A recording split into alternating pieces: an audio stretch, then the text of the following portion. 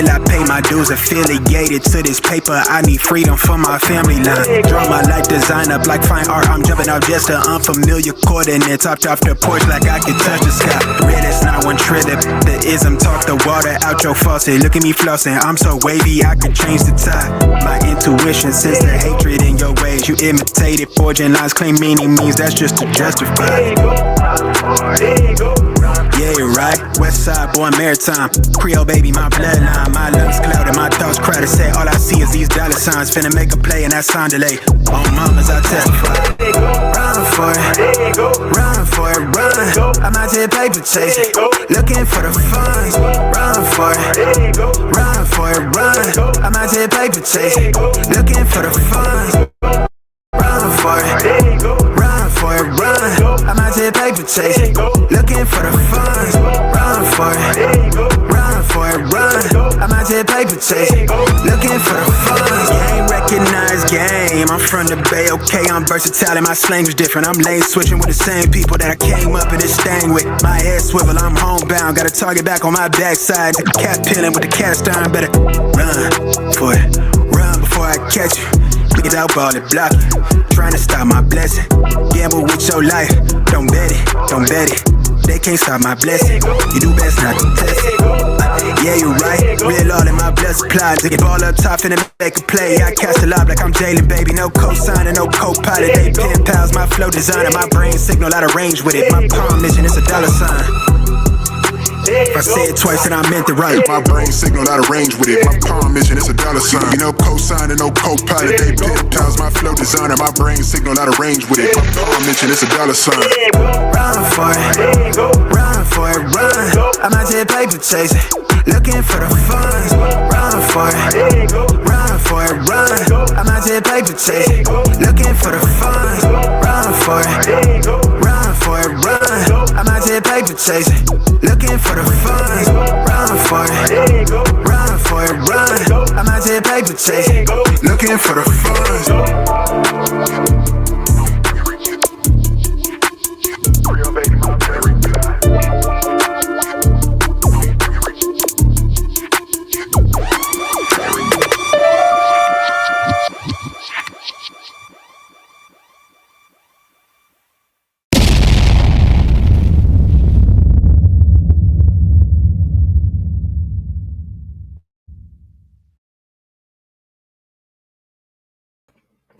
Yo, what up, y'all? It's your boy Rob coming back at you once again with another live stream. So before we get started, you already know what to do.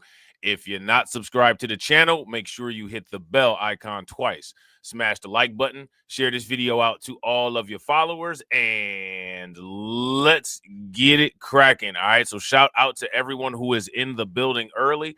It's good to see and hear each and every one of you. If you guys can see and hear me, okay, please give me a thumbs up or a radiation emoji in the chat.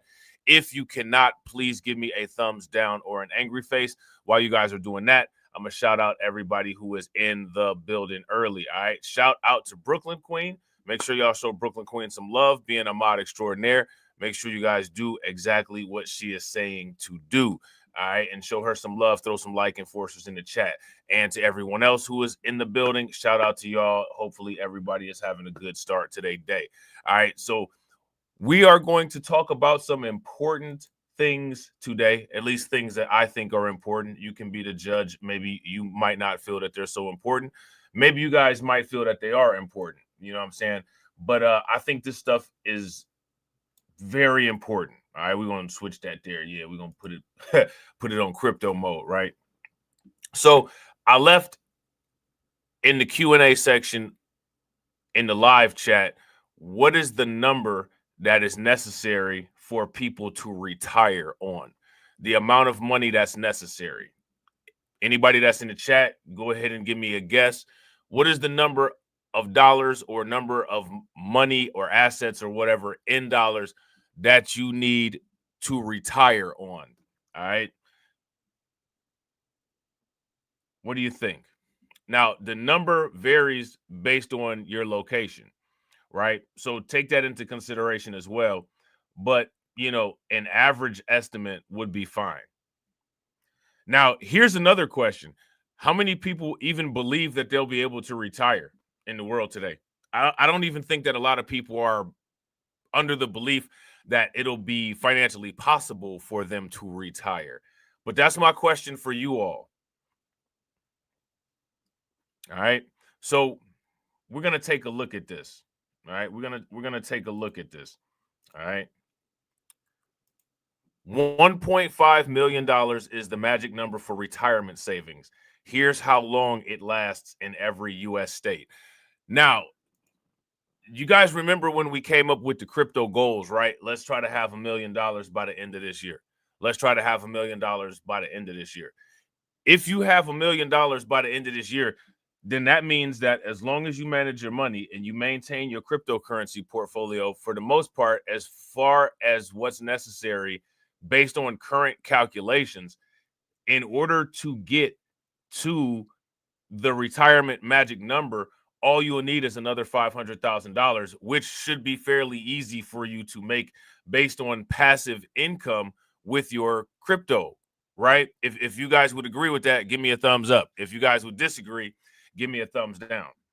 All right. Now, let me ask you this. How many people think that they're going to easily be able to reach this $1.5 million? Based on how much you're making at your job, based on how much money you have right now, based on your debt, based on, the assets that you have. What do you think? Shout out to Brooklyn Queen. Brooklyn Queen said 2.5 million. I wouldn't disagree with that because, most of the time these numbers are low. So if you can go higher than these numbers, you always want to go higher than the number, right? So look at these related stories, right? We're going to take a look at the related stories. Save and invest. How long $1 million would last in retirement in every U.S. state? So I want you to understand what this means. I want you to understand what this means. Mathematically, what this means is that every retiree needs to be a millionaire. That's what that means. You need to become a millionaire to be able to retire. Now, why is that important? It's important because in most people's minds, becoming a millionaire is something far-fetched that they only wish that they could achieve. But what you don't realize is that this is necessary. This is a necessity. This is mature money. This is what you need. Every retiree, in order to retire successfully without having to be a Walmart greeter, must be a millionaire.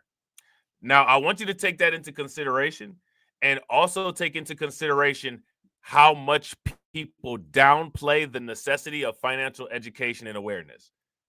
And then ask yourself the question, well, at this point, when these things happen, these very same people will be saying, how did this happen? Why is this me? It must be some outside force that caused me to be this broke. No, it's not an outside force. It's an internal force. You need to be a millionaire in order to retire, period. That means that every person in the United States, if they wish to retire, they need to be a millionaire, which means that being a millionaire is not really that big of a deal anymore. It's not that big of an accomplishment. You know what I'm saying? Shout out to my man, AB Promotions. Yo, what's good, bro? Hey, that short that you put up just now had me dying laughing. Somebody in the comment section. Somebody in the comment section. Somebody in the comment section said, who is Mahi? I replied to the comment. I said, if you don't know who Mahi is, bro, you must be living under a rock. You don't know who Mahi is? You know what I'm saying?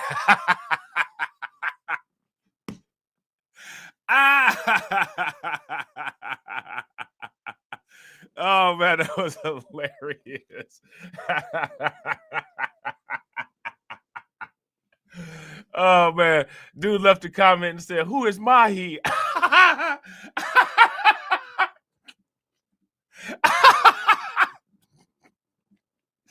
I said, bro, you don't know who Mahi is? Where you been at?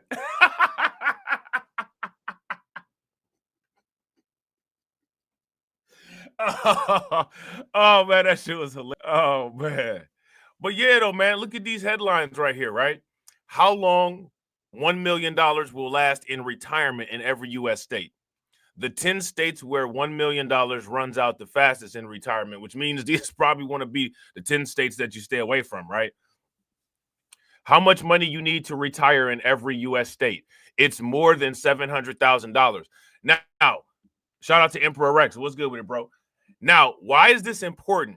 This is important because these are amounts of money that people like, you know what I'm saying? Like people deitize these amounts of money. If you're a millionaire, oh my God, you got a lot of money. It's not a lot of money. It's not a lot of money. You know what I'm saying? So I want to ask you guys this question. How many people that you know do you think will be able to retire comfortably? How many people do you know who even have a goal to try to have $1 million at some point in their life?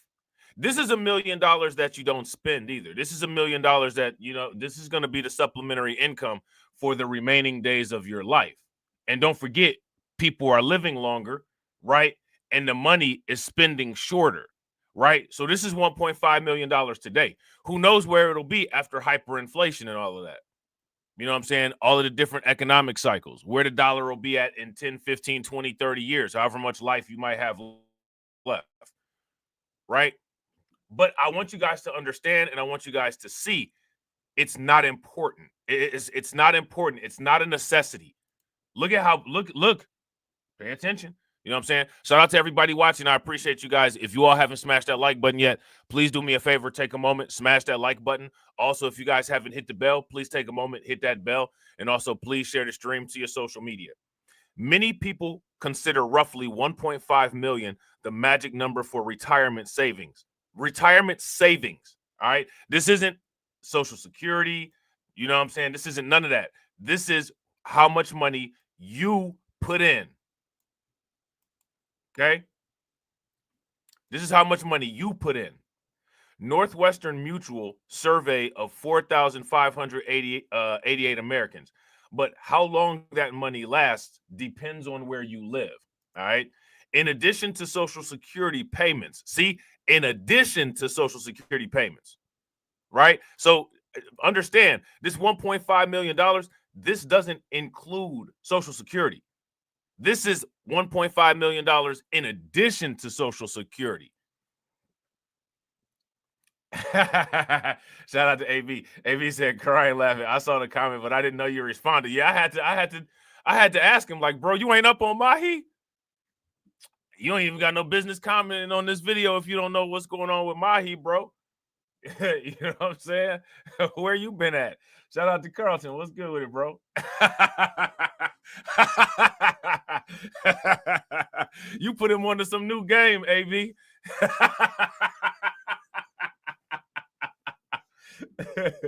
You put him onto some new game. You know what I'm saying? So in addition to Social Security, you need $1.5 million end of life money, right? Now check this out. $1.5 million would last a household just 17 years in Hawaii, likely falling short of a full retirement for someone leaving the workforce at 65, according to a new Go banking rates analysis. All right. In contrast, retirees in West Virginia could stretch the same amount for 54 years, the longest of any state. Now, your money will go the furthest in West Virginia, right? Now, let me ask you this question. What's the likelihood of convincing people to retire in West Virginia? You can't convince people of anything. They'll come up with every single excuse of why not to go there. And if you listen to people on YouTube, they don't have anything for you, right? They don't have anything for you. But we're looking at the analysis right here. You know what I'm saying? Go Banking Rates based its analysis on data from the Bureau of Labor Statistics 2023 Consumer Expenditure Survey, which looks at how much retirees typically spend each year on essentials such as groceries, housing, utilities, transportation, and healthcare. Now, when it comes to these things, what do these things all have in common? Groceries, utilities, transportation, and healthcare. What do all of those things have in common? One of the things that they all have in common is that they're all necessary for you to live with, right? Another thing that they all have in common is that the price of them is continuously increasing over time, which again means that just because it's 1.5 million today, is probably more like what Brooklyn Queen said, 2.5 million, because the power of the dollar is eroding over time. As time goes on, things get expensive and the dollar buys you less. If you would agree, give me a thumbs up. If you would disagree, give me a thumbs down. The data was then adjusted for each state using the Missouri Economics Research and Information Center's cost of living index. By factoring in average expenses rather than just the bare minimum needed to survive, the data aims to offer a more realistic picture of retirement affordability across the country. Unsurprisingly, states with the highest costs, including California, New York, and Massachusetts, are among the most expensive places to retire. Now, anti-wealth, right? Broke mob. Anti-wealth, broke mob. Let me ask you guys this question. What's common about California, New York, and Massachusetts? Not only are they the most expensive places, right? These are Democrat areas. These are liberal areas, right? So let me ask you guys this question. What sense does it make for the people that's facing the largest racial wealth gap in human history to continue to live in these places and support these politicians? How can you possibly have a racial wealth gap, live in places that create an environment that's the most expensive to live, and then turn around and tell somebody you ain't black if you don't vote for these people? Somebody make it make sense. Broke, right? Broke mob, pro-crime culture. This is ridiculous. We're looking at the data right here. You're helping people out by creating the most expensive environment in the world for people who, by and large, have the least amounts of money. Make it make sense. Make it make sense. You can't make it make sense. And because it doesn't make sense, that's why it's attractive to so many of the nonsensical people. And that's why the nonsensical people continue to support it. Now, let me ask you this question. Am I lying? Is there anything that I've said that hasn't been consistent with raw data? Now, look at where this article is coming from. This article is coming from CNBC. But when we talk about the raw data, they saying, unsurprisingly, states with the highest housing costs, including California, New York, Massachusetts, are among the most expensive places to retire. Now, we got to ask this question, right? If these are blue states, if these are blue states with blue cities, right? These are migrant crisis places, right? Who gives these states the most political support? So again, we're looking at another instance of people voting themselves, supporting themselves into oblivion, and they can't be bothered. But they'll be bothered when it comes time for them to retire, and they still got to compete with an android at Walmart for a greeter job. And then, it'll be what? We weren't told. 3/18/2025, you were told. So we're going to kill those we weren't told lies. Right? It's not we weren't told, it's this wasn't a priority. We didn't choose to care. How are we going to retire? Good question. I can't tell you. I don't know. Not my problem. Right? So now it says the difference in average annual household costs can vary by as much as $30,000 between states, with similar disparities found in utilities and healthcare expenses, although they make up a smaller portion of the household budget. Here's a look at how long 1.5 million plus Social Security payments would last in each state on average, listed in alphabetical order according to Go Banking rates. All right, so here's this. All right, so Alabama, annual cost after Social Security, $30,270. Years, $1.5 million last 50 years. All right, so 50 years will last you, or $1.5 million will last you 50 years in Alabama. That's not bad. In Alaska, annual cost after Social Security, $50,997. Years, 1.5 million last 29. Arizona, look at that, 1.5 million last 34 years. Arkansas, 1.5 million last 49 years. California, look, it goes all the way down to 24 years. You know what I'm saying? This is ridiculous. So what's interesting is that if you pay attention to the pattern of all of this, for the most part, look at Massachusetts, 23 years, 1.5 million will last you. All of the Democrat areas, look at Mississippi, 1.5 million will last you 51 years there. All the Democrat areas, your money is gone. New Jersey, 33 years. New Hampshire, 34 years. New York, 29 years. Now look at North Carolina, North Dakota, Ohio, 44. You know what I'm saying? Oklahoma, 51. Oregon, 35. So there's a clear-cut financial pattern there, right? Shout out to AW1. What's good with it, bro? There's a clear-cut pattern if you keep looking at this. The $1.5 million is going to last you the most in a red state, period. Now, you know, again, as much as people want to, you know, deitize the $1.5 million, hey, man, this is what you need. You need 1.5 million. You need 1.5 million to retire. Now, let me ask you guys this question. How are you going to get to 1.5 million? How's anybody going to get it? Who's got a plan to get $1.5 million? You know what I'm saying? Who's talking about how to get $1.5 million?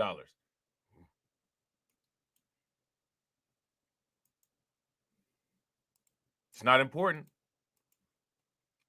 It's not important until it is important. Right?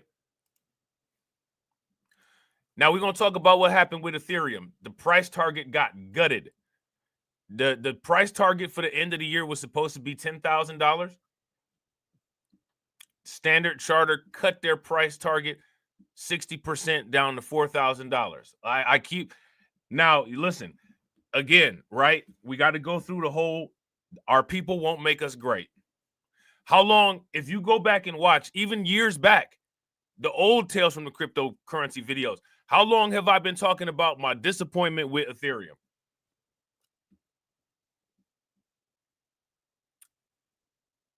Standard Charter said it, so now it's official. I want you guys to see this. I want y'all to see it.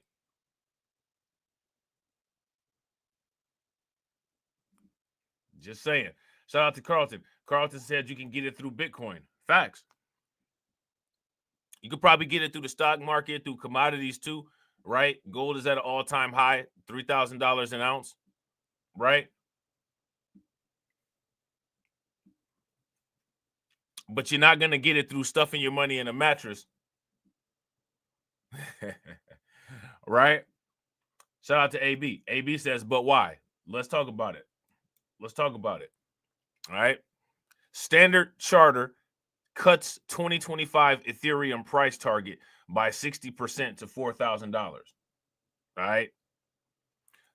Standard Charter has, hold on real quick. Standard Charter has cut its 2025 price target for Ethereum to $4,000, pointing to factor like Base's growing market share. All right. So what this bullet point here is saying is that from Standard Charter's analysis, Ethereum is not competitive with competing chains. All right. That's the first thing that they're saying. We estimate that Base, the dominant layer 2, has removed 50 billion of market cap from Ethereum alone. All right. So for the most part, what it seems like is happening, which is kind of interesting, is it seems like Ethereum is getting cannibalized by the layer 2 chains that it supports, that are built onto it, which is interesting. Okay. Standard Charter has sharply lowered its 2025 price target for Ethereum from $10,000 to $4,000, citing several factors, including Ethereum layer 2 base's growing dominance. So what they're saying is that, you know, for the most part, Ethereum seems to be being outperformed by its own layer 2 scalers. You know what I'm saying? Layer 2s and Base in particular now extract super profits from the Ethereum ecosystem. Standard Chartered's global head of digital assets research, Jeffrey Kendrick, said in a statement to the block on Monday, sharing his new report titled Ethereum Midlife Crisis. Now, I want to show you how, when I say that your people won't make you great, I'm serious. How long have I been saying this stuff about Ethereum? Now, the fact that you can't get people to be concerned about their own, you know, life, their own financial security, their own survival, it's not something that people pay too much attention to. So since they don't pay too much attention to it, it's not too many people to spread the message.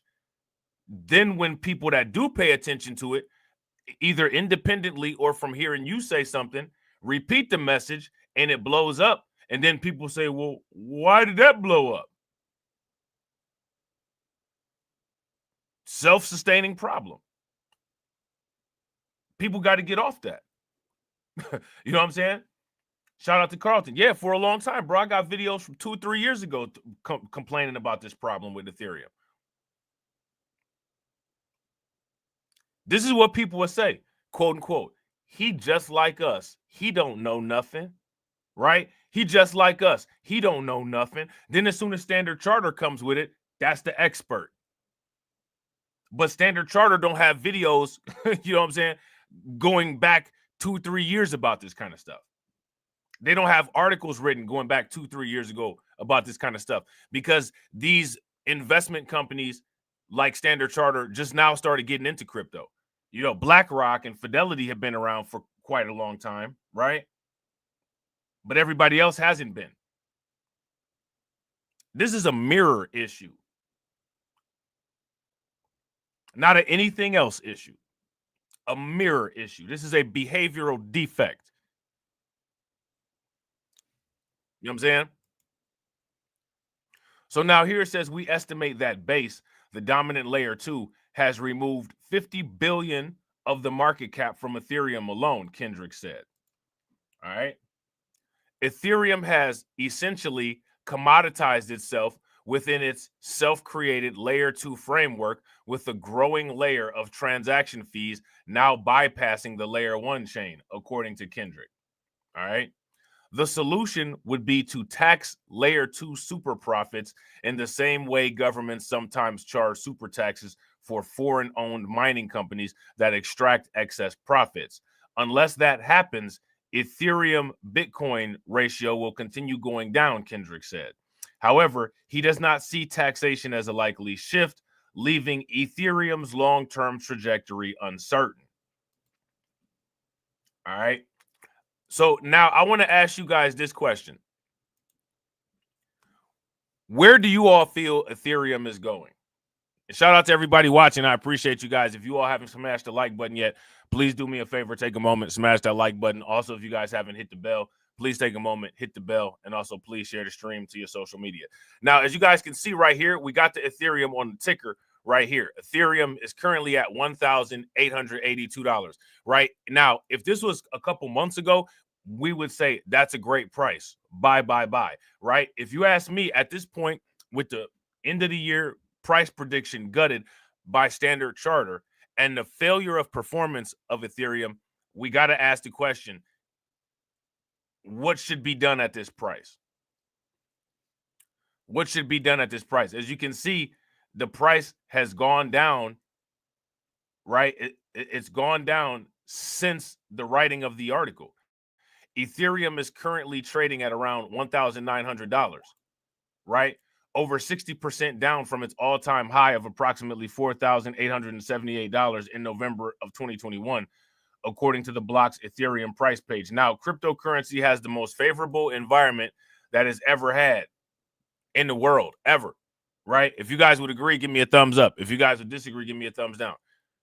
This is the most favorable environment that cryptocurrency has ever had. And many cryptocurrencies, aside from Bitcoin, are underperforming. It's not just Ethereum. Ethereum just happens to be, the discussion of the article, right? But a lot of cryptos are underperforming in the most favorable environment that we've ever had, allegedly. Why is that? So they're going to try to explain that here.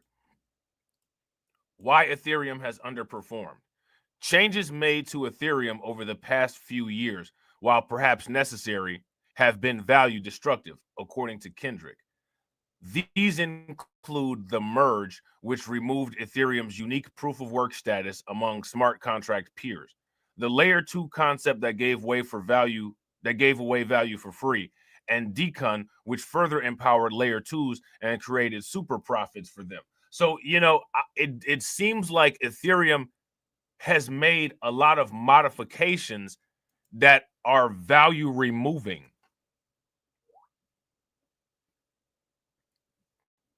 It doesn't seem like they've done a lot of value added modifications. It seems like they've done value removing modifications, right? Base in particular, which crypto exchange giant Coinbase incubated, is passing all of the profit, fees, and revenue minus data it extracts to Coinbase, its corporate owner, Kendrick said. All right. Layer 2s result in lower GDP on the Ethereum mainnet and lower fees, at least in the near term, Kendrick said. However, the longer term goal is to improve scalability and make fees more competitive, which should lead to more sustainable market share for Ethereum and potentially increase future GDPs and fees. All right. Blockchain GDP is a measure that treats a blockchain like a nation state, where the blockchain's activity mirrors economic output and its native token represents the local currency. Base makes getting on-chain more accessible with fast and cheap transactions and helps grow the Ethereum ecosystem by onboarding more users, builders, apps, and assets, all of whom are transacting in Ethereum and driving demand, a Base spokesperson told the block. We're also supporting the wider Ethereum community with grants, rewards, and tools by contributing a portion of our revenue back into funding public goods. Now, you already know, right? Who's taking advantage of these grants, rewards, and tools?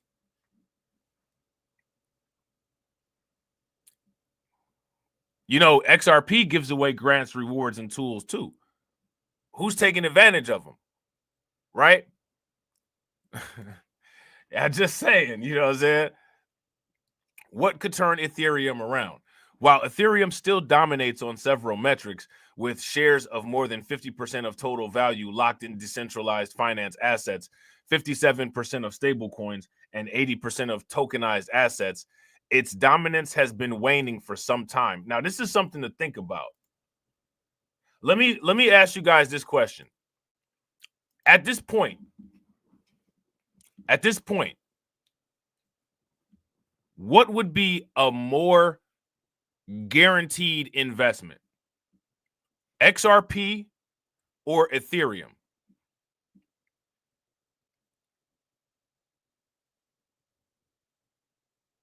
What do you guys think?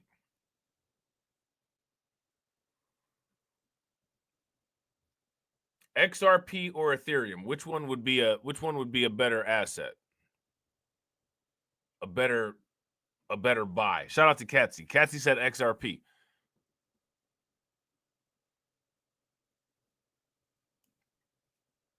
I don't know. I think I don't know, man. In the short term, I gotta agree with Katsy. Gotta agree with Carlton. I think it could possibly be XRP. If you got Ethereum, I wouldn't go as far as to say dump it, right? But as far as accumulation, I don't know if I think you got more time to accumulate Ethereum, and I think that the time span on XRP is a little bit lower. I think that XRP is going to increase in price in a more significant way than Ethereum will in the short term. So there's less of a time frame on getting XRP at a low cost, right? Shout out to Katsy. Katsy said, isn't XRP part of the new strategic reserve? Oh, absolutely, the quote-unquote new strategic reserve, because it was supposed to be a Bitcoin reserve, right? Right? It was supposed to be a Bitcoin reserve, but, you know, what happened to the Bitcoin reserve? I guess only MicroStrategy is the only ones got a Bitcoin reserve now. You know what I'm saying? So now here it says for Ethereum to regain momentum, several factors could play a role. The continued expansion of tokenized real-world assets, where Ethereum holds an 80% market share, could boost demand for the network, according to Kendrick. Additionally, upcoming technical upgrades, such as Petra in 2025, may improve scalability and fee dynamics.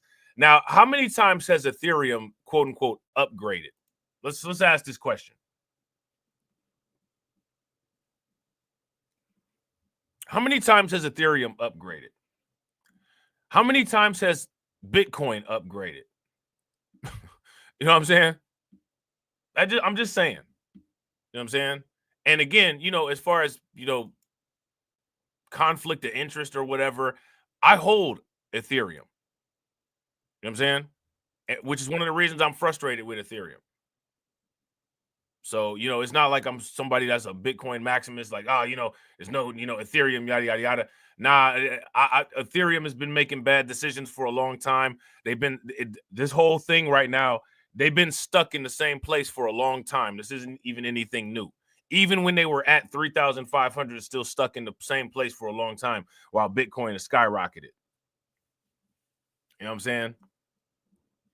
Another potential solution would be for the Ethereum Foundation to implement economic reforms, such as taxing layer 2 networks that benefit from Ethereum's infrastructure. However, Kendrick sees this as an unlikely shift, right? Ethereum got the same problem as some people got. You know what I'm saying? Everybody else benefiting from us. You know what I'm saying? Everybody else benefiting from Ethereum, and Ethereum ain't getting no money. It sound familiar, don't it? That's what happened when you do stuff stupid. Ethereum is doing stuff stupid. So you see what happened? The value got cut. All these layer 2s making money off of Ethereum, and Ethereum can't get none. Sound familiar, don't it? Who that sound like? Shout out to Carlton. Sound familiar? You the one built the chain that way. You the one built the chain that way. Base making all this money off of Arbitrum making all this money off of It's consistent across the board. When you do stuff stupid, you get stupid results, period. Now Ethereum starving and everybody else eating. You see that Base took away $50 million from Ethereum. Ethereum's price got slashed. Did Base's price get slashed? Hell to the no.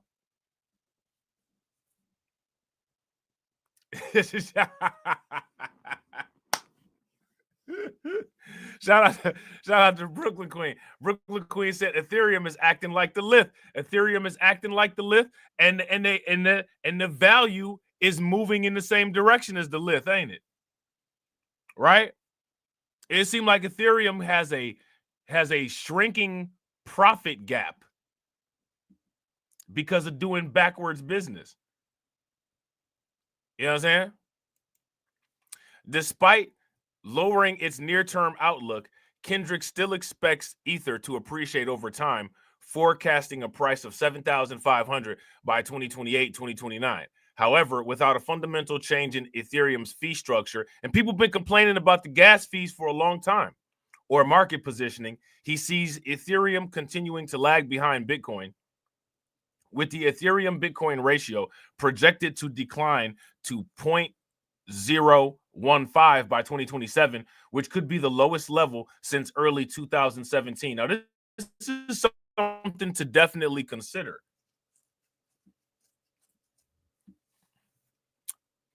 This is something to definitely consider. Shout out to everybody watching. I appreciate you guys. If you all haven't smashed the like button, please do me a favor, take a moment, smash that like button. Also, if you guys haven't hit the bell, please take a moment, hit that bell, and also please share the stream to your social media. All right. Now, you know, like I said, this is something to consider, right? And here's something else to consider. Let me ask you this. When it comes to other cryptocurrencies and Bitcoin dominance, right? Which cryptocurrencies have the highest likelihood of flipping Ethereum's position?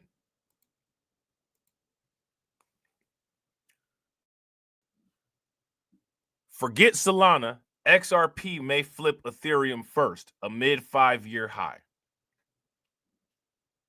Now, let me ask you guys this question. How many people think that XRP will flip Ethereum? If you think that XRP will flip Ethereum, give me a thumbs up. If you think that they won't flip Ethereum, then give me a thumbs down. Shout out to Carlton. Carlton said XRP, Doge.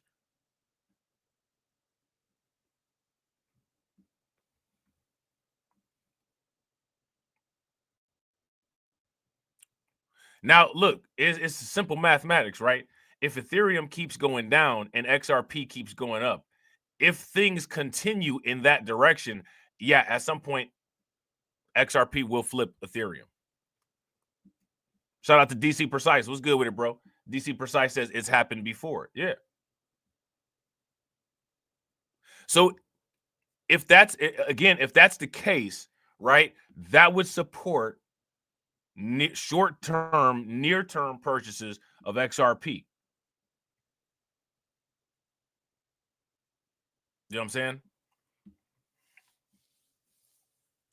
Look at how bad the market is doing right now. Look at Bitcoin, 81,360. Look at Ethereum, 1,888. Now, here's the thing, right? This right here. This is the time to be stacking.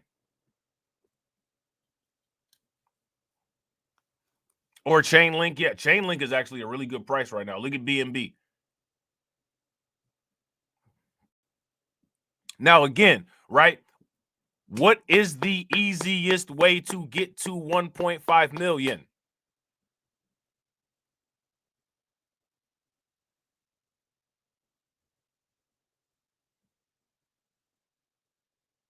What's the easiest way to get to 1.5 million?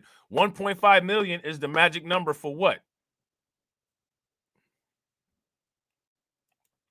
That's the magic number for retirement, right? That we just talked about. And again, I want people, do you guys, having $1 million is looked at like a fantasy. People drool over it. Oh, $1 million. Oh, you know what I'm saying? Nah, that's what you need to be a complete mature adult. If you guys would agree, give me a thumbs up. If you guys would disagree, give me a thumbs down. That's what's necessary to be a complete mature adult. $1 million.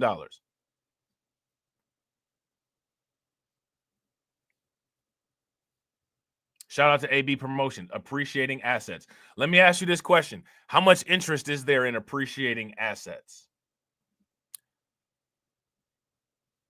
It's more interest in appreciating asses, right, than there is in appreciating assets. You know what I'm saying? I'm just saying.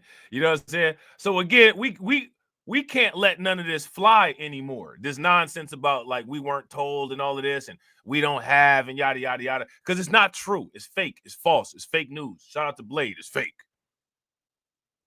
Shout out to Brooklyn Queen, listening to Black Light Revelations or doing your own research. You can thumbnail surf like what a lot of people do.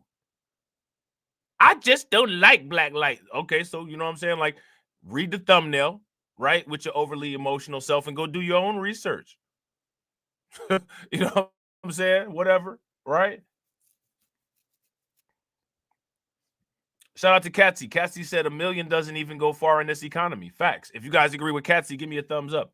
If you don't, give me a thumbs down. Yeah. Forget Solana. XRP may flip Ethereum amid 5-year high. XRP price is testing a historically significant resistance level whose breakouts have been preceded by a minimum 160% boom versus Ethereum in the past. All right. So what they're saying is that in the near term, you know, if XRP is able to get outside of this resistance, right? If XRP is able to get outside of this resistance, there's a possibility that there could be a 160% increase in the price. You know what I'm saying? Shout out to shout out to AB. AB shout out to AB. AB said there's only interest in Mahi. Listen, if you don't know who Mahi is, I don't know where you've been. Like I told old dude in the comment section, bro, you've been under a rock. You know what I'm saying? You don't even got no business commenting on this video. You don't know who Mahi is, bro? Going somewhere. That's hilarious, man. So yeah, so it says the XRP price versus the Ethereum price has reached its highest level in 5 years over the weekend, extending its recovery. On March 15th, the XRP Ethereum pair touched 0.00128 Ethereum for the first time since April of 2020. That amounts to a 925% rebound when measured from its all-time low of 0.00013 Ethereum established in June of 2024 and approximately 620% gains since November of 2024. All right, when Donald Trump won the U.S. presidential election.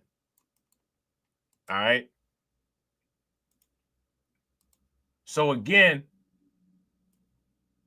you have to, if you want to get to this $1.5 million, right? Now, again, the $1.5 million, that's only a retirement amount, right? This is our own independent goal separate of retirement, which what I'm trying to show you is the goal is not really that much. It's not a lot. It's not big.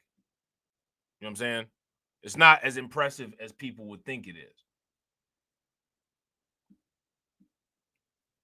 The XRP Ethereum rally is fueling speculations among market watchers that XRP could flip Ethereum to become the second largest cryptocurrency by market capitalization. Now, let me ask you guys this. If XRP flips Ethereum, what would that do to the XRP price and what would that do to the Ethereum price? Honestly, if you ask me, one thing that has been carrying Ethereum for a very long time is not so much quality. It's not so much quantity. It's the fact that it's just been the second largest cryptocurrency. If you ask me, if anything surpasses Ethereum with Ethereum's price as low as it is, that could be disastrous for Ethereum. That could be a disaster. You know what I'm saying? For instance, analyst Dom highlights 0.0012 Ethereum as a historically significant resistance level, a threshold that has consistently preceded explosive rallies in past cycles. He notes that XRP has gone parabolic after breaking this resistance, delivering gains of at least 160% in previous instances. All right.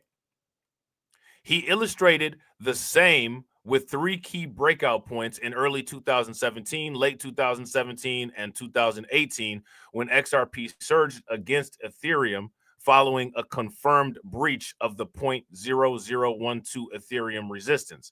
As of March 16th, XRP was once again testing this critical level. if history repeats itself, even a partial rally of 80% would be enough for XRP to flip Ethereum in market capitalization, Dom suggests, especially as Ethereum's price risks more downside in 2025.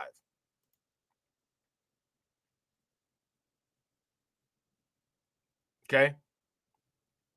Ethereum's price is risking more downside.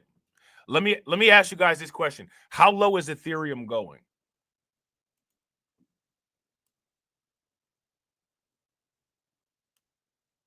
Now look again. Now look at XRP here. XRP price poised for 46% gains, right? After Ripple secures first Dubai license. So, you know, listen, when it comes to the news and all of that, at least what's going on in the news, everything is going right for XRP and everything is going wrong for Ethereum. If you guys would agree, give me a thumbs up. If you guys would disagree, give me a thumbs down. At 138 billion, XRP's market cap is less than 100 billion short of hitting Ethereum's. Moreover, XRP's fully diluted valuation briefly surpassed Ethereum's earlier this week. For context, fully diluted valuation represents the total theoretical value of all tokens, including those not yet in circulation, whereas market capitalization only accounts for tokens currently in circulation. Why is Ethereum underperforming XRP? I want to know, if you ask me, one of the reasons why Ethereum is outperforming XRP is because XRP is in bed with Trump. I'm not trying to be funny, man, but when Trump put out the tweet about the sovereign asset reserve that was supposed to be a Bitcoin strategic reserve, he forgot to put Bitcoin and Ethereum on there on the original tweet. And then he doubled back and said, of course we mean Bitcoin and Ethereum. Nah, the original tweet was what you meant, because in that original tweet, those had cryptocurrencies that are ran by companies that have CEOs that you've been in pictures with. Bitcoin and Ethereum don't have a CEO. So, like, let's not make a mistake here about what that was. You know what I'm saying? Shout out to DC. DC says that goes back to ETHgate. They deserve to have a little haircut for cheating, but Ethereum still has JC Morgan back in the cut. Yeah, facts. Facts. Shout out to Cassie. Cassie says Ethereum needs to change their business strategies before they become a meme coin. Facts. Facts. XRP's market dominance has grown by over 300% since Trump's re-election on November 5th. They may as well make Trump the CEO of XRP and get Garlinghouse out of there. What do y'all think? You know what I'm saying? Trump even chose Solana to put the meme coin on. You know what I'm saying?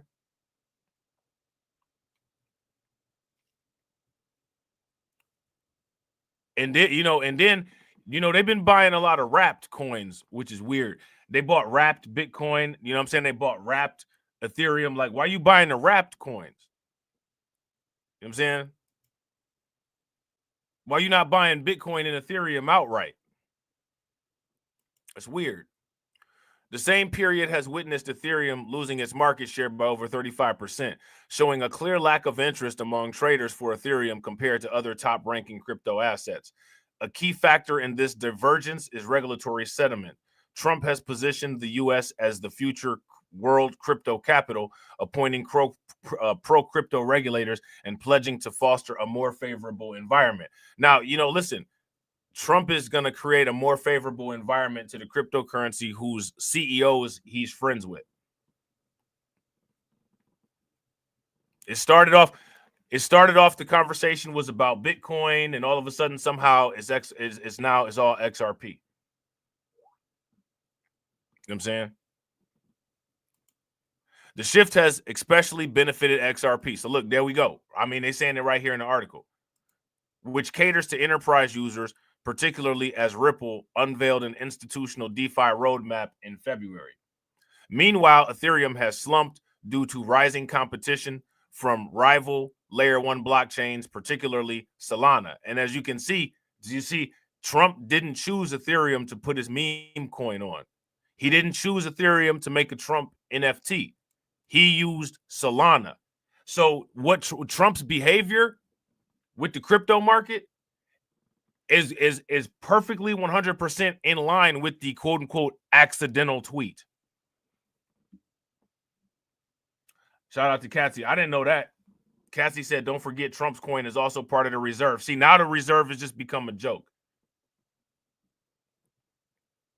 And it went from cryptocurrency benefiting from Trump, right, to now is XRP benefiting from Trump.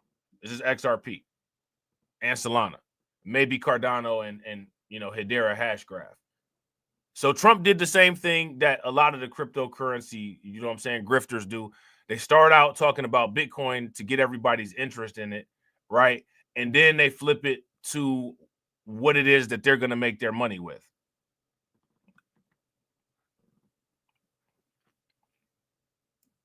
And so far, now that Trump is actually signing papers, that's what he's doing. Shout out to Katsy, right? You knew he would do that. Facts.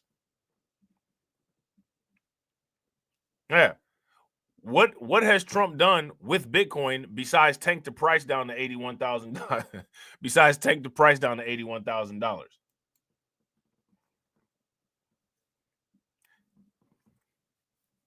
You know what I'm saying?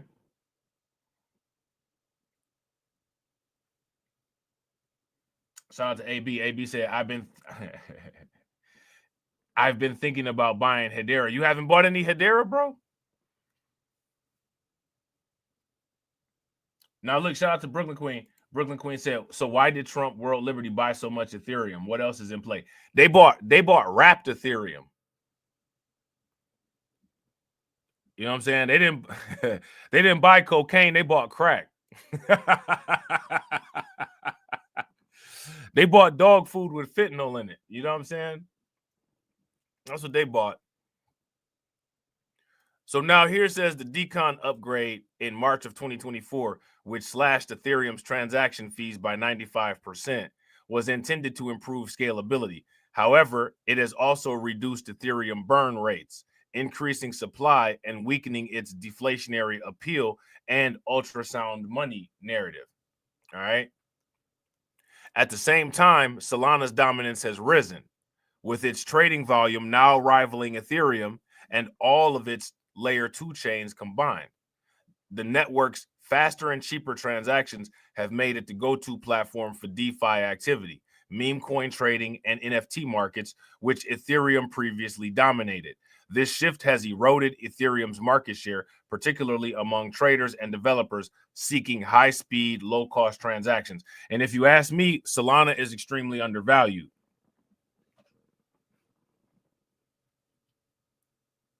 Yeah, I would agree. Shout out to DC Precise. The strategic Bitcoin reserve is not the digital asset stockpile. Facts. Facts. And they made sure that they got a digital asset stockpile before they came out with a Bitcoin strategic reserve. But the Bitcoin strategic reserve was what was being discussed first. You know what I'm saying?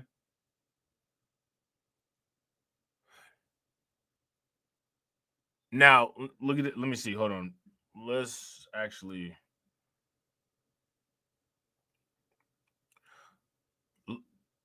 We're gonna skip ahead real quick because we could actually talk about some of this stuff on another stream. We're gonna talk about Pancake Swap. All right, we're gonna talk about Pancake Swap. Now, how many of y'all remember me telling y'all about Pancake Swap?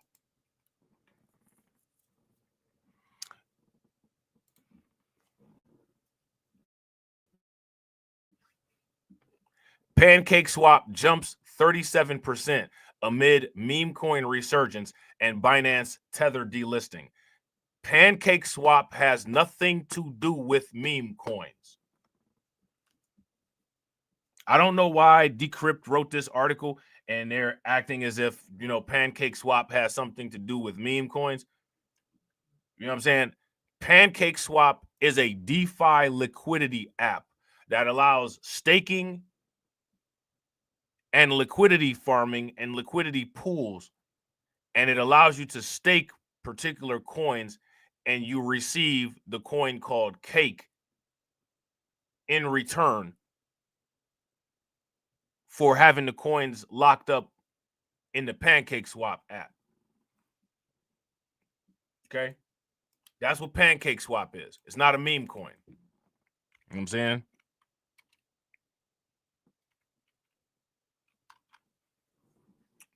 So we're gonna take a look here. I'm gonna show y'all how many of y'all ever been to Pancake Swap?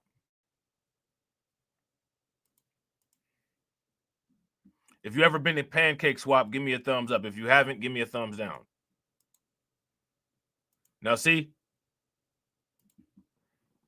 Pancake Swap is a decentralized exchange. It's not a meme coin. You know what I'm saying? They have all these programs you can earn from liquidity pools and farms. You know what I'm saying? Like, Pancake Swap, it looks cartoony and it looks memey, but it's a serious DeFi app. You know what I'm saying? So they got staking, Cake staking.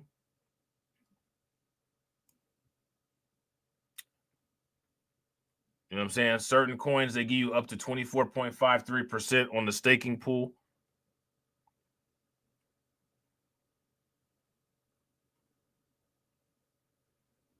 So, Pancake Swap is for real. Just stake some tokens to earn up to 23.53%.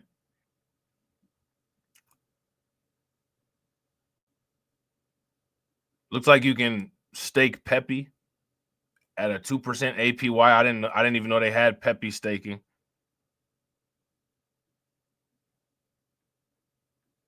You know what I'm saying? So yeah, it's a lot of stuff going on Pancake Swap. It's not just a meme coin. You know what I'm saying? But if you listen to Decrypt, the meme coin jump or whatever had something to do with the Pancake Swap jump, and I don't know. You know what I'm saying? I don't think that's the case. Pancake Swap jumps 37% amid meme coin resurgence and Binance Tether delisting. Decentralized exchange Pancake Swap is reaping the rewards of a Binance Smart Chain surge, sending its Cake token flying. Now, here goes the thing, right? This has happened multiple times with Pancake Swap. This happens all the time. You know what I'm saying? Happens all the time. Pancake Swap always has nice jumps.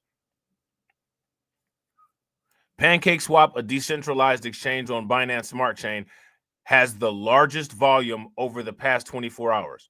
Largest trading volume over the past 24 hours, beating even Ethereum-based competitor Uniswap. There you go, AB. It beats a unicorn down there. It beats a unicorn down there like Mahi. According to CoinGecko, all that volume has sent the price of its Cake token surging as much as 40% in the past day. This comes after Binance delisted Tether from its centralized exchange, prompting an increase in Tether volume on Pancake Swap and an unrelated surge of interest in meme coins on the Binance Smart Chain.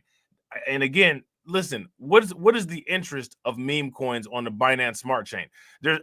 What is a Binance Smart Chain meme coin? Somebody tell me a meme coin from Binance Smart Chain. You know what I'm saying? Nobody knows Binance Smart Chain meme coins. You know what I'm saying? Cake is up 37% over the past 24 hours and 57% up on the week, pushing it to $2.49 as the 99th largest cryptocurrency by market capitalization, according to CoinGecko. Equally, Pancake Swap is leading the pack of decentralized exchanges. All right. Again, I told y'all Pancake Swap was some serious shit. Pancake Swap is leading the pack of decentralized exchanges with $647 million worth of trading volume over the past 24 hours, with nearly 61% of DEX market share over this period. Okay.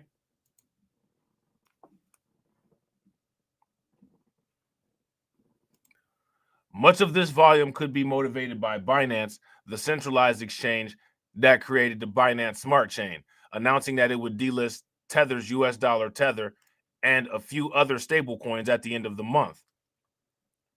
The company cited compliance issues in the EU for the delistings, and we talked about these EU.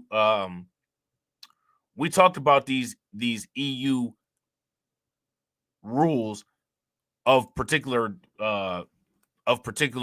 stable coins and how they have, they're gonna have to delist some of them, right? Right. Shout out to Brooklyn Queen. Brooklyn Queen said Binance memes. I don't know any Binance memes. Shout out to DC Precise. DC Precise says poop with stank. Right. Poop with stank coin. I'm sure there's a dog with a cane or a dog with Coke or something like that. I would buy dog with Coke.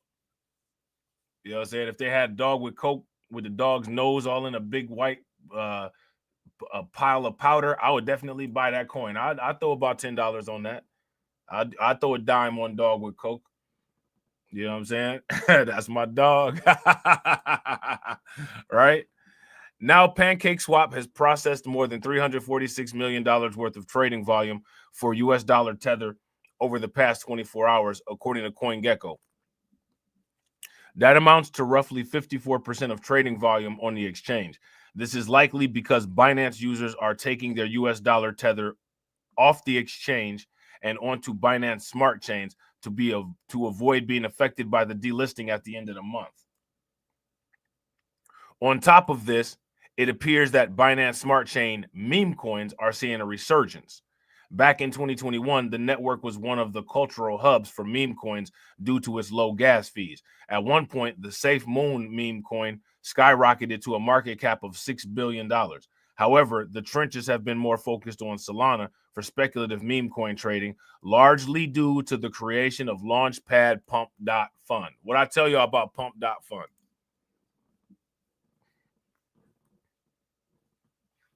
What did I tell y'all about Pump.Fund?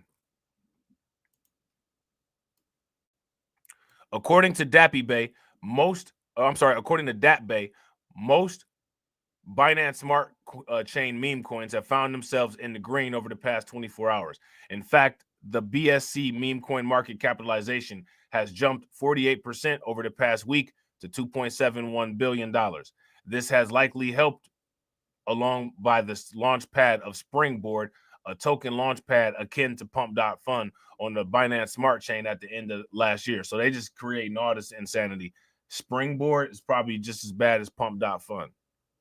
One of the best performing tokens is Mubarak, a token referencing the Islamic term to celebrate the end of Ramadan, which has jumped 56% on the day, at one point nearly touching a market cap of $150 million. With this, Mubarak accounts for over 12% of daily trading volume on Pancake Swap. Now, I wouldn't be surprised if Trump and MAGA tried to make that token illegal, because they're Christian nationalists and they believe that the United States should be a Christian monarchy dictated by a lifetime royal family of Trumps, right? And so, there's no room for any other religion. Any other religion that's not Christianity is extremism, according to these people, right? So you can't have any freedom of religion. You can only have the freedom to be a Christian, right? So, I wouldn't be surprised if Trump would make this token illegal in the United States. He'll say that it goes against everything that the United States is about. So if you are interested in that token, you might want to get it now and put it on a cold storage. Right? You might want to get it and put it on cold storage. You know what I'm saying? As a result of this newfound interest, Binance Smart Chain processed the second most decentralized app volume of top block chains this week, according to DApp Radar, with with 9.26 billion. The network is now second. Look at this, only to Ethereum, which has seen $77.25 billion worth of volume in the past week. All these different chains and all these different coins are catching up with Ethereum. Binance's volume is catching up with Ethereum. XRP's market share is catching up with Ethereum. You know what I'm saying? Everything is catching up with Ethereum. Ethereum's not catching up with anything. You know what I'm saying? That's not a good sign. You know? That's not a really good sign. So yeah, let's see. Let's take a look. Let's take a look at this. Cake surges 40%. Hey, let me ask y'all this. What is Cake at right now?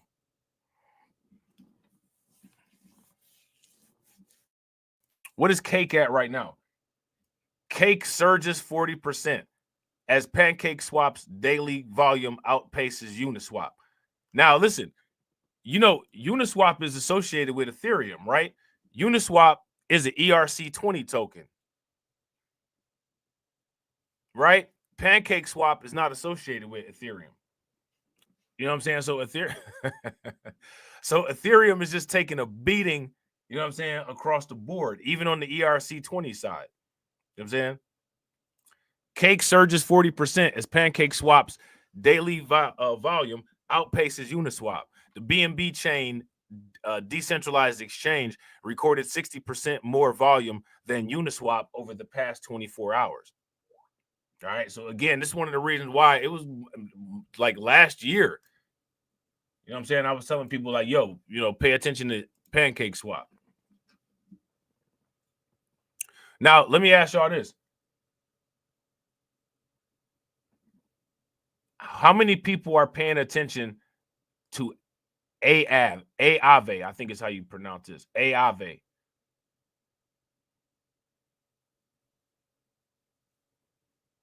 Anybody paying attention about the DC Precise? Cake is at $2.64. It's only a couple tokens that's up today. Ton Coin is up today, if I'm not mistaken. Cake is up. Layer 3 is up. You know what I'm saying? Aave. Okay. Or Aave. Is it Aave? Aave.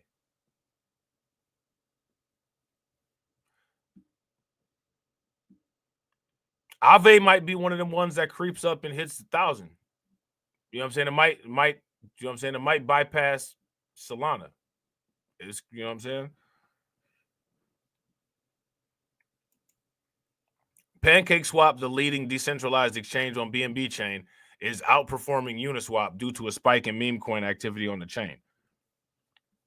The parabolic rise makes Cake the best performing large cap cryptocurrency over the last day and week. Cake is up 41% in the last 24 hours and 67% in the last 7 days. Okay. The decentralized exchange has also flipped Uniswap by 60% to become the top decentralized exchange by 24-hour volume, processing 1.64 billion compared to Uniswap's 1 billion. And now, you know, if I'm not mistaken, Uniswap's price has decreased by like about 50% over the last week.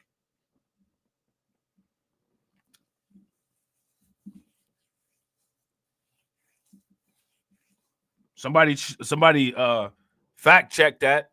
Somebody fact check me. But if I'm not mistaken, Uniswap's value has decreased by about 50% over the last week or two. However, Uniswap still leads in terms of weekly metrics with 15.25 billion in 7-day volume compared to Pancake Swap's 10 billion.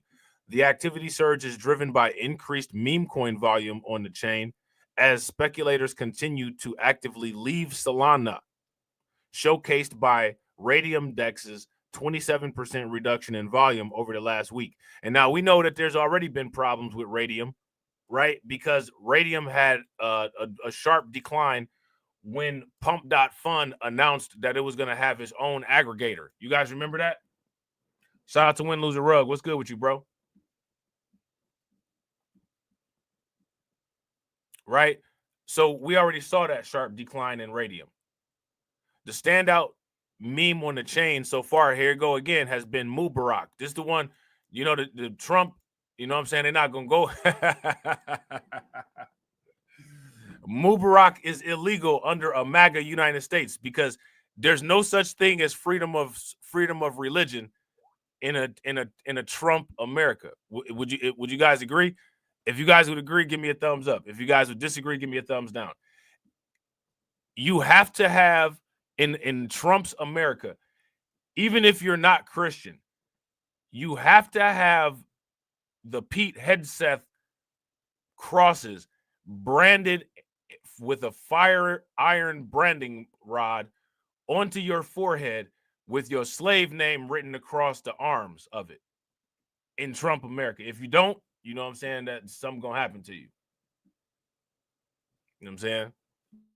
But there's no freedom of religion in a Trump America. You know what I'm saying? Now they'll sit there and say that there's freedom of religion on paper, but if you're not Christian, your religion is automatically looked at as extremism, right? It's automatic. You're automatically an extremist in Trump's America, and it's perfectly okay. They can call you this, and it's okay. You don't have to have any type of proof. You know what I'm saying? Right? Am I lying? If this is the truth, give me a thumbs up. If this is false, give me a thumbs down. You know what I'm saying? This is what we got to protect ourselves from. You know what I'm saying? This is one of the reasons why it's imperative for everybody to become a millionaire or billionaire, because these are the only things that's going to give you enough money to be able to buy military grade security systems where you will be able to protect yourself from these angry January 6 mobs, you know what I'm saying, that they'll let just come to your house. Right?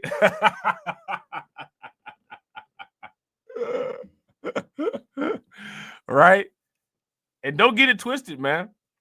Don't get it twisted. Them January 6 mobs gonna look like a duplex cookie. You know what I'm saying? They're gonna look like a duplex cookie.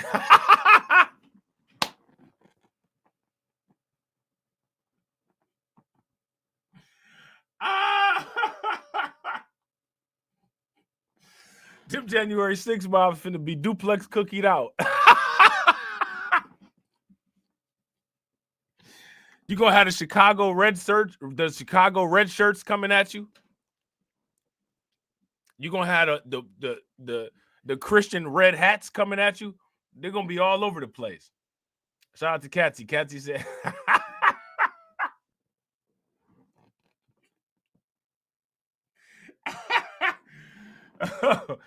oh man.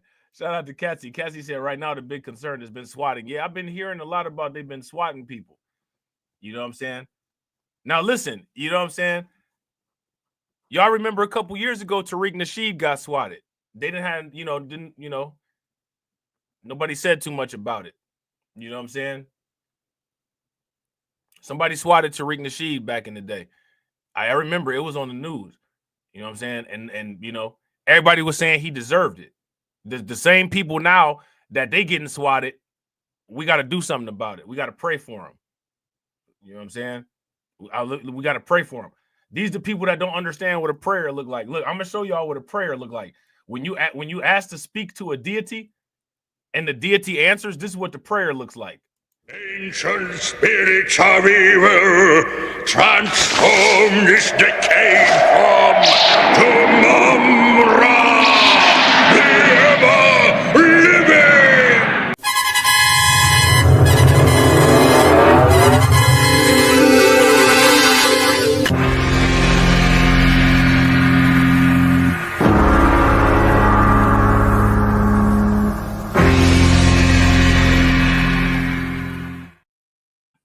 You see how Mum-Ra said ancient spirits of evil, and they said yes. You know what I'm saying? Transform this decayed body, and they said okay. And then they transformed it, and then he got what he wanted. That's what a prayer looked like. Is there anyone that can show me a prayer that looks like that?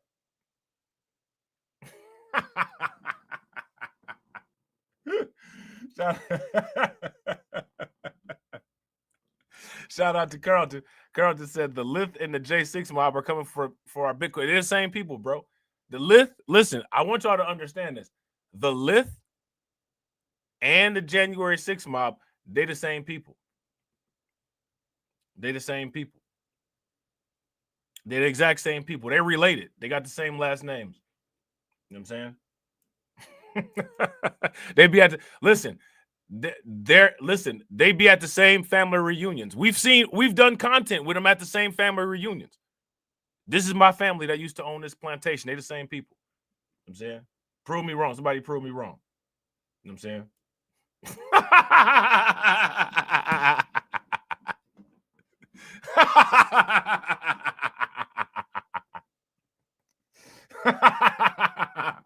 Oh man.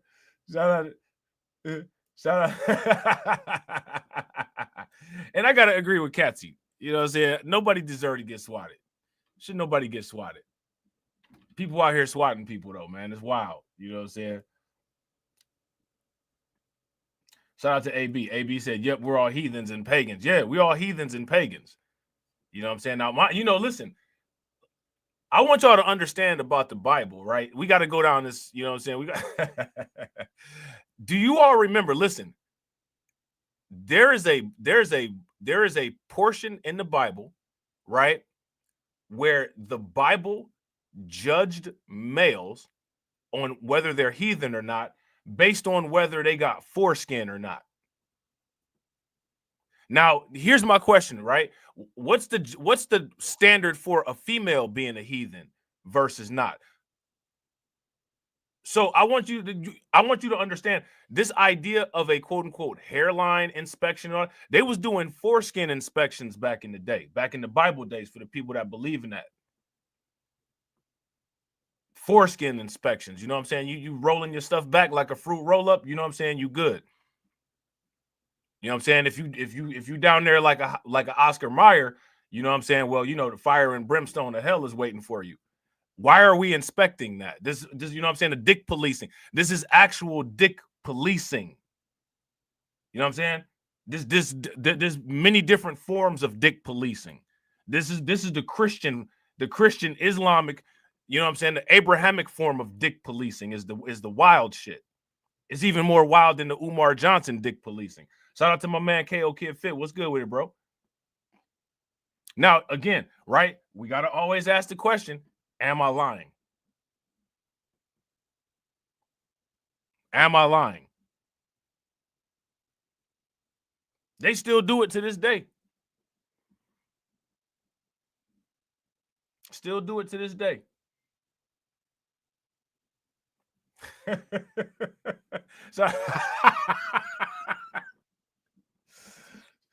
Shout out to DC Precise. Hit the button. Hey, I don't know, man. You know what I'm saying? Now look, these stories, right?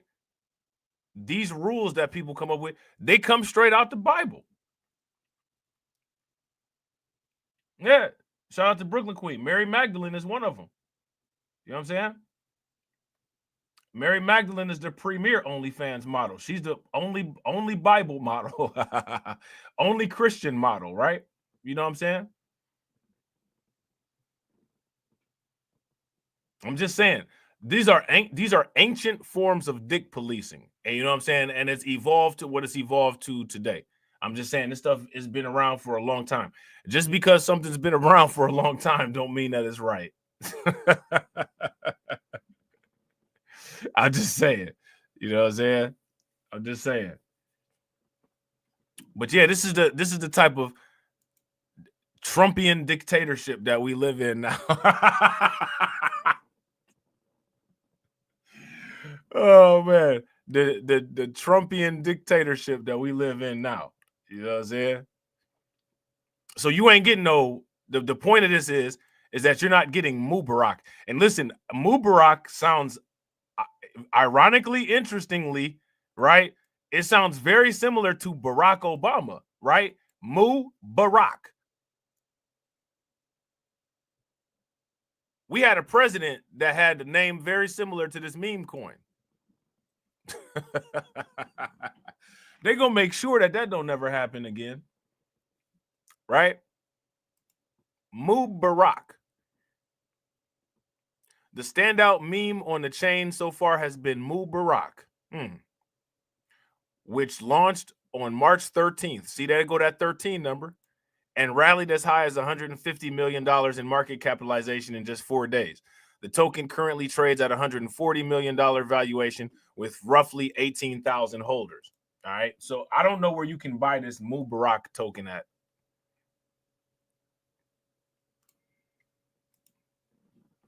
I don't know where you can get it at. You know what I'm saying? But you might be under investigation if they find out you got some. You know what I'm saying? Mubarak is a meme coin related to the recent $2 billion investment in Binance from UAE-based investment group MGX. MGX was founded by the Mubadala Sovereign Wealth Fund and its CEO, Khaldoun Al-Mubarak. All right, so now I haven't even heard of this company, but this is interesting, right? I think we should check this company out, this MGX. Let me ask you guys, you already know where the question is finna go now. Where is our investment group? This is the closest, listen, look, just a little group of people that we have that we talk about these things. This is the this is the closest thing that we got, you know what I'm saying, to a quote unquote Black American investment group, which is wild. Yeah, shout out to Brooklyn Queen. Brooklyn Queen said, they said Ruth laid at Boaz's feet.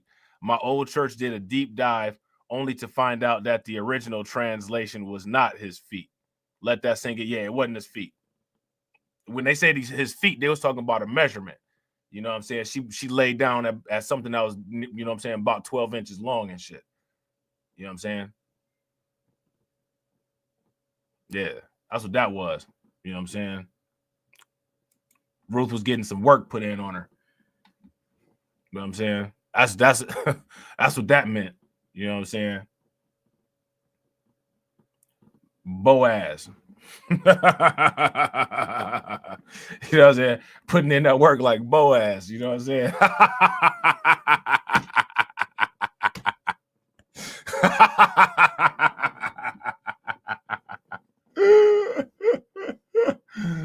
Oh man, that's wild, man. That's wild. You know what I'm saying?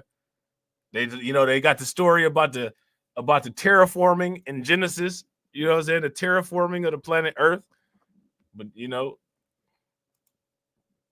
the meme has garnered attention from both Binance co-founders Yeehee, right?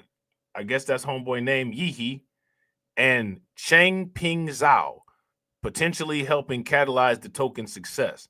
BNB, the Binance Smart Chain's native token, has also been surging as a result, up 4% in the last 24 hours and 15% over the last week. All right, so shout out to people that have these coins, you know what I'm saying, and they're you know what I'm saying, benefiting from how well they're doing. All right, so moving away from cryptocurrency, right? Looking into other investments. How many people remember the multiple times I've talked about the artificial sun, the Chinese artificial sun? If you guys remember us talking about the Chinese artificial sun, give me a thumbs up. If you don't remember us talking about the Chinese artificial sun, then give me a thumbs down. Shout out to Catsy. Catsy said, I'm telling you, don't eat the cat coin. Could be our group's meme coin. Yeah, facts. I'm down. You know what I'm saying? Where Win Lose a Rug at? Hey, print that bad boy on pump.fun. Win Lose a Rug. Now, we've been talking about this artificial sun for quite some time. Shout out to Dwayne Rose. What's good with it? And shout out to everybody watching. I appreciate you guys. If you all haven't smashed the like button yet, please do me a favor. Take a moment, smash that like button. Also, if you guys haven't hit the bell, please take a moment, hit that bell. And also, please share the stream to your social media. Yeah, we need a narrative. We need a good we need a good narrative, right? If you ask me, right? We need a good narrative. We need a good utility for the token. And we got to have a financial incentive. It's got to be stakeable, and it's got to be deflationary. It's got to have a good narrative, and it's got to be stakeable, deflationary, and the transactional nature of the coin has to coincide with the staking and deflationary measure of the token. So we got to have a ratio of when the token is used, how much is burned. You know what I'm saying? We got to have a goal. You know, like the community should aim to get the supply down to XYZ. Put all that stuff into place, bro. You know what I'm saying?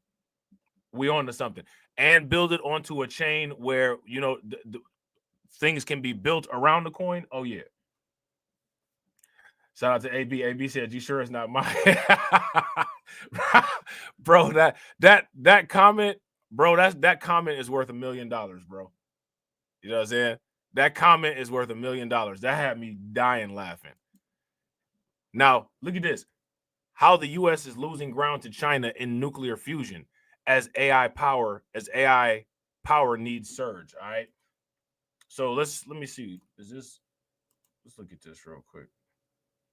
They got a video for this. Let's look at this video for this real quick. Now, this is going to take 12 seconds to get this through here. So, yo, if y'all haven't smashed the like button yet, do me a favor, take a moment, smash that like button. Also, if you guys haven't hit the bell, please take a moment, hit that bell, and also please share the stream to your social media. All right, let's see what they're talking about here. The holy grail of clean energy. Atoms smashed together, creating 4 times more energy per kilogram of fuel than traditional nuclear fission, and 4 million times more than burning coal, with no greenhouse gases or long-term radioactive waste.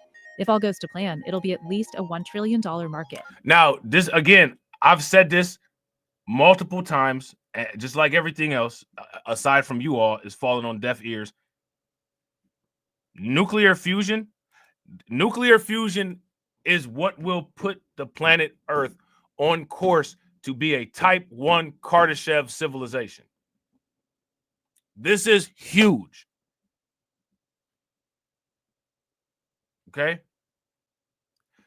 Companies that are investing in and have perfected nuclear fusion energy generation at low cost are definitely companies that people need to look into right now for future profits. If you guys would agree, give me a thumbs up. If you guys would disagree, give me a thumbs down. Now, shout out to Katsy. Katsy said, yeah, didn't they do this several years ago? Now, what they were doing several years ago, what they were doing was they were working on certain control mechanisms, right? Like they was working on trying to control how long they could keep plasma liquid for, you know, whatever. You know, they have all these different criterias of controlling the fusion, right? Because the thing about nuclear fusion is that the big thing with nuclear fusion is that the belief that has been around for a long time is that nuclear fusion is not controllable. Listen, everything is controllable, right? Everything is controllable. Particular people, just have the idea that if we can't control it, it's uncontrollable. Everything is uncontrollable. It's the same thing with something being random, right? I don't really believe in the concept of random. I believe that when it comes, random is an unidentified pattern or an unidentified sequence, right? But the technical definition of random that everybody uses is something that has, quote unquote, no particular pattern to it. But as further and deeper study goes into a lot of these mechanisms and things that people believe are random, what happens is that there was an unrecognized pattern that dictated either the event or either the pathway, right? So, you know, the fact that every single star operates by fusion and every single star stays stable for as long as that star stays stable, what that means is that there is some type of internal control mechanism that controls fusion. Humans just don't understand it. Whatever it is and however it is that stars are put together clearly has it down, because we could look at these examples of this copied throughout the universe all over the place. It's just that humans can't copy it, at least until now. And even now they copy it on a small scale.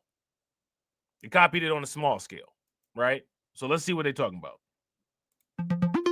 Nuclear fusion, the holy grail of clean energy. Atoms smashed together, creating 4 times more energy per kilogram of fuel than traditional nuclear fission, and 4 million times more than burning coal, with no greenhouse gases or long-term radioactive waste. If all goes to plan, it'll be at least a $1 trillion market. The problem? Now, I want you guys to pay very close attention to this, right? You guys see this? $1 trillion market by 2050. We'll be long gone, possibly, maybe, right? You know, some people, maybe these technologies will be kind of wild where, you know, you could digitize your conscious. These kind of technologies already exist. If you ask me, you could download actual live action human life, you know, into cyberspace, right? But that's another discussion, right? Because death has been outdated for quite some time. People just don't understand it, right? But traditionally, under traditional understanding, what most people believe, for the most part, most of us will be long gone by 2050. Right? Most of us will be long gone by 2050. Now, if you don't want to be long gone by 2050, I'd suggest that you start, you know, creating a more efficient metabolism for yourself, right? You know, start like micromanaging your cells that you have in your body, right? By eating healthy and working out and different things like that. You know what I'm saying? Shout out to Win Lose a Rug. Win Lose a Rug said, "Who going for?" I'll be the first one. I'll be the first one, bro. Go ahead and download my consciousness. You know what I'm saying? Download the consciousness. Let's go right to the front of the. Hey, yep, I'm in line here. Here you go. How many Bitcoin it costs? How many Bitcoin do it cost? You know what I'm saying? For eternal life. You know, because listen, the technological aspects of mythology, you know what I'm saying, and mythicism and religion are never explained. You know what I'm saying? Oh, shout out to Win Lose a Rug. Win Lose a Rug said, "Who's going to go extinct first?" That's an interesting question, bro. I have no idea. That should be a show where we have a discussion.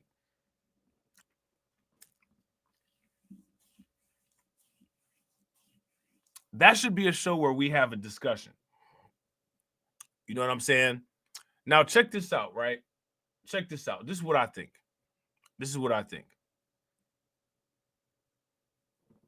All ideas of religion are all watered down technological explanations.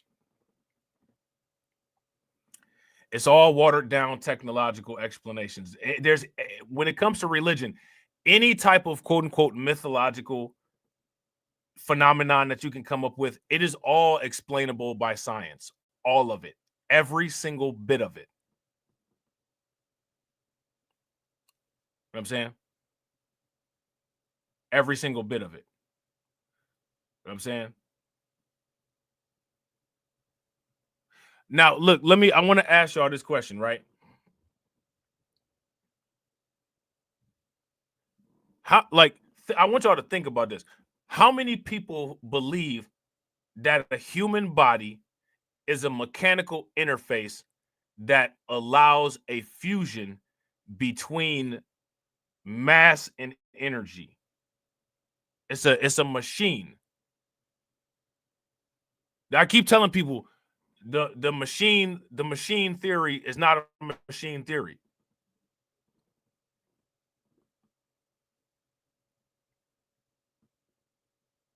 We gonna have now. Shout out to like Carlton and Brooklyn Queen, all that. Like you guys know, like on the older streams, we went through all of this stuff, right? Like talking about how Nirvana and the Big Bang is like a technological singularity, right? But we might have to run all of that stuff back.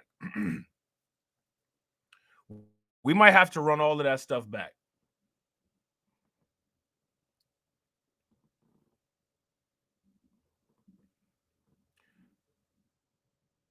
Because there's technology that's involved, and there's instructions that are there. And modern science doesn't look at this technology, and they don't look at these instructions. All of these differences, it's all just different forms of technology, all just different forms of, you know what I'm saying, instructions. But they don't look at it, though. They don't look at it like that. Then they tell you that you're crazy. They tell you that you're crazy. You know what I'm saying? We're going to have to dive into this, right? We're going to have to dive into this, and we're going to have to make money.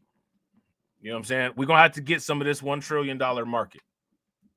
How many people would agree we have to get some of this $1 trillion market? If you guys agree we need to get some of this $1 trillion market, give me a thumbs up. If you guys disagree, then give me a thumbs down. I've been talking about this forever. So now it's here. All of this stuff that's necessary to be powered, AI, Bitcoin mining, all of this stuff, it's going to need a power source that's greater than the current power sources that we have now. Nuclear fusion, for the most part, in theory, not in reality. In theory, right? Creates a situation, a scenario where you're able to, quote unquote, get energy out of the clear blue sky. If you guys would agree, give me a thumbs up. If you guys would disagree, give me a thumbs down. Shout out to AB Promotions. AB Promotions said, I'm sorry, I don't subscribe to a virgin birth. Literally, no one does except for when it comes to the Jesus story. No one does except for when it comes to the Jesus story. Get pregnant, go to the doctor and tell the doctor that you're having a virgin birth and see what happens. And then also allow that doctor to do a DNA test on as many males as they possibly can.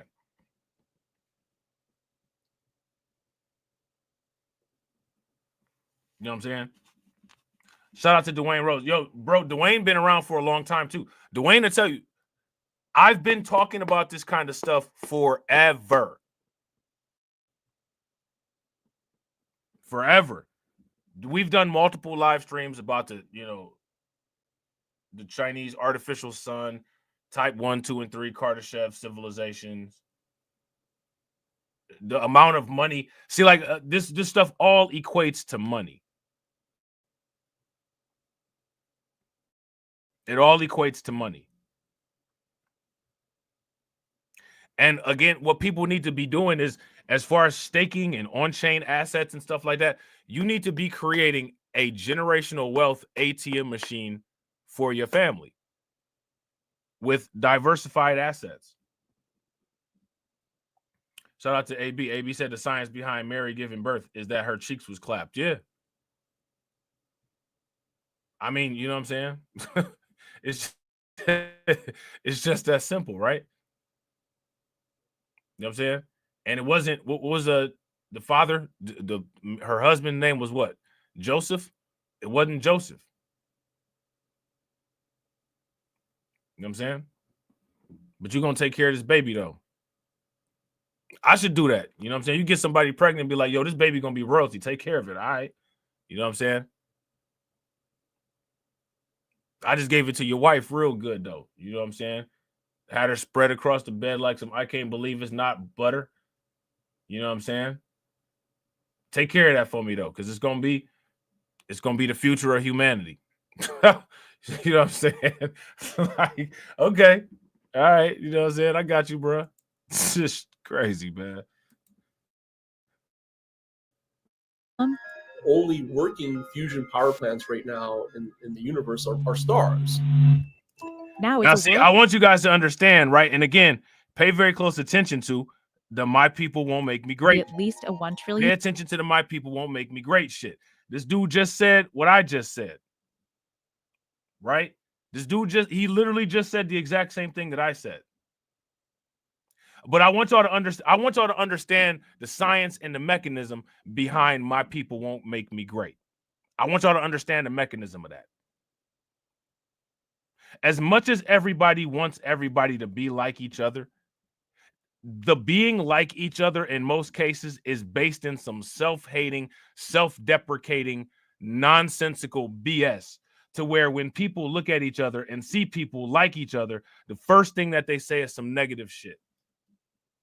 He dumb as hell just like me. So nothing that he says can possibly be right. So then they look to other people as a source of information. Oh, this person said it. So because people don't have any confidence in themselves to where they see themselves as great and they can mirror the greatness that they see in other people, they downgrade what they have to look outside to have the same exact thing and put all the value into the same exact thing. This is some shit people make a choice to do on their own.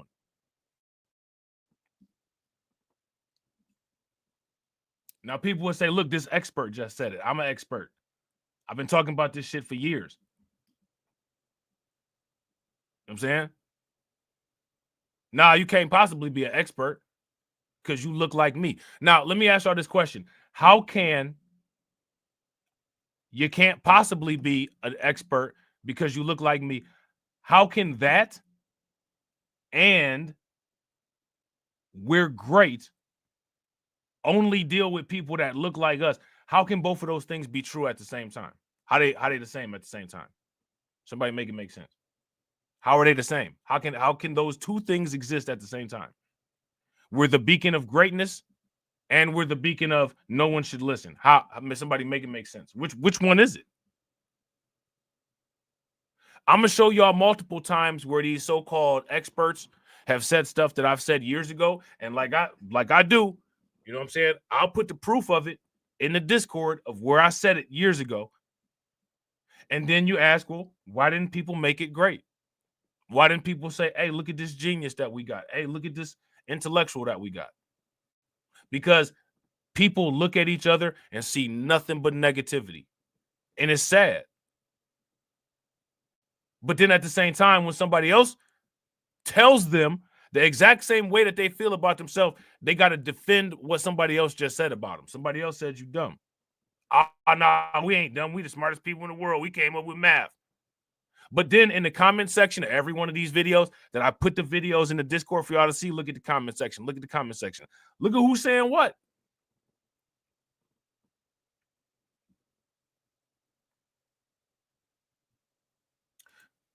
Shout out to Brooklyn Queen. Brooklyn Queen said, Rob, have you checked out Tronless AI or Derek Automotives yet? I shared some vids in the Discord. His model is our trajectory, in my opinion. No, I haven't checked it out yet. I haven't had a chance to. I'm going to definitely check it out, though, for sure. But I want y'all to see this stuff, and I want y'all to identify it, right? This is what I'm saying. Proof of work, right? Somebody will say some stuff, and then they'll say it, and that's just the end of it. That's the stuff that people will believe. But when somebody says, this happens, here's an example of it, go take a look at these multiple examples, nobody will take a look at the multiple examples. And what that shows is that the people that we are around, our alleged peers, are anti-reality. They are anti-reality. They don't want proof.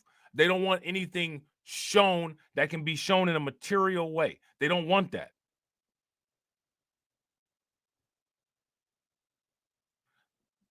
They want to have the security of speculation. And like I said, I'm going to show this to y'all every single time. Every single time. And so what people need to stop doing is when people don't see the world having favorable outcomes, the type of outcomes that they want, we're not going to sit there and act like it's a mystery anymore. Because if you ask me, that's a disservice. How many people agree that's a disservice? If you sit there and you fake and you act like you don't know why the world is the way that it is, how is that improving and making the world a better place? I mean, you know, depending on whether you actually believe the world is a bad place right now or not, which again is not something that I'm convinced of. I'm not convinced of any of this nonsense. You know what I'm saying? I'm not convinced. Let me ask y'all this question. How many of you all are convinced? If you're convinced, give me a thumbs up. If you're not convinced, then give me a thumbs down. This is a $1 trillion market right here. If the racial wealth gap is such a big problem, how come people aren't trying to figure out how to capitalize on a $1 trillion market? This market, $1 trillion, 2050, at that point in the future, 2050, it's only 3 years away from when the wealth gap is supposed to be unrecoverable if people cared. But they don't care. I want you guys to hardcore understand. Nobody cares. Understand that. Understand that this is all fake. All of these YouTube movements, all of these off YouTube movements, this stuff is all fake. Don't waste your time with it. It's a waste. It is garbage. The only people that are benefiting from it are the people that just sit there and talk about this nonsense all day long, and they get the sympathy and money of broke, hopeless people.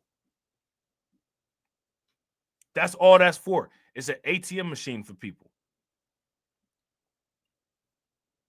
If you're going to make an ATM machine for people, invest that money into yourself.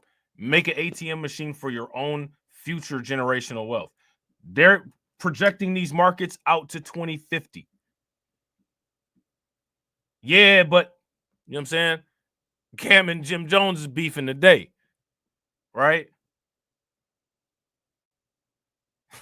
You know what I'm saying? Yeah, but, you know what I'm saying? 50 and Rick Ross is beefing today. Yeah, but, you know what I'm saying? Umar Johnson getting exposed by his baby mom and his daughter today. Now, let me ask you guys this question. Who putting any, they say that people be putting stuff in people's faces, right? Who put them last three things that I asked about? Who put any of that in anybody's face? Did MSNBC put that in your face? ABC put that in your face? CNN put that in your face? No. Facts. Shout out to Carlton. Carlton said, then when a real person steps up, the Lith calls him an agent. That's because the Lith don't know anything about anything real. They don't know shit about anything real. The Lith is the people that have literally been voting for fake political shit for the last 60 years and think they're the leaders to call something real versus fake when they've been duped by the fake shit for the last 60 years. Definitely no track record on being experts at calling anything real versus anything fake. These people voluntarily make scammers their community leaders and then want to call something fake versus something real. Listen, man, I would laugh at somebody from the Lith if the Lith tried to call me an agent. You don't know what the fuck an agent is. You know what I'm saying? You get your paycheck from an agent. You know what I'm saying? Fuck out of here. You know what I mean? And the thing is that, you know, the Lith got a loud, aggressive voice. They got a loud, aggressive mouth. You know what I'm saying? They're not about to bust a grape. They're not about to bust a balloon. They're not about to bust a gun. They're not about to bust a grape. You know what I'm saying? And you know, it's sad. But it is what it is. It's the truth. It's the facts. Let me ask you this question. Is nuclear fusion a scam?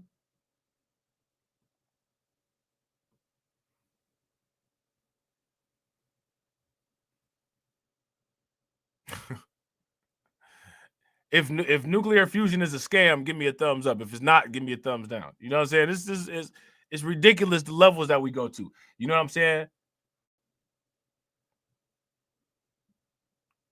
I want y'all to understand. Pro-broke, pro-crime, pro-zombie culture. You know what I'm saying? Let me ask you this question. When has any form of intelligence ever been popular?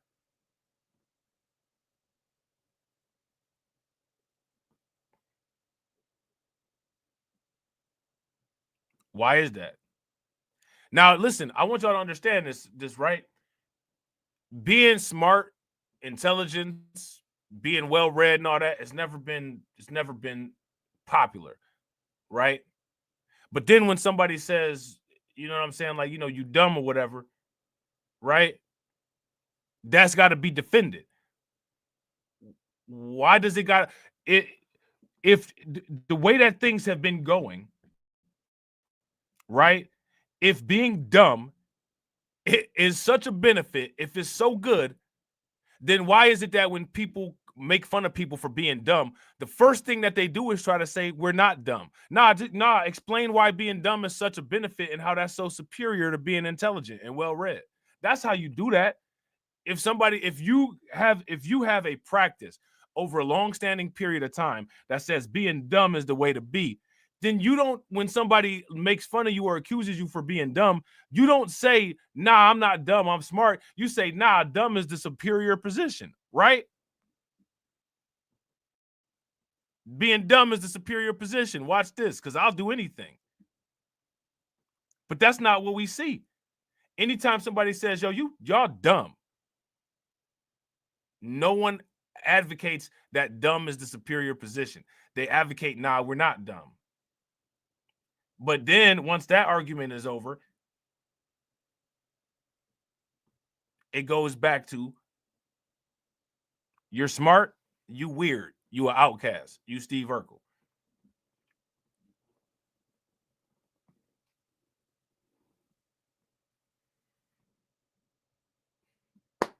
You know what I'm saying? Now, again, right? True or false? What I'm saying true or is what I'm saying false? It's no... Listen, here's the reality of shit. People always say, like, oh, you know, yada, yada, yada. People become smart and people become intelligent, quote unquote, and then they, quote unquote, leave the community, right? Where is the paycheck for the smart person in the community? I'm a nuclear scientist. Where am I going to go up the street from my house and get a paycheck? Why haven't people produced that? I'm a brain surgeon, right? Where am I going to go in the hood and get a job as a brain surgeon?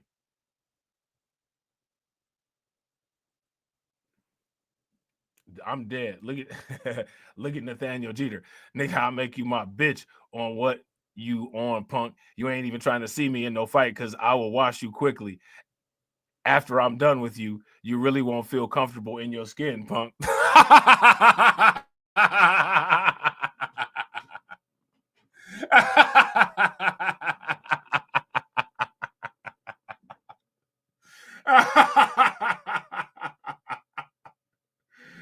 Oh man, I'm crying laughing. He clearly, hey yo, man, hey, B, this dude right here, he clearly don't know about Mahi. He clearly don't know about Mahi. You know what I'm saying? Now, if I'm not mistaken, right? It was a quote unquote, they call him an aspiring rapper that just got deleted by 2 suspects in Texas, right? And if I'm not mistaken, they deleted him and his 5-year-old daughter. How many people heard about that story? If you guys heard about that story, give me a thumbs up. If you guys haven't, give me a thumbs down. Now, Nathaniel, gangster, you know what I'm saying? I would say you go down there to Texas and bang out with some of them folks, right? That's what I would say that you do. You know what I'm saying?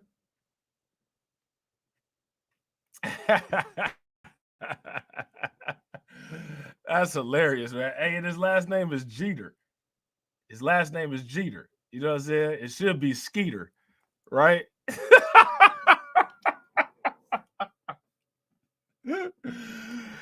Oh man, he gang banging on the keyboard. You know what I'm saying? he gang banging on the keyboard like my man Worldwide. You know what I'm saying?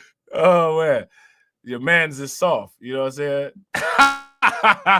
Shout out to my man Worldwide Spotlight. Man's is soft. You know what I'm saying? Oh, hold on. We gotta take a commercial break. Hold on.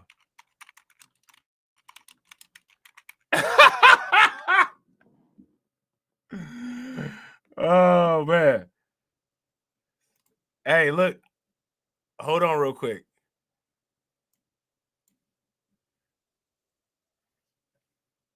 We found him.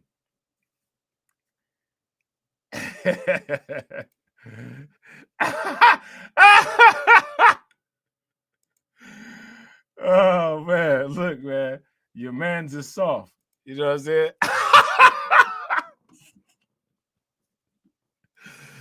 Oh, your man's is soft. You know what I'm saying? This show is not a show if I do not play this. This is mandatory. Mandatory. There go Nathaniel right there. Go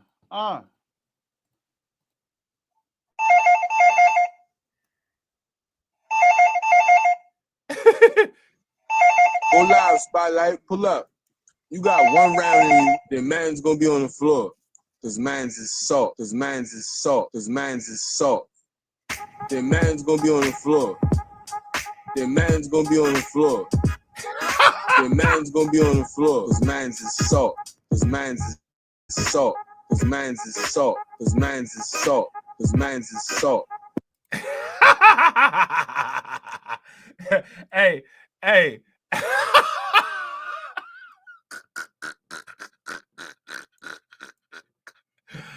Oh man, your man's is soft. You know what I'm saying? Oh man. That's wild, man. We have one of them man's and soft cats in the chat.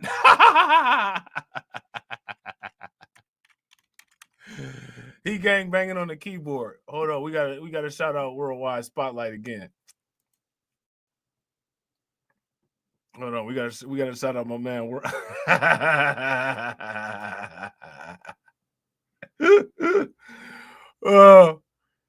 He was gang banging on the keyboard. You know what I'm saying? I'm on what you on, son. Your man's is soft.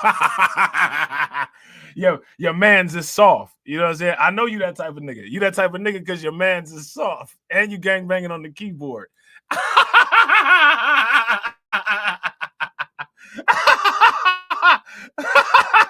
You gang banging on the keyboard. Gang banging on the keyboard. Gang banging on the keyboard. Niggas catching bodies on the keyboards. Hey, he caught a body on the keyboard, yo. He killed me in the comment section.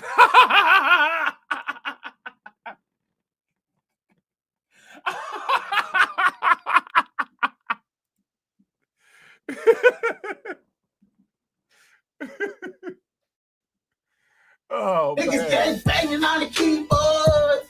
Gang banging on the keyboard. Niggas catching bodies on the keyboards. Trigger finger on the keyboard.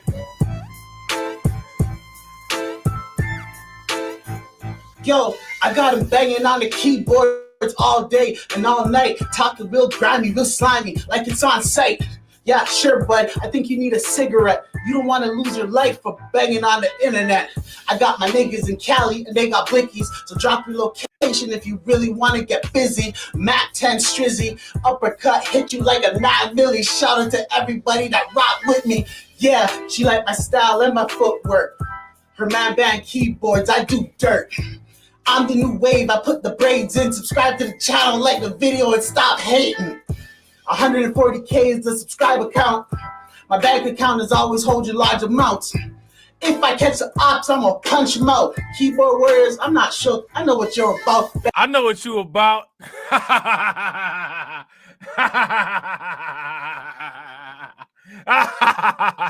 I know what you about. You about keyboard gangbanging, bro.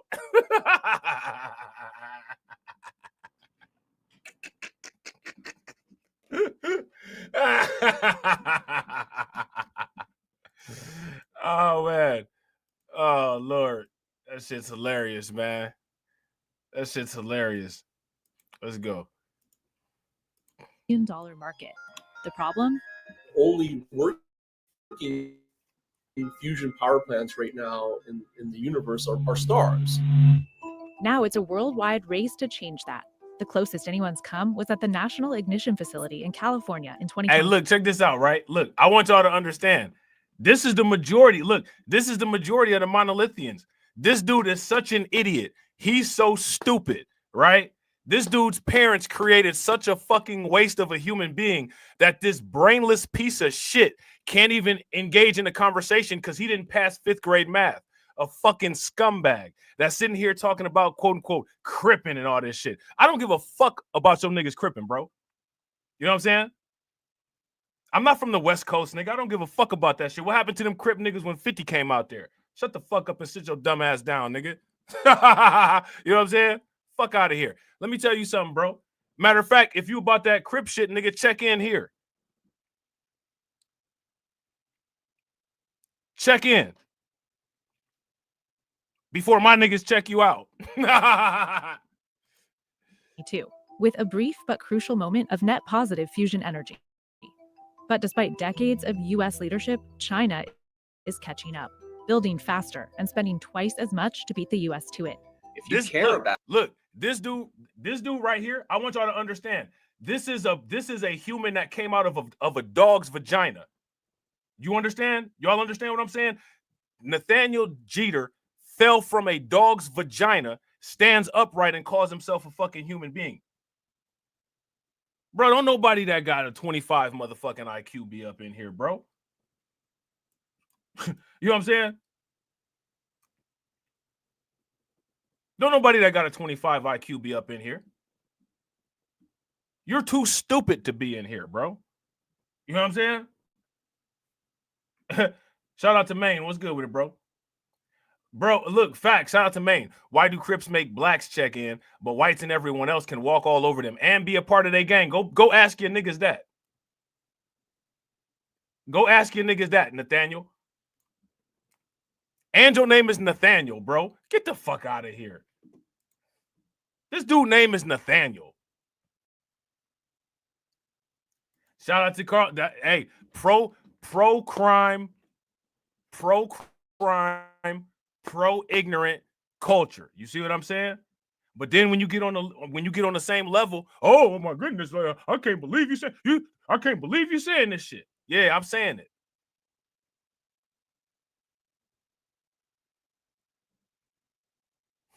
You know what I'm saying? Because look, I want y'all to see this is how you got to deal with these people, man. You got to deal with these people like this.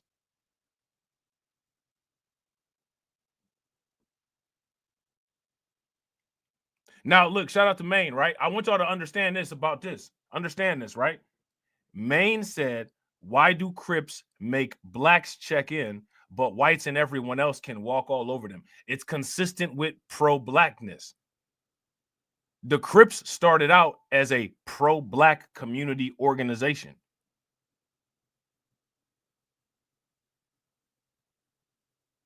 When do pro-blacks ever have requirements for anybody else other than glazing them? They never do. The unconscious community. You know what I'm saying? I'm just saying. The unconscious community.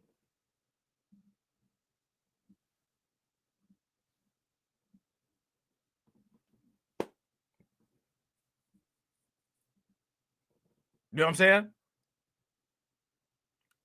Now, this is what these type of people do. It'll be people sitting around having a discussion about some normal type shit, and motherfuckers want to run up on them like somebody won't just get up out of the crowd and just take care of them and lay them right down with their braids right along the lines on the sidewalk, like what they thought that they was going to do. You know what I'm saying? Somebody make it make sense. But again, that's what these people do, though. That's what they do. It's just another example.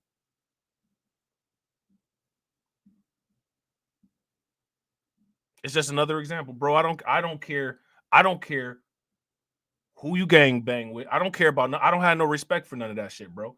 I got no respect for somebody that got a prison education. You already failed the class if you ended up in prison. I don't have no respect for that. I hate to say this shit, but if you looking to make a baby, go tell that tough shit and them tough stories to a female. You know what I'm saying? Because they'll definitely show you love, right? But you're not about to get no love over here with that stupid ass shit. You might be able to go and pump that same game to a female, and you know what I'm saying? She, you know what I'm saying? She'll take a couple nuts from you and shit. But it ain't that type of party over here.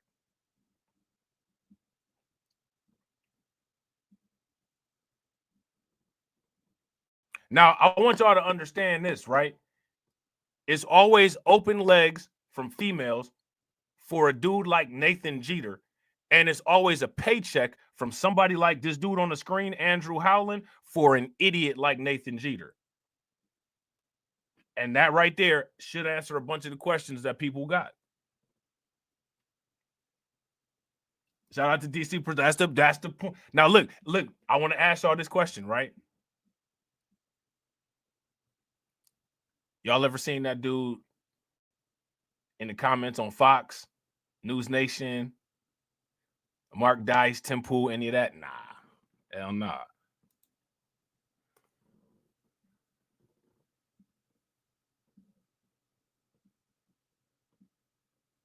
Hell nah.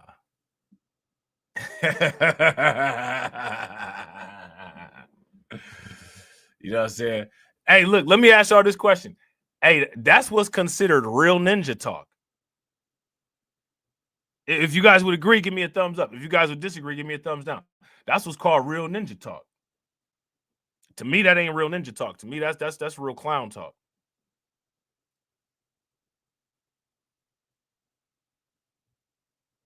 You know what I'm saying? This dude said, me and my ninjas be cripping. I don't care about none of that, nigga. I'm not from California. Real goofy talks. Facts. Shout out to Win Loser Rug. Facts. I don't know what to say, man. I don't know what to say. You know what I'm saying? I know that dude definitely don't know anything about nuclear fusion.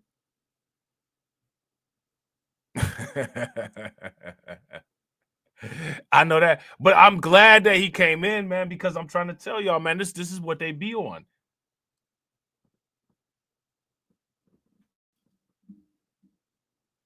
This is what they be on.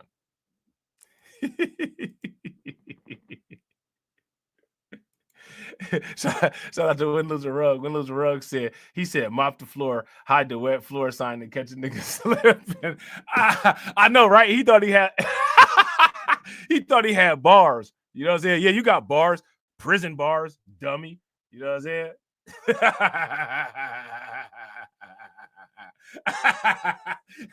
Hey, he don't know about Mahi. You know what I'm saying? He don't know nothing about Mahi.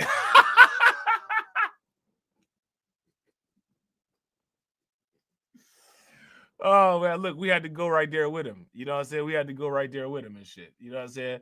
Fuck that be the better person shit. You know what I'm saying? I trying to tell y'all, man. I ain't with that be the better person shit. You know what I'm saying? I'm gonna get right there on that level with you and shit. You know what I'm saying? Shout out to Win Loser Rug. Win Loser Rug said he typed it in all caps so you could feel his rage. Right, like Tupac. You know what I'm saying? I feel your pain. Share it with me. You know what I'm saying?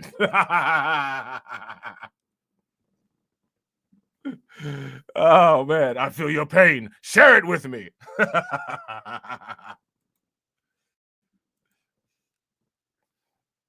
Oh man, that's hilarious. About AI, if you care about, energy leadership, you have to make investments into fusion. But look though, this was crazy, right? We got to shout out. We got to thank Nathaniel Jeter, right?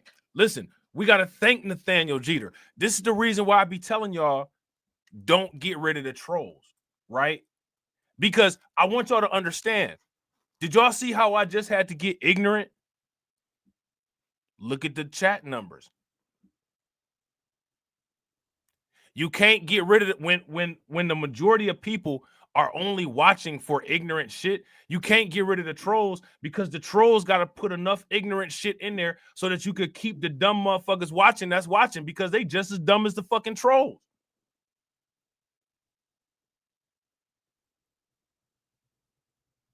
Oh, that shit exciting now. It should have been exciting from the jump when we was talking about $1.5 million $1.5 million retirement. But that shit wasn't exciting enough. It's got to be exciting. You know what I'm saying? Me going in on somebody, me going to, you know what I'm saying, reverting to the street.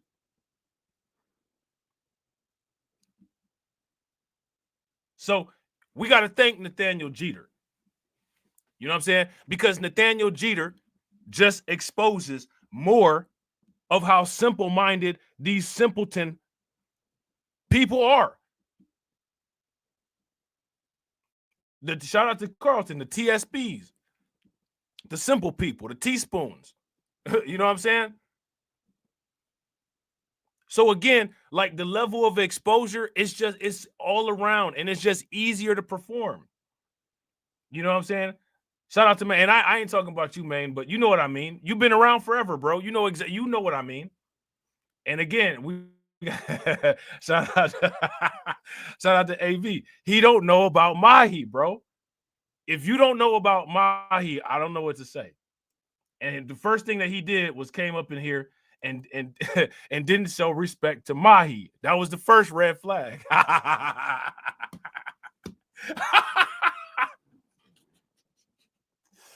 You can't come up in here and not show respect to Mahi and not expect something bad to happen to you or not expect something bad to get said to you. You got to show your proper respects. And when you don't come up in here respecting Mahi, we got to get you. We got to get you. That's just what it is. That's just the rules. This is something that if the United States doesn't lead on, then China will. New satellite images show China's rapid build-out of a giant new laser fusion site, twice the size of the California lab. Another huge state-funded project opens this year, and yet another is scheduled for 2027. This at a time when the U.S. has only upgraded existing machines, some of them 30-plus years old. At this rate, some say China could surpass the U.S. in 3 or 4 years. All right, so now here's my question, right? When it comes to this nuclear fusion situation, what happens if China surpasses the United States?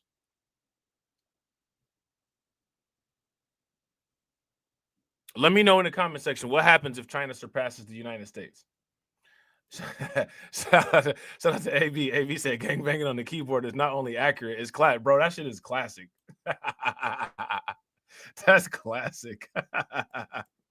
Eastern person, I'm scared. And I want to make sure we succeed. A new report from senators and fusion experts is calling for $10 billion of federal funds to keep fusion from suffering the same fate as EV batteries and solar. Now, so for now, what's going on with EV batteries and solar? I want you guys to understand. This is something that's not even being talked about as far as like the fusion dynamics, right? They're asking for $10 billion in federal funding. Now, listen, I want y'all to understand this. One of the reasons why Doge exists is Doge exists so that there can be a justifiable reason to reroute federal funds to a lot of these organizations to deal with this type of thing. But they got to have a name to put on it. Okay? That's one of the reasons why Doge exists. I can just call whatever I want to waste, fraud, and abuse. I'll cut the funding there. And that's where I got my $10 billion to invest in over here. Mainly invest in companies who have been at the table with me. The Mar-a-Lago companies who've been down to Mar-a-Lago and got pictures on social media with Trump. It's the same thing Trump is doing with the Bitcoin Strategic Reserve. Whoop, it's no longer the Bitcoin Strategic Reserve anymore. And Bitcoin is so far off, you know what I'm saying? We're not even going to mention Bitcoin in the tweet. So just understand the games that are at play. You know what I'm saying? A new report from senators and fusion experts is calling for $10 billion of federal funds to keep fusion from suffering the same fate as EV batteries and solar. Now, I want to ask you all this question. Why is the United States losing this tech war to China? Now, I want you guys to understand, every other day, Trump keeps saying, oh, the United States is going to be the future headquarters of crypto. The United States is going to be the future headquarters of electronic vehicles. The United States is going to be the future headquarters of XYZ. How? How is this going to happen? what it seems like is that China just continues to keep dominating, right? It seems like China just keeps dominating in different business sectors. That's what it seems like keeps happening. You know what I'm saying? Shout out to Cassie. Cassie said, because we have dumbed down our population. Prime example is that Nathaniel dude. Facts. So for now, it's a race between state-supported Chinese projects and private startups, the vast majority of which are based in the US, like Helion, with $1 billion from investors like OpenAI's Sam Altman and a highly ambitious So deal again, with now Mega. why am I want you guys to see these deals. And again, I keep asking this question. Now, I want to know, how can we have the money to strong arm in on some of these deals? See, this is the idea, right? I want y'all to look at this. Do you understand? So now where we're at is we're talking about being able to strong arm, benefit, and be a part of these deals. When we talked about retirement, look, man, most people will barely be able to retire. Retirement here in the United States requires being a millionaire. So having involvement in these type of deals outside of retirement. Now, listen, I want y'all to understand something, right? As far as quote unquote the reparations argument goes, right? What I find fascinating about the reparations argument is that no one has come up with a reparations argument where they can present to either political party reparations money will go directly into a 10-year company that will be focused on outperforming Chinese nuclear fusion. We will take the reparations money.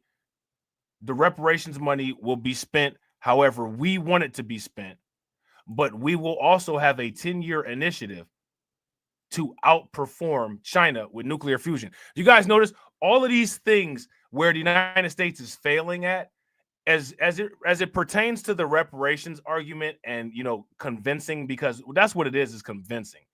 You know what I'm saying? Like, people are sitting there demanding, but you're not demanding anything from somebody that you don't have the power to just take some stuff from, right? So that has never come into the discussion or into the presentation. And my question is, why not?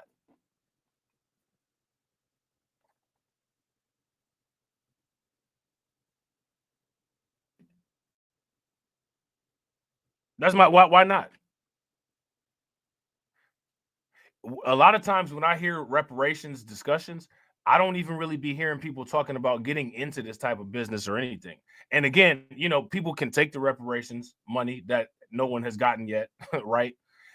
And do whatever they want to do with it, right?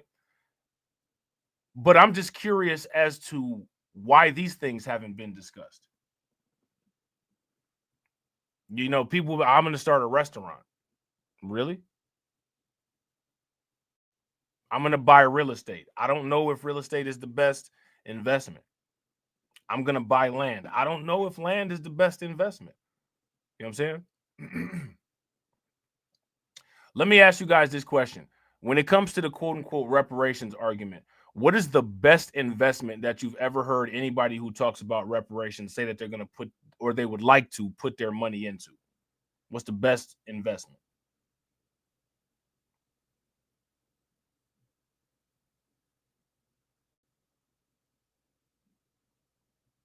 AI. Anybody heard any talks of AI? Any talks of nuclear fusion? Yeah, shout out to Win Lose a Rug. Win Lose a Rug said lots of right brain type ideas, right? A lot of brain cancer, a lot of brain cancer type ideas too, right? You know what I'm saying? You know what I'm saying? Yeah, asteroid mining, right? Because we know that's how you increase the gold supply, right? Shout out to Carlton. Now, Bitcoin would be a good idea, but I mean, they believe Bitcoin is a scam. Anything anything that's an appreciative, I want you guys to understand how backwards these people are. Anything that's an appreciating asset, they think is a scam. They will take $100,000 and buy a Land Cruiser. They'll take $100,000 and buy a Maserati or a Maybach, which we know immediately depreciates. And it'll take $0. They'll take $0 and put it into something that appreciates. Again, the financial behavior is akin to the mental picture one has of themselves.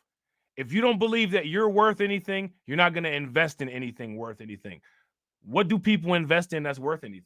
People are, again, you know what I'm saying? Like, thank goodness, right, that most people just can't size people up, because I can size people up.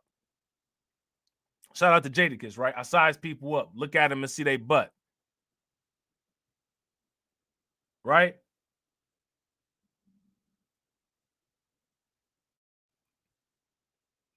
We size people up. And again, and the size up, it shouldn't be a secret. Shout out to Katsy. Consumerism versus investment. And again, on the stream that I did on the other channel, we talked about the consumerism purgatory. This is where people want to be. People want to be in a consumerist purgatory. Now, look, if you get into this type of business, this is a factor of production, right? Because this is energy production.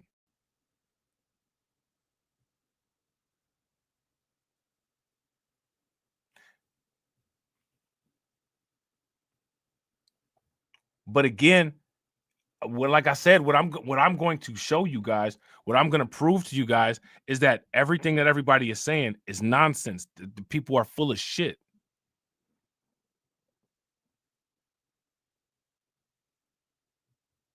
Now, look, y'all saw this on the screen, right?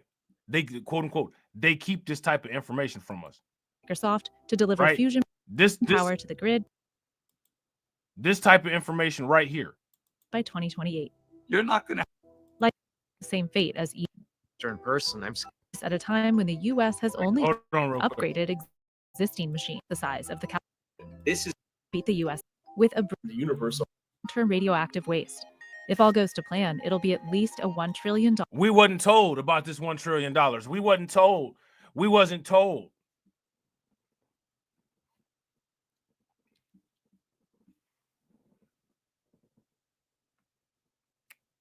They, quote unquote, keep this information from us. This is coming from a they news outlet.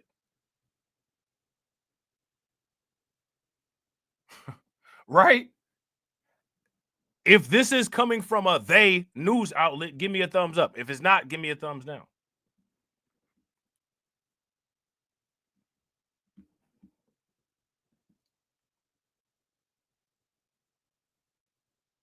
And again,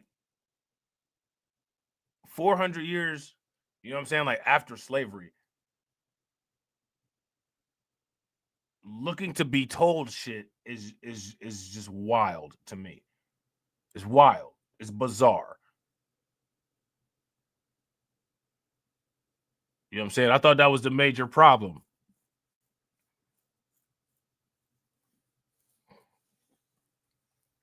But you know how it goes though. Y'all know how it goes.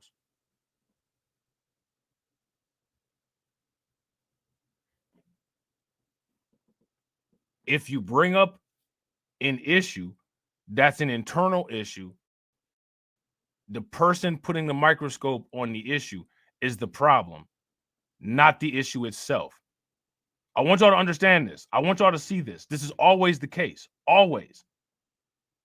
It's never not the case. Never.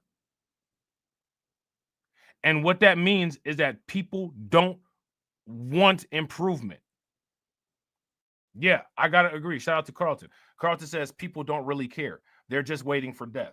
And they believe that everybody should die You know what I'm saying? Like, and this is one of the reasons why I don't believe in unity. I don't believe in unity. How long have I said this? I don't believe in unity because people only want to be unified in a struggle. People only want to be unified in brokenness, and people only want to be unified in complaining about some shit. I don't want to be unified with that bullshit. That's all unity means. Where show me where there is a talk of unity with prosperity. Where? Show me where. Let's get rich together. Where's that happening at? Nowhere.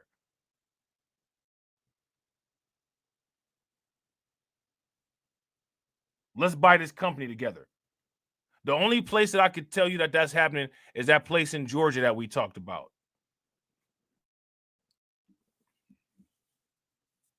And they're not really getting no support. Ain't nobody really just doing repeated videos on them. Because even with the YouTube algorithm, which the YouTube algorithm is correct, the YouTube algorithm brokers videos to viewers based on viewer behavior. That's not what people are interested in. Facts. Shout out to DC Precise. Facts. Unified to use you as a life vest when they can't swim because they've been goofing off during the swim lessons. You know what? You can drown for all I care.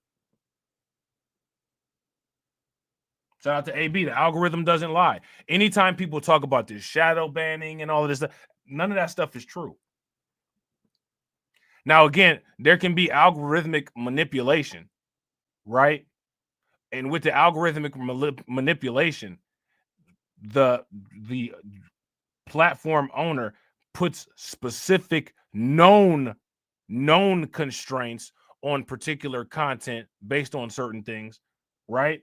But as far as that happening on a wide scale automated basis, it's not true. People are just ashamed of the stupid shit that they watch. And then sit there and say, well, you know, if only it was more of. Nah, it's not only if it was more of. The YouTube algorithm is evidence that our people will not make us great. So that we got to make ourselves great. Because we don't have a Hawk Tua community, right? Now, this is one of the things that Brandon Jamal said was right. Brandon Jamal said, as soon as I got popular, look who tried to tear me down. They tried to build Hawk Tua up.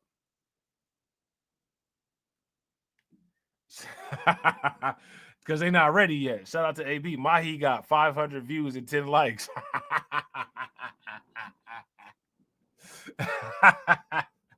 Oh, man. That's wild, man. That's hilarious.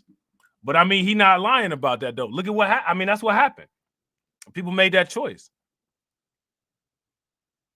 And then it's not to be talked about. It's not to be talked about. If it's talked about, something's wrong with the person that's talking about it.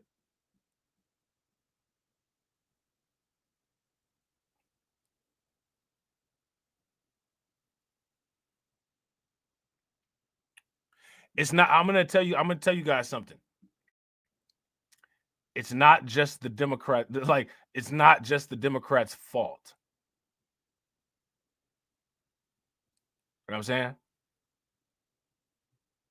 Now, we got to ask this question. People either have a brain in their head or they don't. Right?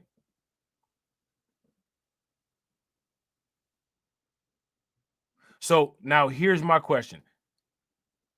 Do people have a brain in their head? Do they actually have one?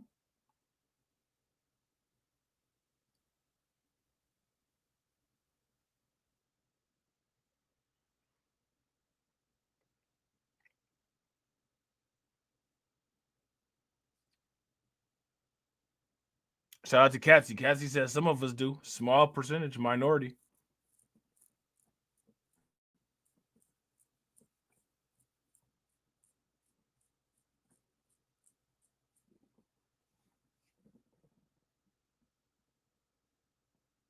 Let me ask you guys this question. Shout out to everybody in the stream. Let's just say by the end of the year, your crypto portfolio turns into $10 million. Who do you owe the money to? Do you owe the money to anybody? People always say give back. Give back. Like you're supposed to quote unquote give back. This person gives back to the community. Give back. Giving back means something was given to you. What was given to you? Give back. LeBron James supposed to give back to the community. What did Akron give LeBron James? LeBron James grew up in Spring Hill Projects in the V. Seriously? You know what I'm saying? What did Spring Hill give LeBron James? Give back?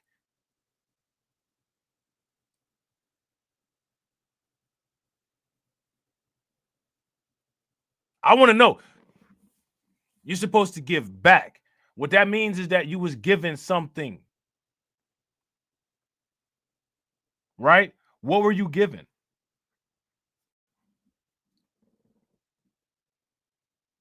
You're supposed to give back to the community. You know what I'm saying? 50 Cent's supposed to give back to Southside Queens. The same Southside Queens that shot him up 9 times, right? You're supposed to give back?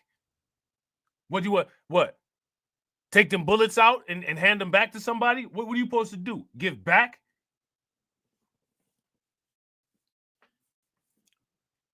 Shout out to Carlton. Carlton said people will argue that Akron gave LeBron clout and street credit. No, Akron, for one, Akron didn't do that, right?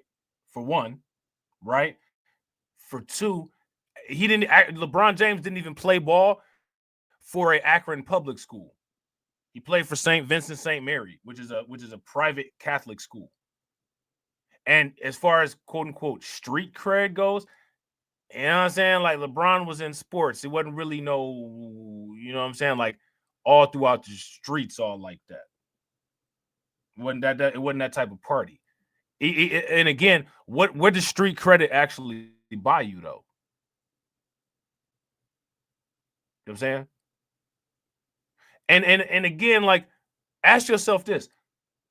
What is this? Why is it that we have to have this extra form of currency called street cred that no one else has to have? You know Samson Mao, the cryptocurrency dude. A lot of times we watch his videos. You know what I'm saying? He's the one that was talking about the God candle and all that. What street cred do he have?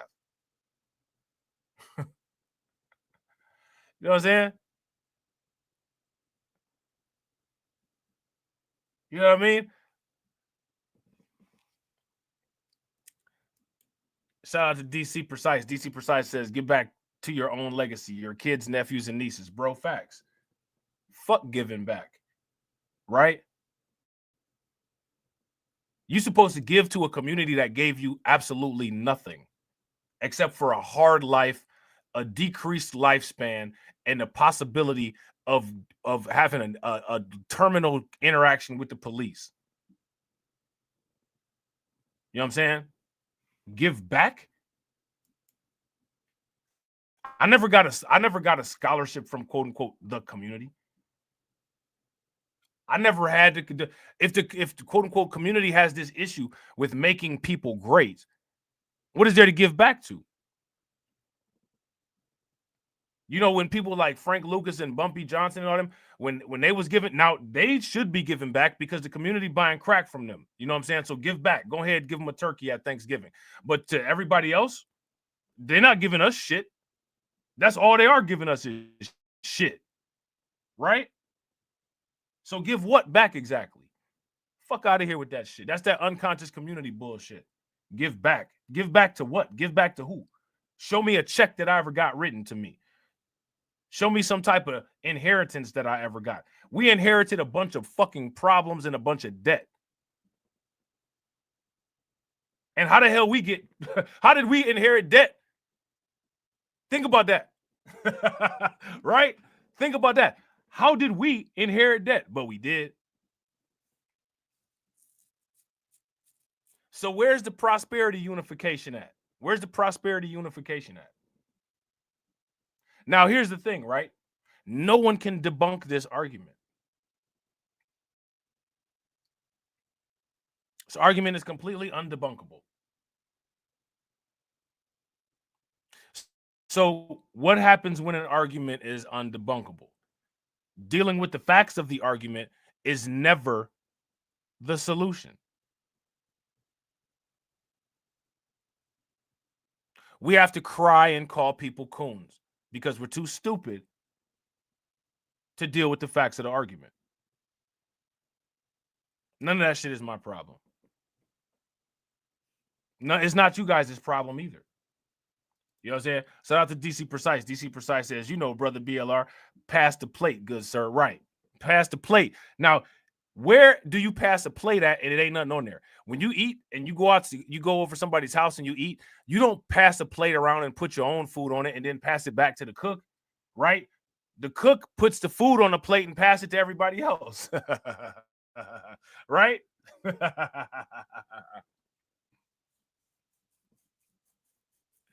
Shout out to Brooklyn Queen. Brooklyn Queen says, shit, the most I'll do for my old hood is build a laundromat for them to patronize. I'm going to be 100% honest with you. If I had that, I'm not doing anything for any faceless entity. I'm not doing shit. They're not even getting a laundromat from me.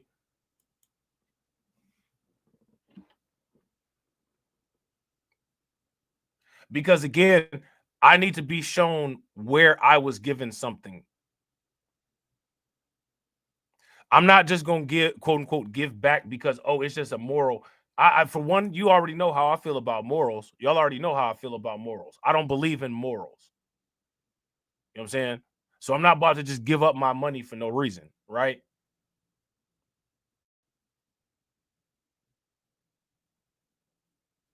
And for two, if we're talking about quote unquote giving back, what that means is that you were given something. So what were you given? What was anybody given? We got to demand. If you ask me, people got to demand more. Demand more. People talk that stupid shit because of shaming talk, because they know how sensitive people are to shaming talk. What are you talking about? Give me more. You know what I'm saying? Give me back. What did you give me?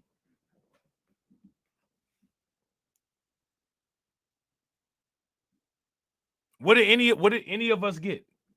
We're all supposed to give back. Shout out to Maine. Maine said, who said anything about giving? It's a good way to make money. Now, yeah, if you're doing it for some tax benefits, you know what I'm saying, to get some tax protection or whatever, that's the only thing it's worth. It's the only thing that shit is worth. You know how I give back? When my cryptocurrency pays a staking bonus, I restake it. That's how I give back. Shout out to Maine. Giving back will end you up like MC Hammer. And the reason why is because MC Hammer was giving back to a bunch of assets that never paid him anything. Never paid him anything.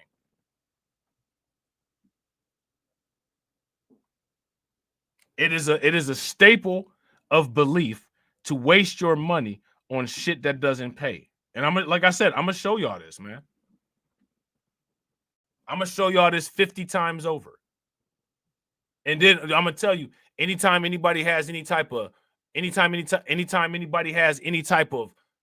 opposition to that position, it's always the all man arguments, the all man. You know, you got to do. No, I don't know shit.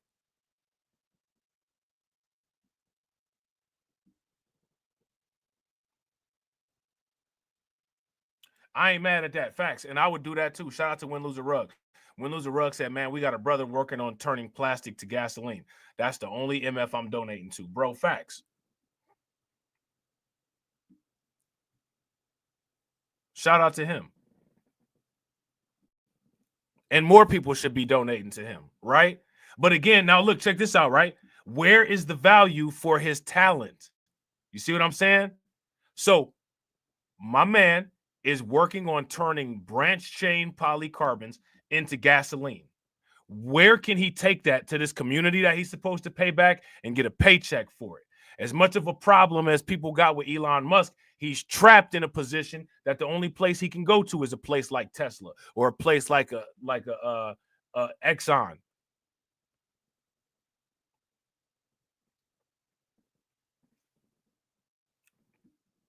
Because of greatness making refusal. And then once he gets a job with Tesla, people gonna criticize the fact, why you get a job with Tesla? Why didn't you make me a job?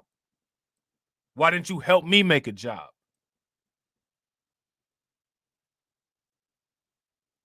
So this is what I'm saying. It's all about holding hands and unifying in mediocrity. It's all about joining hands and holding hands in failure to succeed. Right. He needs to find Cobra Commander, because Cobra Commander needs some better employees.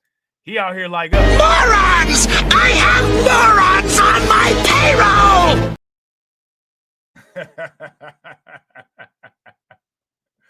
You know what I'm saying? He working with a bunch of morons on his payroll. Morons! I have morons on my payroll! Right?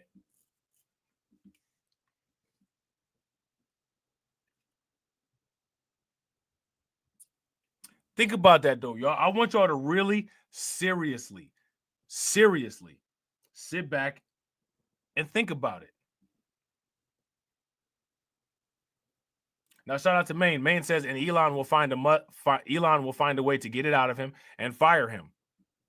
I'm not mad at Elon about that.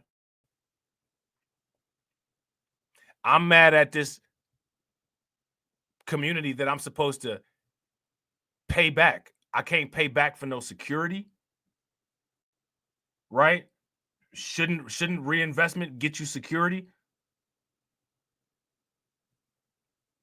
I can't pay back for investment into a company that's working on that type of thing.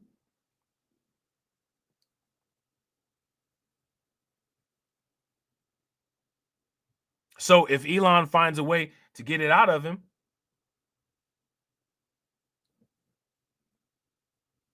Elon deserved it.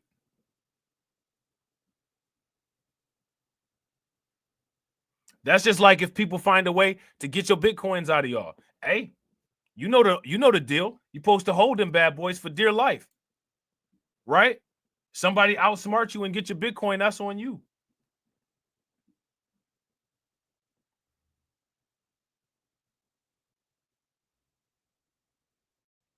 I feel it. Shout out to Brooklyn Queen. Brooklyn Queen said, I'm trying to get one of those photon crypto miners from Tronless AI. When they build the next batch, the first rollout sold out in a day. I think, I'm sure they did, because people see the value of that. It's going to be so many people that buy as many of those as they can so they can mine as much crypto as they can. And look, we got to ask the question. What share of the market of us do you think is going to buy that shit?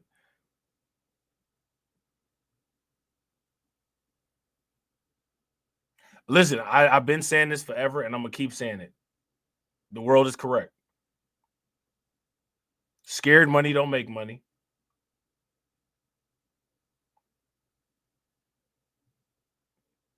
You know what I'm saying? It's very pathetic, the state of the world right now.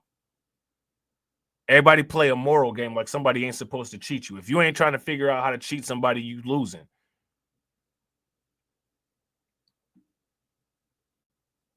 Playing fair is for dummies. That's why dummies play fair. It's dummies that sit up. The dumbest people in the world sit up there and talk about playing fair. Look at who the people be talking about playing fair.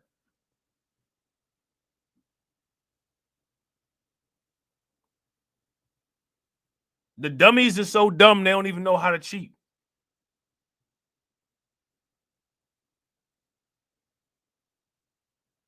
And then they want everybody to hold hands at the bottom of the pot. I'm not holding hands with nobody at no bottom of no damn pot. I'm not doing it. And like I said, y'all are smart. Shout out to y'all. I'd advise you guys not to either.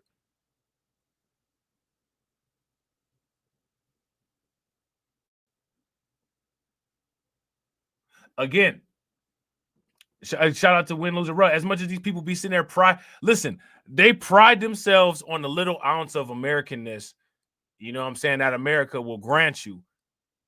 And then still sit somewhere and talk about playing fair while complaining that other people don't play fair to them. If people don't get that playing fair ain't the American way, by now I don't know what to say.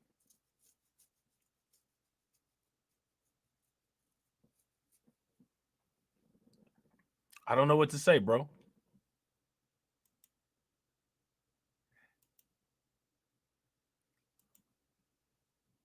What do you do with it?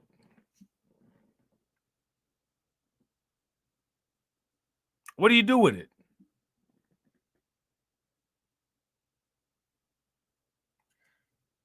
Like I said, man, I don't know what to. I don't know what to say.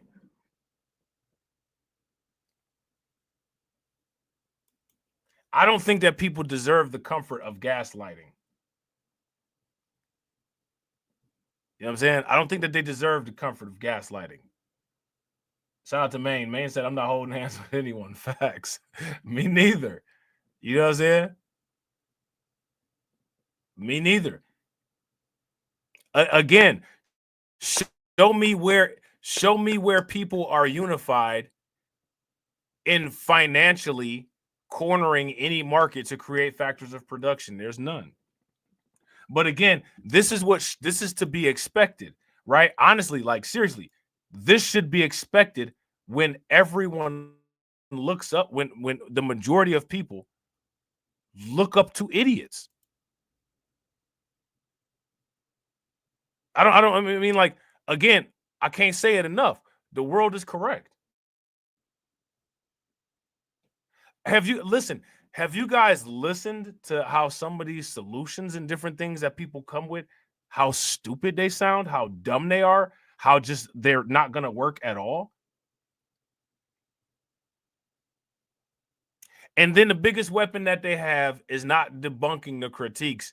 It's just, you know, I got a bunch of subscribers.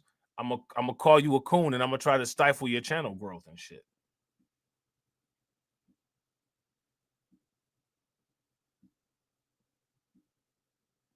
You know what I'm saying?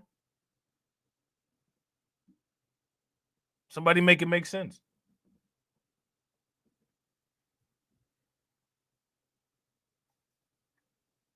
So again, this is why I keep asking this question. What are you given? Let me ask you this question. Shout out to all of y'all. Wherever you grew up at, how much money did where you grew up at? How much money did that put in your pocket? Shout out to DC Precise. DC Precise says, when is the BLR We Shall Overcome live stream? Never. The same win is when we will actually overcome. Never. You know what I'm saying? Until people decide to actually want to try to do something. I mean, like, you know what I'm saying? Like, it's just bizarre.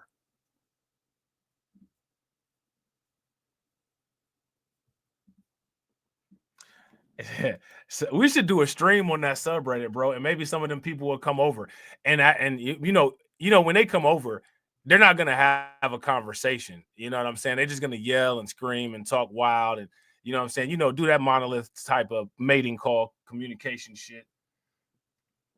You know what I'm saying? Shout out to AB Promotions. AB Promotions said Rob shamed the keyboard gangster into disappearing. I'm still laughing, bro, because these people are soft. They soft as hell. You know what I'm saying? That dude better go away before I do some OnlyFans content with his mom. You know what I'm saying? Like, for real. You know what I'm saying? You know what I'm saying? These people, like, it don't make any sense, man. It don't make any sense. But again, we got to ask these questions, right?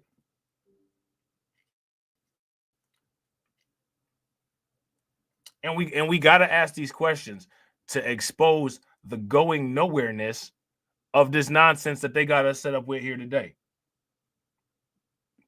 Right. Shout out to Maine. Nothing, just a life of people asking you for stuff. And that's one of the main reasons why me personally, right? Shout out to y'all. Shout out to y'all. I would, without a doubt or without a question, you know what I'm saying, chop it up with y'all on some what can we do to create something. But anybody else? Nah. No.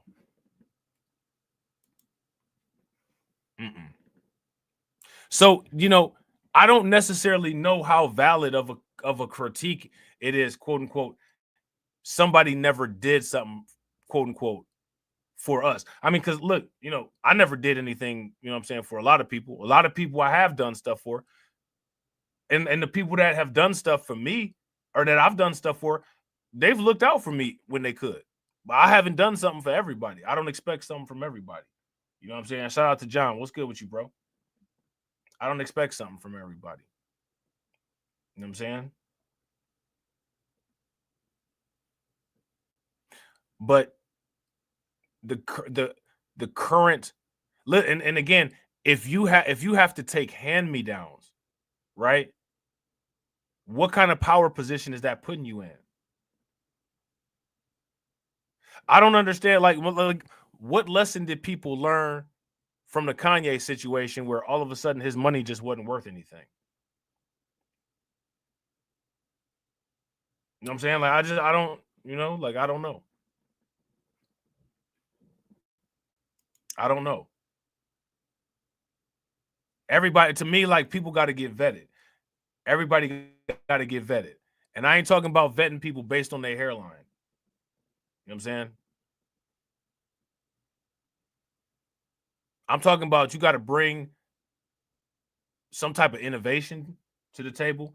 You have to bring some type of financial idea to the table. You have to have a long-term outlook and goal. You have to be some type of professional. You have to bring some type of education. You're not just going, you know what I'm saying? Like, you're not just going to get no pass, you know what I'm saying, and be down with the crew. I'm not with that shit. And I don't want to be part of nobody else's crew, so I don't give a fuck about what their requirements is. You know what I'm saying? But it's no vetting requirements anywhere on anything. And that's one of the reasons why there's issues. These type of vetting requirements that people have and they talk about on YouTube, this is not real.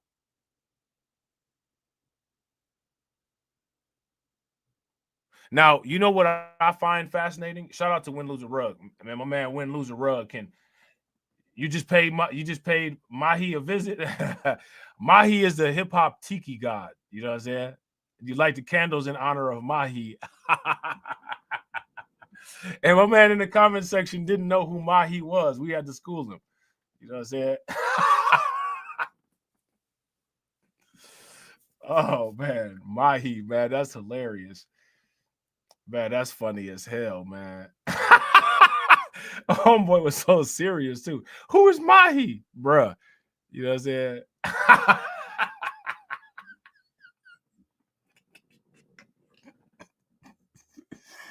Oh man, that was funny as hell. But yeah, man, hey, like I said, people could just keep ignoring the obvious. People been ignoring the obvious for a long time, man, and then wonder why don't shit change. What people have to understand, you got to understand this. Make peace with this. Understand this. There is never, ever going to be a quote unquote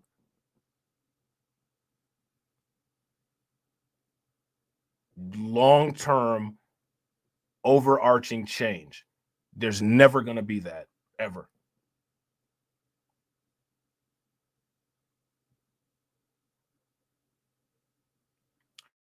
So what you got to understand is that for you and your respective group of people, right, regardless who your respective group of people may be, if you want the world, you have to come up with a plan for it. The plan's got to be,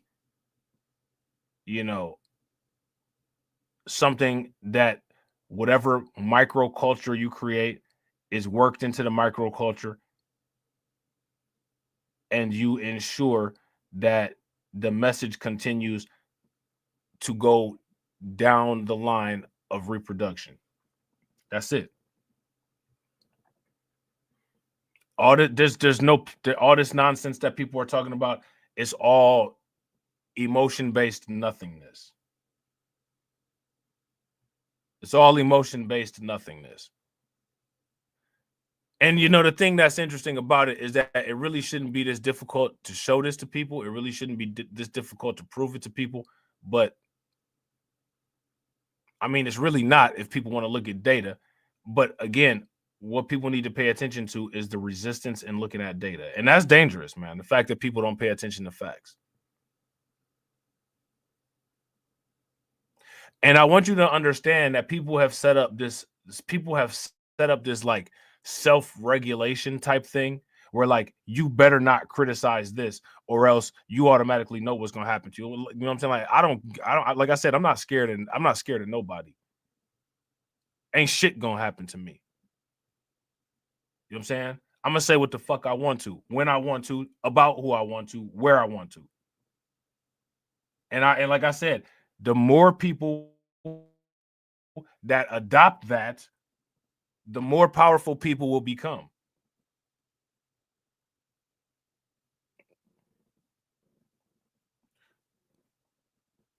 Here's the deal.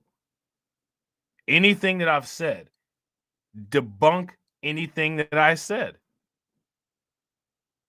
Anywhere. You know what I'm saying? Oh, well, you know, I'm going to just call you names because I'm not smart enough. I'm going to just call you names because I can't. Name calling and amateur comedy hour has become the accepted form of philosophy and intelligence. And then people wonder, well, how come no one really listens to anything that, you know, that we say? What? Because if people want to see something funny, they're going to listen to Jerry Seinfeld. They're not going to listen to you try to fight your way out of a wet paper bag. That shit's not funny. It shouldn't be funny, you know what I'm saying, to you. But like I said, we're going to show this. We're going to show this more and more and more and more and more. Look at politics now. Let me ask y'all this. Have you guys noticed that there's a drop-off in people paying attention to political content now? You know, it was like, you know, during the time when it was an off-season sport, everybody was a political expert. What happened to the politics?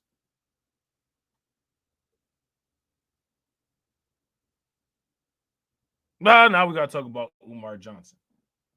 Now we got to talk about 50 and you know, Big Meech.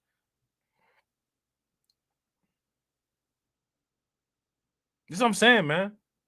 Short attention span. TikTok brains. Now we got to talk about Cam and Jim Jones. You know what I'm saying? We got to talk about Mahi. We got to talk about Mahi going to see what's up with Diddy. You know what I'm saying? That's what people put in their concentration in. And then they'll turn around and like, there's nothing wrong with that, right? I watch hip-hop videos all the time. I love like old school hip-hop videos. I'll be watching old school Smack DVDs, all that stuff all the time. But that's not what I spend all my time watching. You know what I'm saying? I follow a lot of cryptocurrency content very closely. I follow economic content very closely. But according to the YouTube algorithm, the majority of people just watch the recreational stuff. I don't know what I'm more tired of. I don't know if I'm more tired of hearing people lie or if I'm more tired of the current conditions of the world. What are you guys the most tired of? Shout out to Carlton. Carlton said, maybe we'll get another milk crate challenge to help fix the wealth gap. The milk crate challenge is crazy. Shout out to DC. DC said, yeah, definitely, Katsy. You're smart as hell. You need a couple colleagues and train up or build one of these LLMs for AI. Yeah.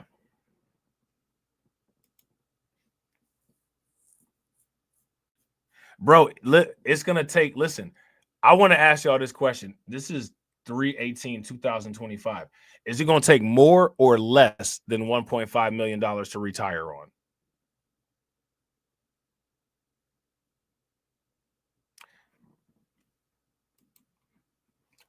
Shout out to Katsy. Katsy said, I would rather have our small group of truly interested and intelligent people. Yeah, me too. Let me ask you guys this question.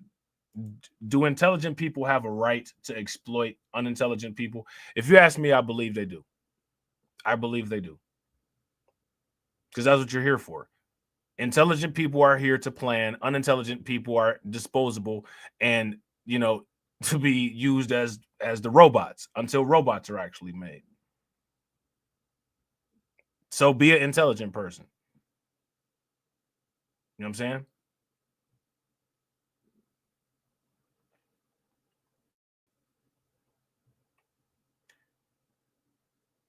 One thing, if you ask me, one thing that makes intelligent people intelligent is they figure out how to get other people or the environment to do their bidding for them. I want y'all to think about this, man. This fantasy value system of like everybody just living together in harmony. How does that work?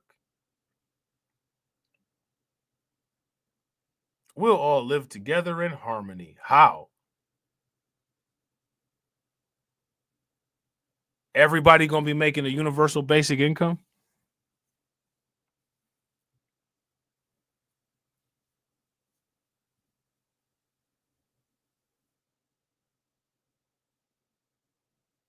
How's that gonna work?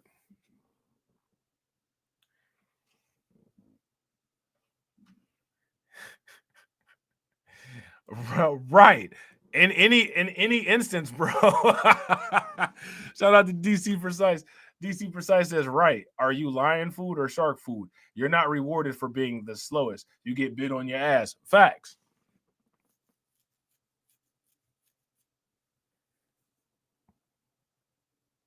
Facts.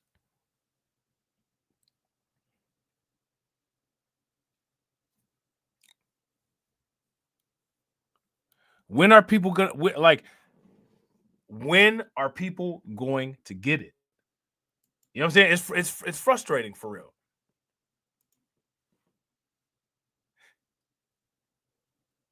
You know what I'm saying? And I think what really frustrates people the most is that people believe that they are outside of their perceived capability. So then they got to say something else. They got to say something else.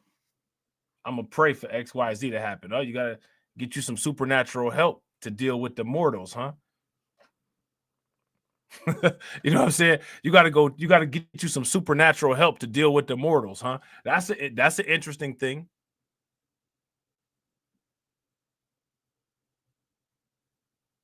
That's an interesting thing. That's a whole nother discussion, right? Dollar market. The problem? Only working fusion power plants right now in the universe are stars. Now it's a worldwide race to change that. The closest anyone's come was at the National Ignition Facility in California in 2022, with a brief but crucial moment of net positive fusion energy. But despite decades of US leadership, China is catching up, building faster and spending twice as much to beat the US to it. If you care about AI, if you care about, you know, energy leadership, you have to make investments into fusion. This is something that if the United States doesn't lead on. Carol just said, hit the button. Hey, hit the button. Hey, you got to ask that question, right? Oh, you got to, you know what I'm saying? You got to call you got to call your ancient spirits of evil to deal with the mortals. You can't deal with them with your own mortal self, huh? That's interesting. Spirits of evil, transform this decayed form to Mumra, the ever-living!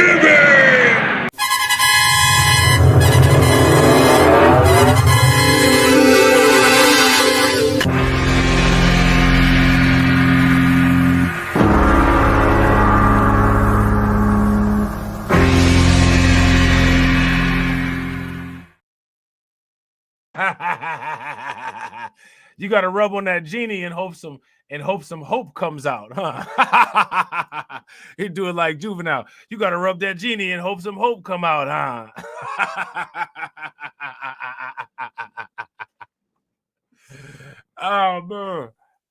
man. Listen, man. Listen. You know what I'm saying?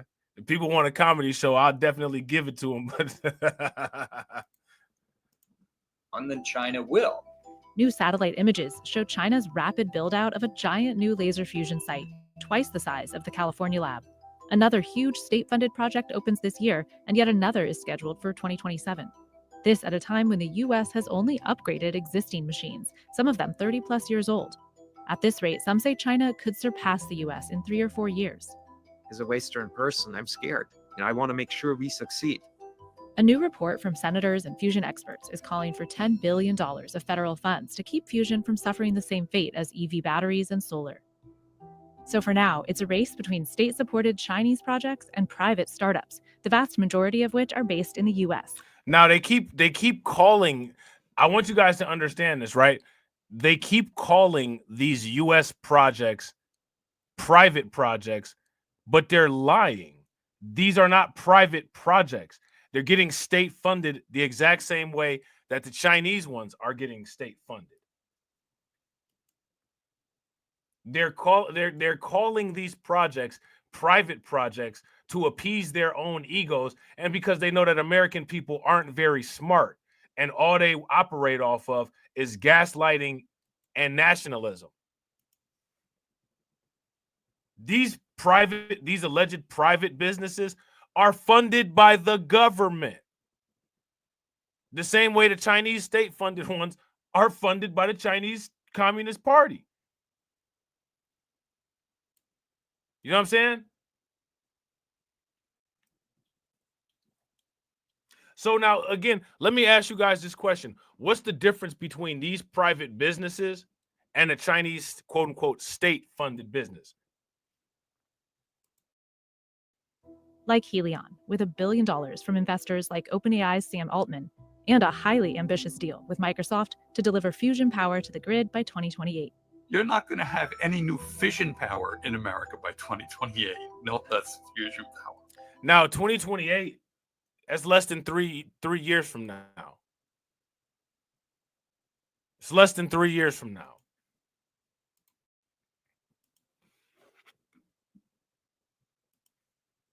Google's backed TAE Technologies raised $1.2 billion.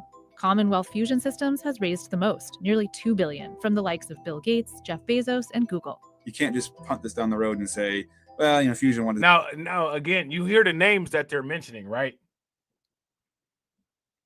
And again, we got to keep asking. Now, again, if the community, quote unquote, wants us to, quote unquote, give back, right, then we have to place demands on the community to make large enterprise investments like this to be able to give us something. Right? If you guys would agree, give me a thumbs up. If you guys would disagree, give me a thumbs down. You don't get given back something when you've given nothing.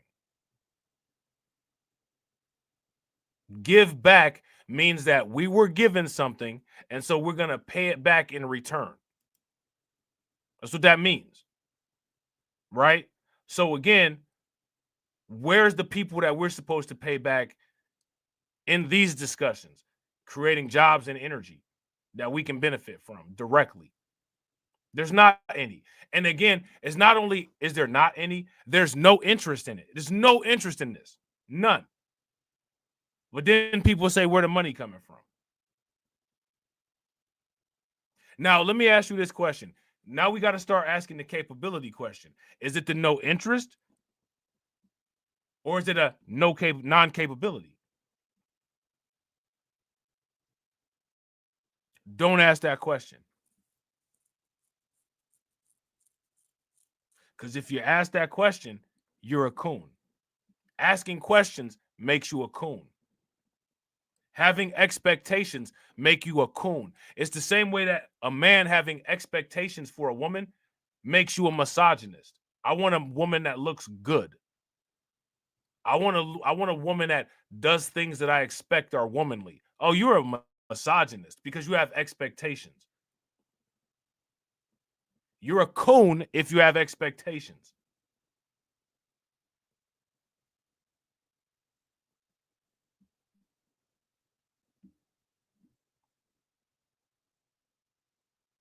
Now, mind you, You're only a coon if you have expectations in regards to a critique like this. You can literally use the exact same logic when it comes to, well, what would a political parties give us for our vote? If we give them our vote, what will they give back? Perfectly fine to ask. Go ahead, ask that question. People have programmed you to ask that question. Ask the question. All right, now this community that we're supposed to quote unquote give back to, what have we been given? That why we need to give anything back? Don't ask that question. You're a coon. Shout out to the meme coins, right? Coons with questions. Right. Right. Coons with questions. We got a negative market cap. Call it the racial wealth gap.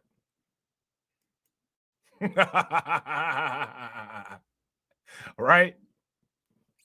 Right? Don't ask this question.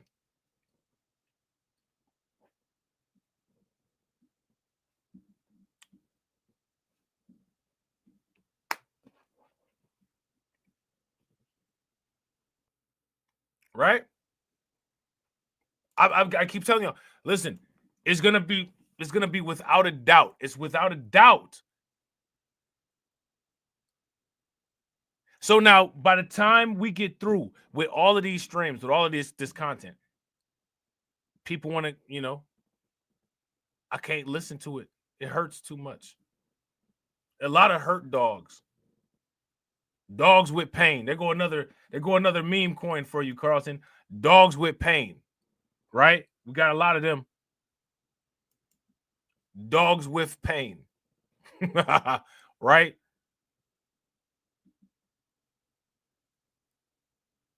So we got to ask the capability question.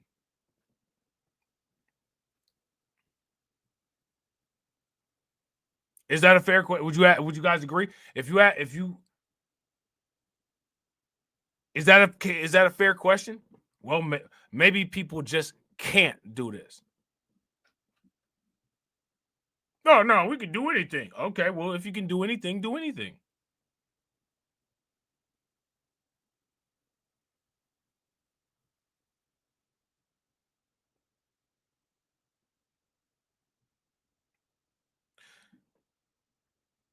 I'm gonna put it out here like this. I'm gonna ask this question.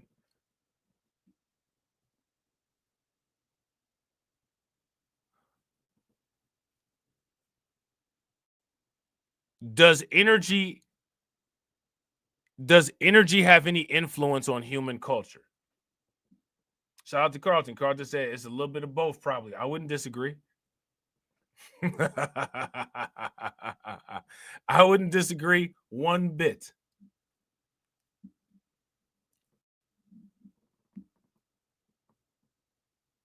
Now, let me ask you this question, right? If somebody comes up with a sustainable form of fusion energy, is that gonna influence the world culture more than hip hop? Somebody let me know.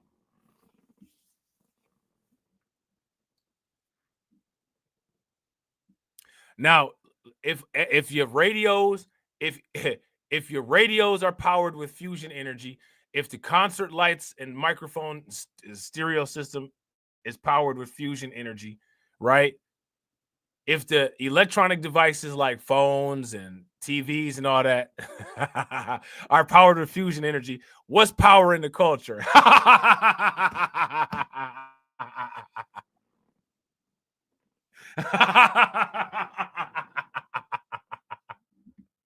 What's powering the culture? You know what I'm saying?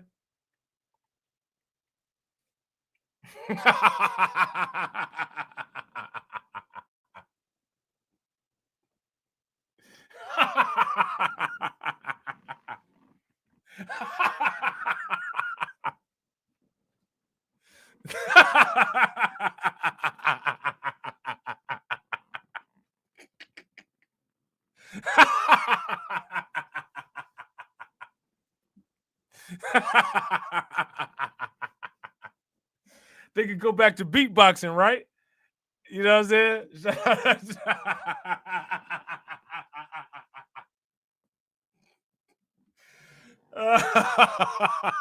Shout out to DC Precise. DC Precise said, I saw where you were going there. Yeah, you saw the trap. You saw the trap getting set. You know what I'm saying?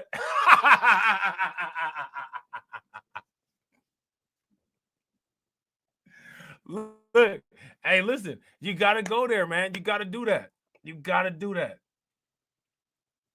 You got to do that. You know what I'm saying? Right. Look, shout out to DC Precise. You a coon. You a coon. Now, here goes my thing, right? Here goes my thing, right? With that argument. If I'm a coon, unplug everything and see how that shit go. Unplug unplug everything. You want Hollywood unplugged for real? Do Hollywood unplugged for real. Do hip hop unplugged for real and see and see how it goes.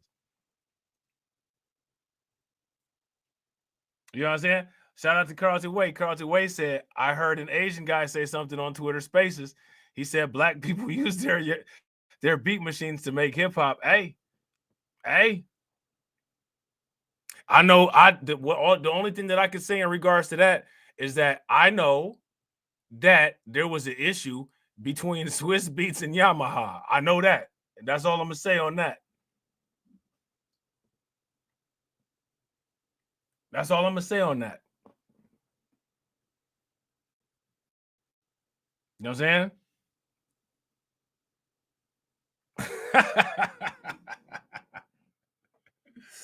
Now, you know, you would think, you know what I'm saying, that people would make their own beat machines.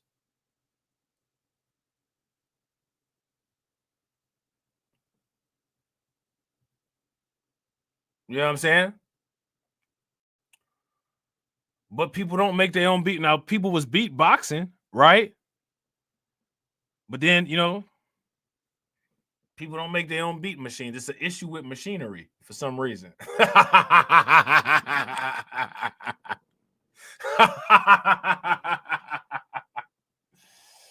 Now, listen, you guys know the sound of the Caribbean, right? The sound of the Caribbean. You know what I'm saying? Now, you know, it's a lot of people that's on YouTube. You know what I'm saying? And these are diaspora war people, right? And the diaspora war people, they all the same. It don't matter if they Caribbean or it don't matter if they Black American. They all the same. You know what I'm saying?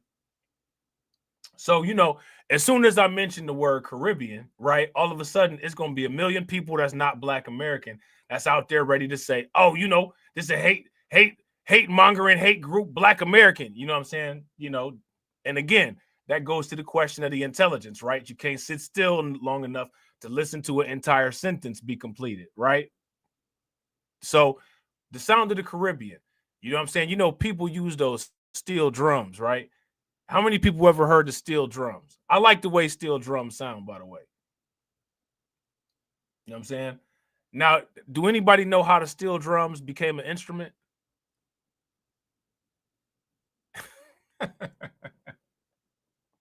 How did the steel drums become an instrument? You know what I'm saying? If y'all don't know how the steel drums became an instrument, I'll let y'all figure out. Y'all can look that up. How the steel drums became an instrument. Now, why am I asking that? I'm asking that because that's a unique sound and it's pretty cool, right?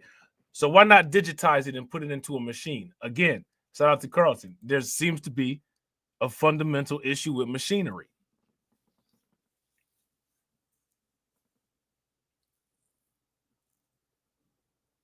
Shout out to AB. AB said, Mahi love that. AB said, Mahi. AB said, Mahi love that steel drum. You know what I'm saying? Mahi love the steel drum.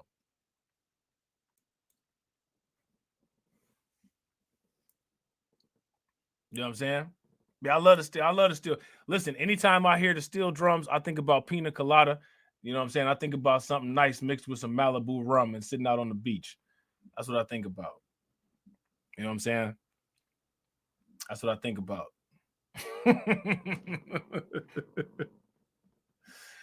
But this is what I'm saying, though. It's the business practice, right? It's the business practice.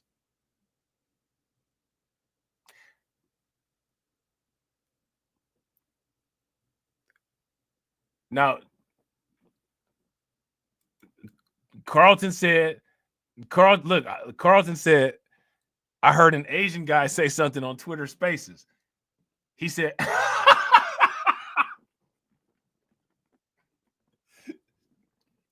he said black people use their beat machines to make hip hop.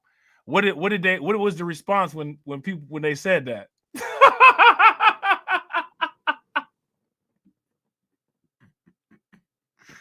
What was the response?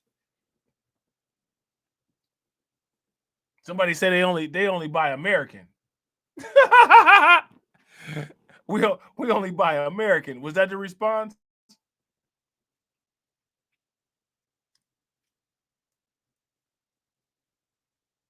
You know what I'm saying? Now, again, what's up with the lack of tech presence?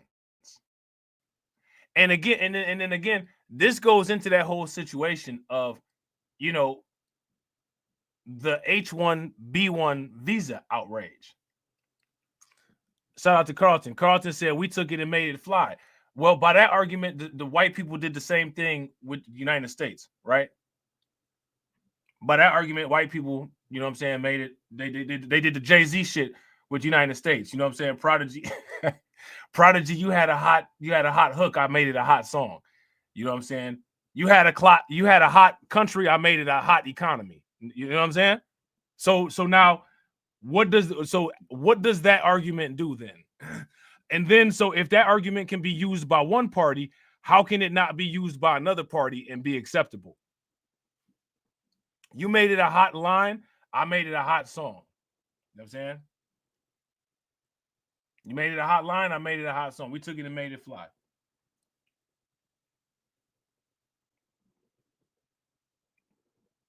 We took it and made it fly. Okay. And people took Africa and made it fly. And people took the United States and made it fly. Okay, now what? So why am I saying that, right? Because I've never used that argument, right?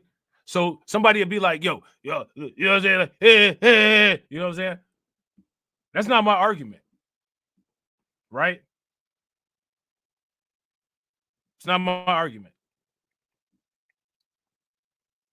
Now, my question is, where is the cutoff to what culture vulturing is?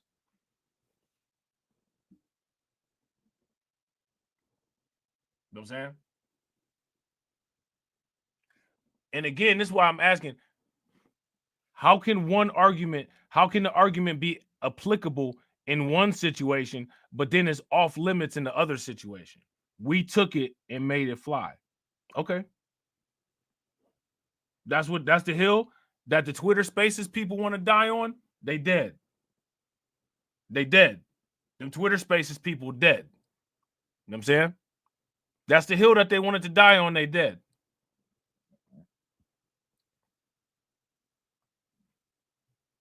Somebody could say that them Jays, you know what I'm saying?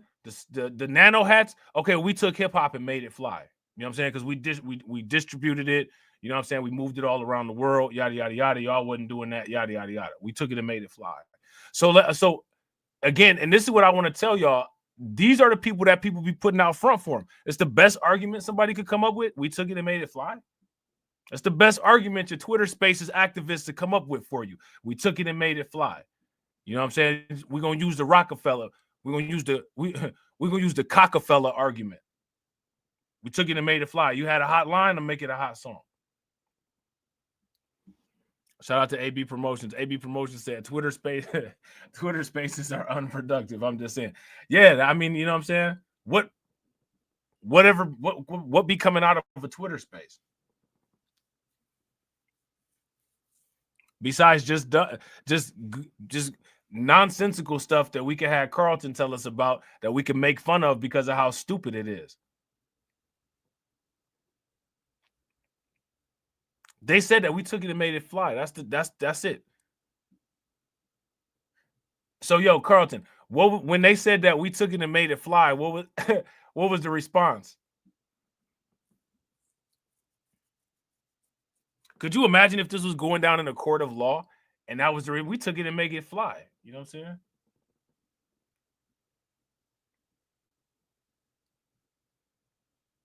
saying? Listen, the we took it and made it fly argument, that right there should be plenty evidence of that should be plenty evidence, right?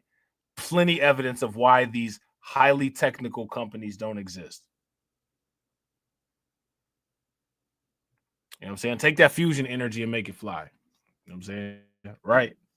Ooh, can't do that. Can't do that.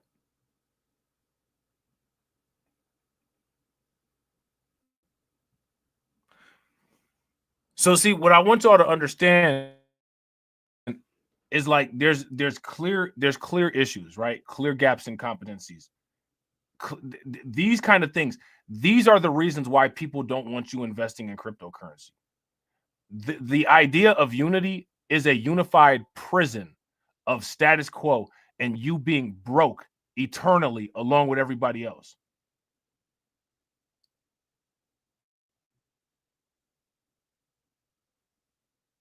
If you've got all the money and all the resources in the world, you don't have to unify with anybody. You have all your monetary, financial, resource, and asset weapons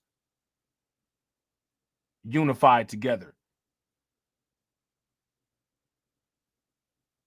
You should only unify with people who are going to strengthen your unification. We got a bunch of weak links all over the place. Don't unify with weak links. Weak links break the chain. If you guys would agree, give me a thumbs up. If you guys would disagree, give me a thumbs down. Notice all of the people that are always talking about unifying, they don't have any basis to unify on. They can't. None of these people are trying to come up with any of these type of businesses. These type of people, listen, when you talk about this type of science and stuff like this, the fact that they're not capable of doing it comes out by them saying stupid stuff like, quote unquote, all these people want to do is X, Y, Z. Okay, so I mean, even if that's the case, don't you feel like you need to have some way to, deal with that or mitigate that risk? So you need to have your own secondary energy supply, or you know what I'm saying? No. This is evil, yada yada yada. Because you still believe in good and evil. You know what I'm saying? There's never a requirement on logic. There's never a requirement on intellect. There's never a requirement on anything making sense at all, ever. And anything that's outside of anybody's capability, it's evil. So, like I said, if I was you guys, I would go down the line and pay very close attention to what has been called evil on a legacy. Because if you ask me, one of the things that qualifies things as evil is, one, things that people just don't understand, or two, things that are outside people's capability or realm of understanding, which puts a hard line on their limit of capability.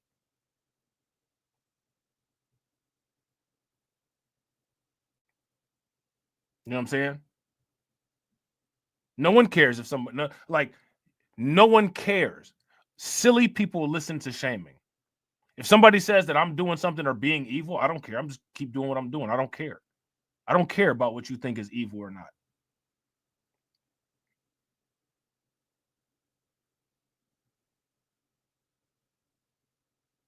You know what I'm saying?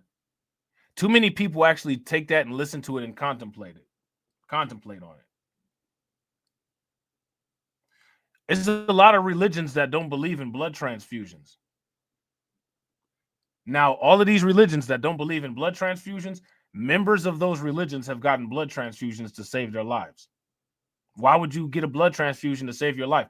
Why would you save your life to continue living in this realm if you believe that what you just did is going to send you to hell eternally, and you know that you're only on the planet Earth for a fixed period of time? How stupid is that? Does that make any sense?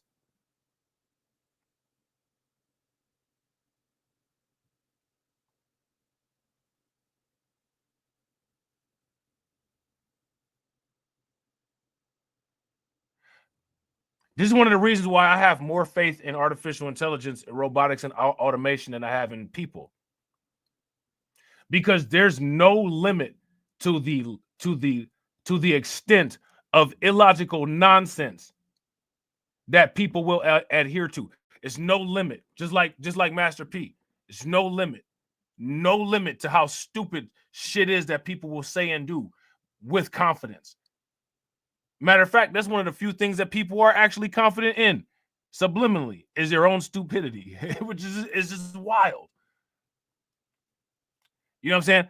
Look, listen. If you get any type of organ transplant, is that a blood transfusion as well? Absolutely. Absolutely it is. You mean to tell me you don't think that there's blood from the host flowing through those organs? You mean to tell me that you don't think that you have to get typed and cross-matched for a blood transfusion? If you're getting a heart transfusion or a heart transplant, you know what I'm saying? You getting a liver transplant, you don't think that qualifies as a blood transfusion? A preacher would be the first person to talk their way around and somehow that's not a blood it's not the same as a blood transfusion. But if you talk to a medical professional will tell you that all the criteria for a blood transfusion have to be in place for an organ transfusion. Have to be, the antibodies have to be screened, got to be typed and cross-matched, got to test for graft versus host disease. It doesn't matter though, because I'll make a separate standard for myself because it's something that I'm doing.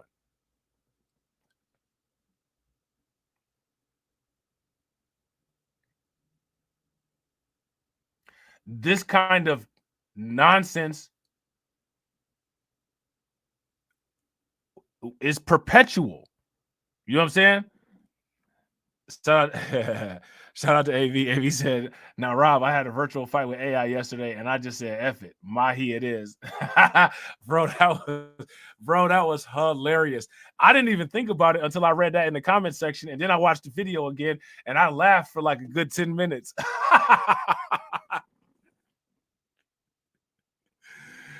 I laughed. Like, I ain't even noticed it. You know what I'm saying?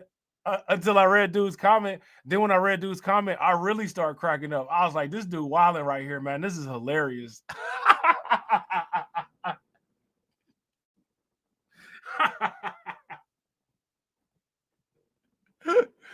Oh, man. Anyway, let's get back to this. Is that we don't know what's happening. It is happening in China. We sat down with 3 of the biggest US startups and fusion experts to find out what's at stake and ask what they're doing about China gaining ground in the race to commercial, limitless, clean atomic energy. Now, I want y'all to understand this, right? Look at this. Now, look at this, right? Look at this, right? Remember how I always be asking the question, I don't understand people's like weird interest in bricks? You know what I'm saying? Like, people have this weird interest in bricks because like they feel hopeless that bricks getting at the United States is the only way that they can ever see the United States got at, right? You know what I'm saying? Now, in people's interest in bricks, right? We've talked about all these different businesses that are on the Chinese stock market that are doing really well, right? Now, here goes another area where Chinese business is doing well, right? You got DeepSeek, right? That threw off the entire US stock market, right? Now you got China leading in the fusion race, right? Which we've been talking about the fusion race over the years, right? All of the people that be sitting up there giving the economic breakdown about bricks, where's the companies that we're supposed to be investing in so we could, you know what I'm saying, hit some of this $1 trillion 2050 market cap? Let me ask y'all this question, man. The same way that we got goals, right? Like, yo, we trying to get whatever, 1,000 Ripple, right? We trying to get 10,000 Polygon, trying to get 0.1 Bitcoin. How many people will pass these financial goals down to their children? Because these financial assets are not going away, right? So, you know, when you die, you on your deathbed, you pass over your cryptocurrency portfolio to the kids. The idea, tell the kids, is not to spend up this crypto. The idea is for you to expand this portfolio. You need to expand this portfolio. You know what I'm saying? You need to have 0.2. You need to have 0.2 Bitcoin. You need to have 2,000 Ripple. You need to have 20,000, you know what I'm saying, Polygon. You need to have 1,000 Matic, still staking at 14%, because that's higher than the inflation rate. It don't stop because my heart stopped. These are a list of things that you need to be doing as well. And you need to build onto this list and pass this list on to your kids.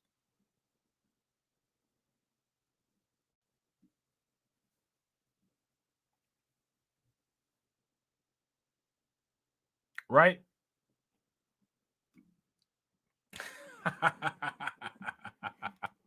Shout out to Carlton. Carlton says some will pass down their Twitter login credentials instead of Bitcoin. Yeah. And then we already know what they're gonna ask. What are they gonna ask?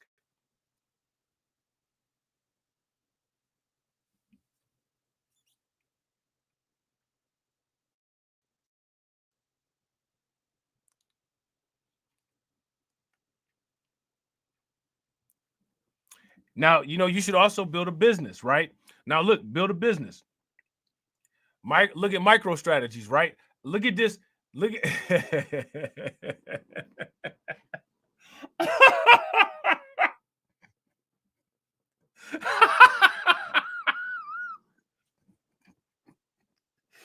oh man. Oh man. Look. Right? Now look at micro strategies, right? You know what I'm saying? Now, you know, MicroStrategy's got all the Bitcoin locked up into preferred stock and common stock and convertible bonds, right? So all of the wealth of MicroStrategies, you know, for the most part, whoever the majority stockholder, whoever the majority shareholder is in MicroStrategies, or call it strategies now, right? That is where the majority of wealth will go to, right? For MicroStrategies, right? Now, shout out to Umar Johnson, right? Shout out to Umar Johnson.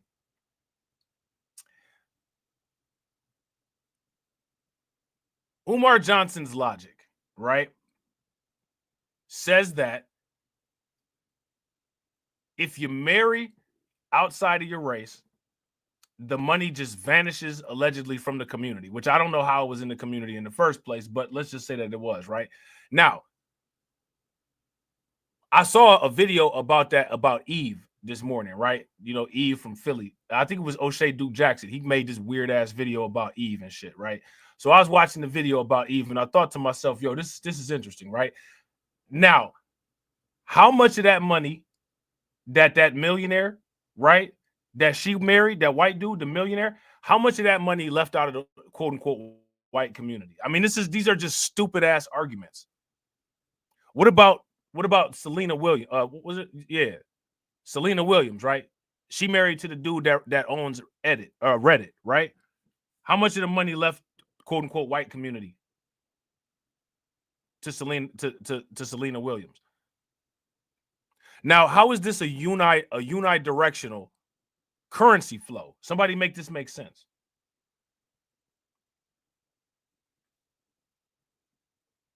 So why am I saying that? I'm saying that to say this. For one, if you create a trust, right,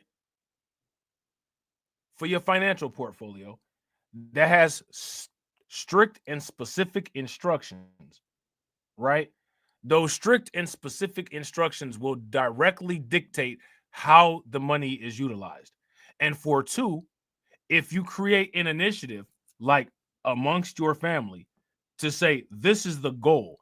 Our goal is to get XYZ amount of assets, and you keep in line with that goal as part of your family tradition to get the assets, eventually, at some point, you will hit that goal.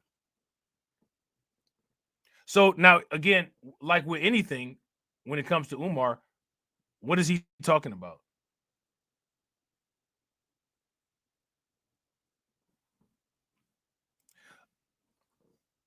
You want to know when some money left the quote unquote community?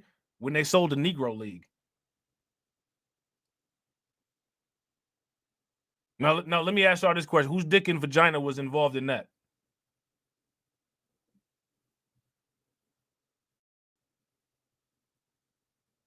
So why am I saying that? I'm saying that to say this: why don't people listen to economic professionals about economy and let entertainers entertain?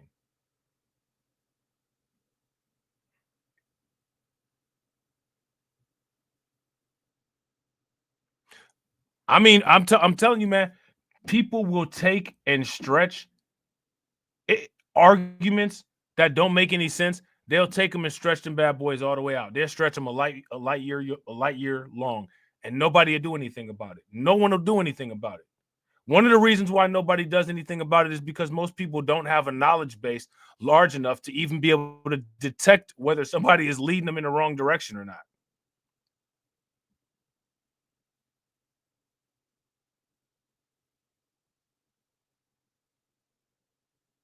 You know what I'm saying? Why do people accept that? It's beyond me.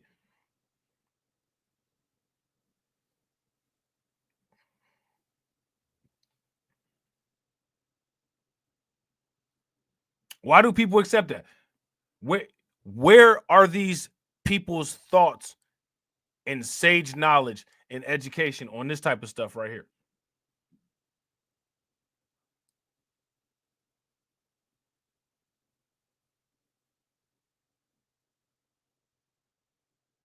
The best thing that I can tell you to do is invest in my super chat. Invest in the super chat. Like, come on, man. Like that's wild, man. But that's what people want to hear, and that's what people living for every single day. I don't know what to say. What do you say to that? You know what I'm saying? What do you say to that?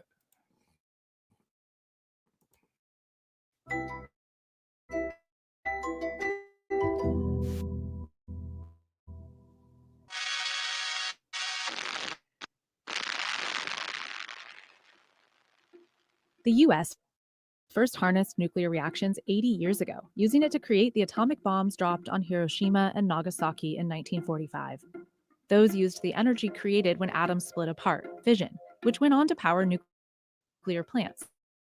And more recently, small modular reactors, SMRs, which are seeing big investments from the likes of Amazon and Now Google. listen, I want y'all to understand this, right? I want y'all to listen to these weirdos, right? Listen to this. Now, you guys have heard this stupid ass argument about quote unquote we the most patriotic people, right? How many people have heard that argument? If you guys have heard this argument, give me a thumbs up. If you guys haven't, give me a thumbs down. Now, the most patriotic people will sit there and criticize the United States about dropping these atomic bombs on Hiroshima and Nagasaki, and literally none of these people ever say that Japan ever did anything wrong ever for dropping a bomb unexpectedly on Pearl Harbor. But they claim to be, you know what I'm saying, like we the most patriotic people. But you're patriotic though.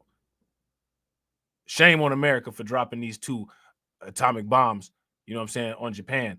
And we won't mention at all that America got surprise bombed by Japan, but we the most patriotic though. You know what I'm saying, this is that stupid shit. This is that dumbass shit that I be talking about. This is that dumbass argument shit that don't be making any sense.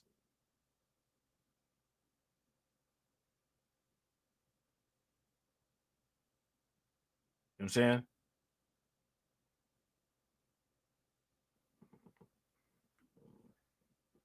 And this is what I'm saying. There has to be, like, how many people agree we need to bring not only shaming and shunning needs to be brought back. There needs to be a Skid Row for stupid people, where there's a Skid Row. All these people are restricted behind the Skid Row. It's a big ass fence that they can't get behind, that they can't get out from, and there's sharpshooters in front of it in case they do get out. You know what I'm saying? They can just either get put right back in, or you know what I'm saying, they can get They can go right up off the planet if they need to.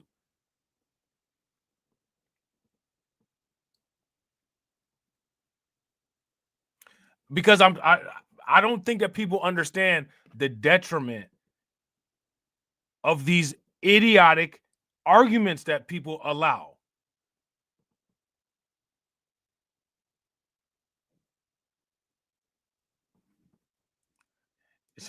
Shout out to DC Precise. DC Precise says, "You mean the gun line, boss?" I mean the facts, bro. I mean the gun line. Facts. I'm not even trying to be funny, man. Like, they might need to have some type of remote. They might need to have some type of remote control device strapped to them too. So if the sharpshooters don't get them, somebody can just press a button. You know what I'm saying? And if we hear something, you know what I'm saying, explode, then you know what I'm saying, we know we can cross that name off the list.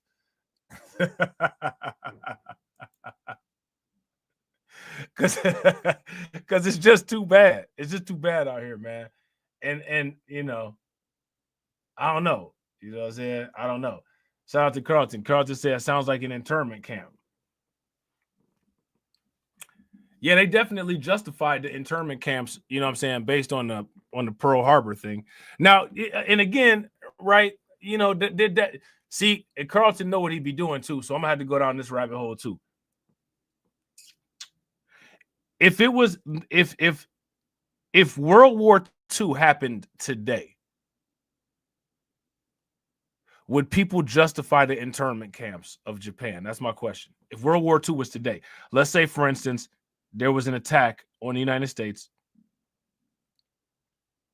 would people justify the internment camp logic today? Philip's got to have a video about it every 2 weeks. Every 2 days. For real, for real. You know what I'm saying?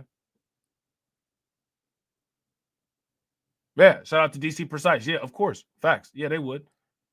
They would.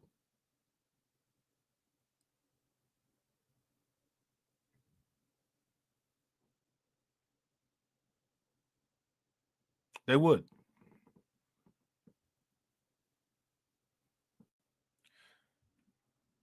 But now at the same time, people turn around and say that this is wrong. Now, if it was today, the first thing that they would say is they don't have no business in the country anyway. Right? That'd be the first thing that they would say.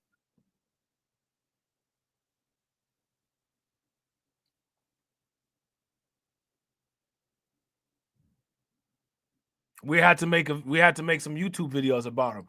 The internment bros, right? The internment bros.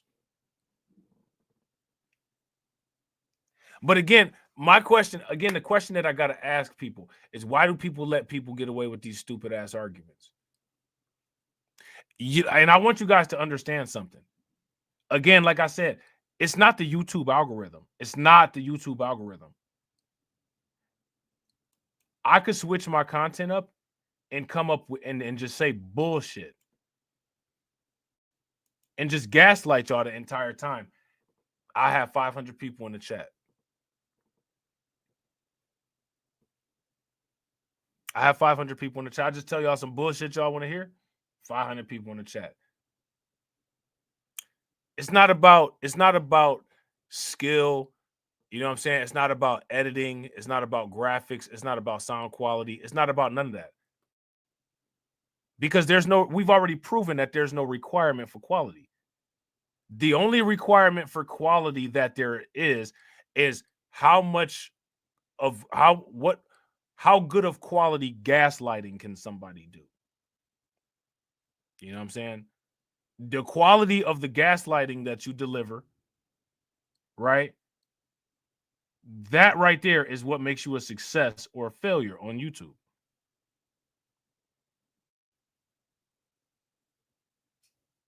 You know what I'm saying? It's not the quality of anything else.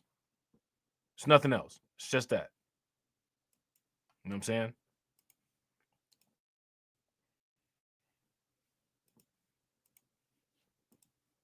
As a way to power AI data centers. The AI boom kind of came out of left field when it became clear the sheer volume power that was going to be required.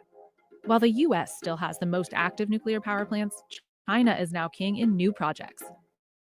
Despite breaking ground on its first reactor nearly 4 decades after the US pioneered the tech, China is now building far more fission power plants than any other country. China entered the fusion race in the early 2000s, about 50 years after the US. That's when China joined the US and some 32 other nations to collaborate on ITER, the international... Right. Now look, shout out to Carlton. Carlton said, facts, quality is not needed. I see YouTubers with the camera upside down and will have hundreds of people in the chat. Bro, facts. Facts. And the thing is that, listen, I want people to cop to this shit about themselves. People need to stop lying about themselves. Listen, I want y'all to understand, this is the reason why people are clueless about any type of quality. They are so clueless that the only thing that they consider quality is something that somebody else told they stupid asses is quality. You know what I'm saying? Why do you think that people talk about all these different Versace, Gucci? You know what I'm saying? That's what people think is quality. Now, can somebody tell you thread count on any of that shit? Can anybody tell you about the types of cotton or the type of raw materials went into it? No, they can't tell you shit.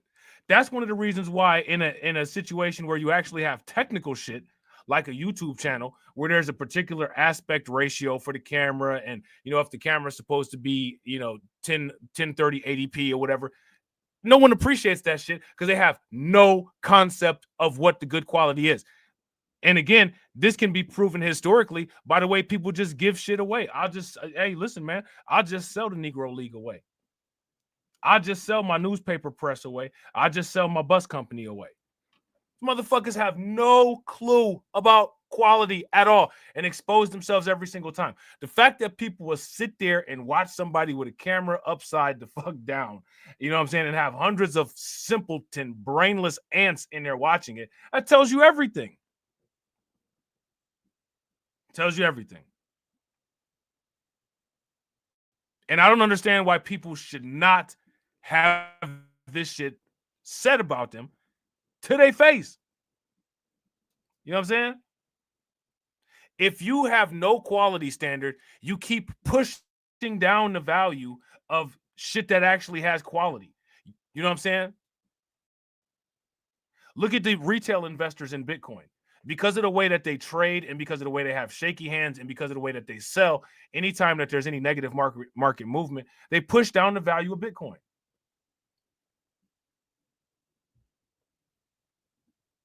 We got a bunch of quality, ignorant motherfuckers. And they push down the value of anything that has quality.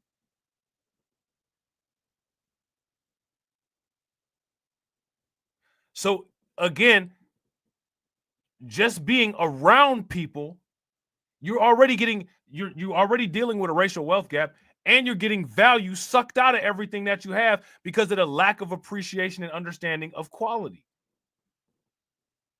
And again, I asked the question, you're supposed to give back to what? The vacuum that's constantly sucking quality out, the value that's the situation that's constantly sucking worth out, give back to what? Lil John said, turn down for what? Give back for what? Don't even appreciate quality. I see people say, I'm going to edit this video. And then I watch a video and I'm like, where's the editing at?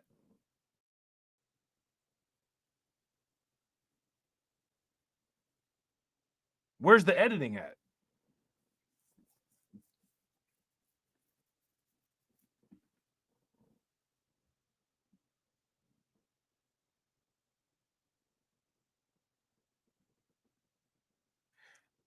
Why, if you have no quality standards for yourself, should anyone else be interested in spoon feeding you any quality?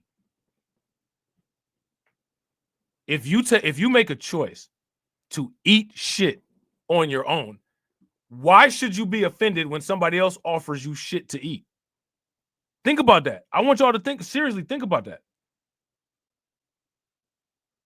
Somebody else is supposed to give you a 5-star meal when you literally eat shit voluntarily, make it make sense.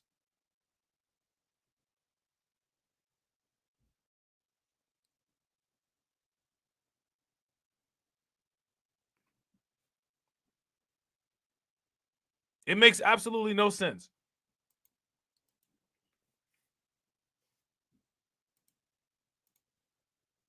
Thermonuclear experimental reactor mega project in France. But since then, they are training many more plasma physicists, fusion scientists, than are being trained at American universities. We know they're moving faster than. So now, so you guys heard the education gap, right? So there you go. You know what I'm saying? If people need to feel needed, become a plasma nuclear scientist. Now, let me ask you guys this question. You guys think that there's going to be a 150% jump in plasma nuclear scientists after this stream? Absolutely not. Absolutely not. Now, in 2050, do you think that there's going to be a 150% jump in bitching? Oh, nobody told us about this. Nobody told us about this. Yeah. You know what I'm saying? There you go. Look. They're showing the education gap right there. So become a plasma nuclear scientist, right? Now, somebody is sit there and say, oh, you know, I'm just now hearing about this shit, right? I've been talking about this. Going to the US and some 32 other nations to collaborate on ITER, the International Thermonuclear Experimental Reactor mega project in France. But since then, they are training many more plasma physicists. Look, hey, Carlton, look, check this out. Carlton said, dang, what I tell you, bro? Wop, wop, wop, wop, wop. I'm going to fuck them up. Right? Wop, wop, wop, wop, wop. I'm going to fuck them up. Fusion scientists then are being trained at American universities. We know they're moving faster than the US government program. The first large-scale use of fusion was a US hydrogen bomb test in 1952. But in the 7 decades since, scientists have struggled to harness more energy than is used to heat and sustain the fusion fuel. Fusion is the way stars, including our sun, make energy. The fuel is hydrogen, a light, abundant element in comparison to the heavy, scarce uranium used by fission. When hydrogen atoms reach extreme enough temperatures, up to 270 million degrees, 10 times hotter than the sun, the pressure causes them to fuse together. Now, look, let's ask this question, right? We're going to ask some basic physics questions, right? Now, let me ask y'all this. When it comes to a hydrogen atom, right, or a hydrogen ion fusing, right, with another ion or another atom, how can these elements or how can these particles, how can they be fused together if through principles of electromagnetic energy, like forces repel? Right? See, I want you to look at the model. If you look at the model, you got plus, right? And you got plus, right? These two pluses are coming together and sticking together. How does that happen, right? If plus and plus repel, right? Uranium used by fission. When hydrogen atoms reach extreme enough temperatures, up to 270 million degrees, 10 times hotter than the sun, the pressure causes them to fuse together. Now, how does that, now, what's the mechanics of that? How does that work? How is it that a temperature increase, clearly a high temperature increase, in these particles creates an environment to where electromagnetic forces can be, overcome to where there's a magnet-like phenomenon that takes place that allows the same charge to attract to each other? How's that work? How's that work? Somebody let me know how that works. Shout out to Carlton. Carlton said heat.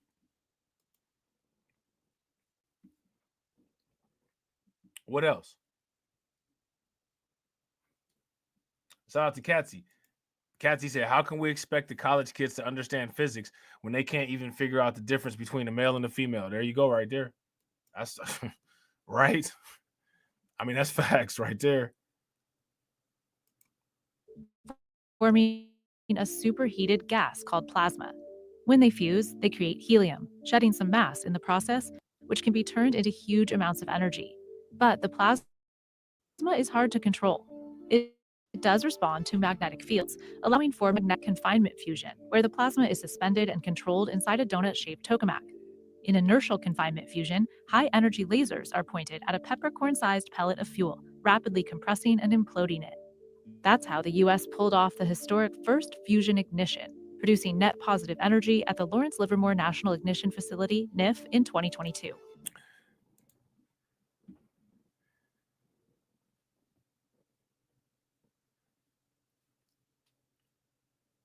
So look, check this out, right? This is easy, right? So everybody should be everybody should be doing this, right? Everybody should be doing this.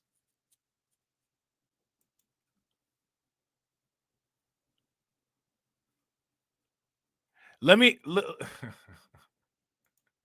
You know what I'm saying?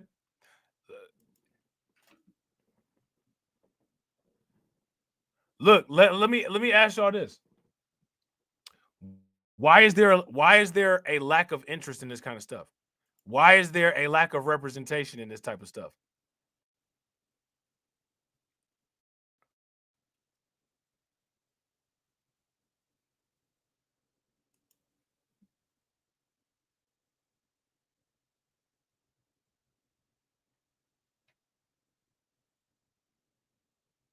Think about it, man. Shout out to everybody watching. I appreciate you guys. If you all haven't smashed the like button, do me a favor, take a moment, smash that like button. Also, if you guys haven't hit the bell, please take a moment, hit the bell, and also please share the stream to your social media.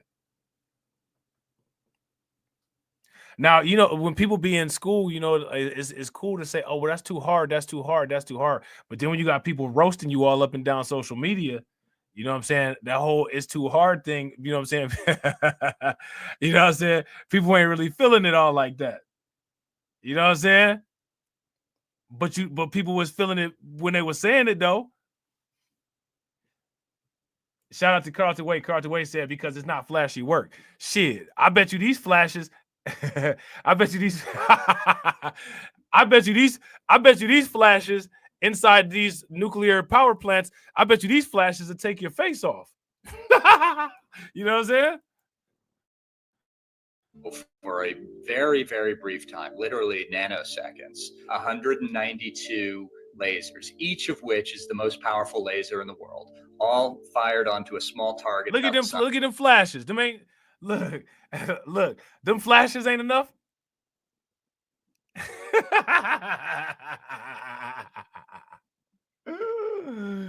You know what I'm saying? Them flashes ain't enough. Size of a BB. That fusion fuel then ignited.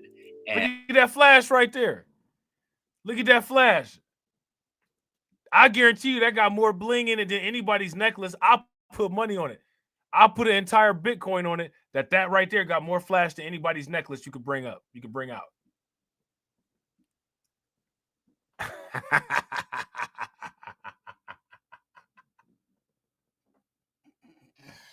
You know what I'm saying? Show me somebody got more bling than this nuclear reactor. Show it to me. Where they at? What record label they with? What set they represent? You know what I'm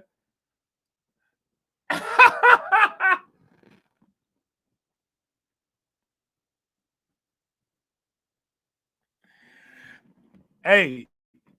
Hey, shout out to y'all, man. Hey, look. Hey, we hurt somebody's feelings. Somebody unsubscribed. Shout out to AB Promotions. AB Promotions said nobody got popped. Yeah, but y'all seen Homer Simpson, though. If you work in a plant like this, you got to wear the get rich or die trying suit. You know what I'm saying? Not only is you wearing you wearing a nuclear you wearing a nuclear radiation proof suit. It's more than just a vest. Somebody got popped. Look at all these people that got cancer. They all got popped with electrons.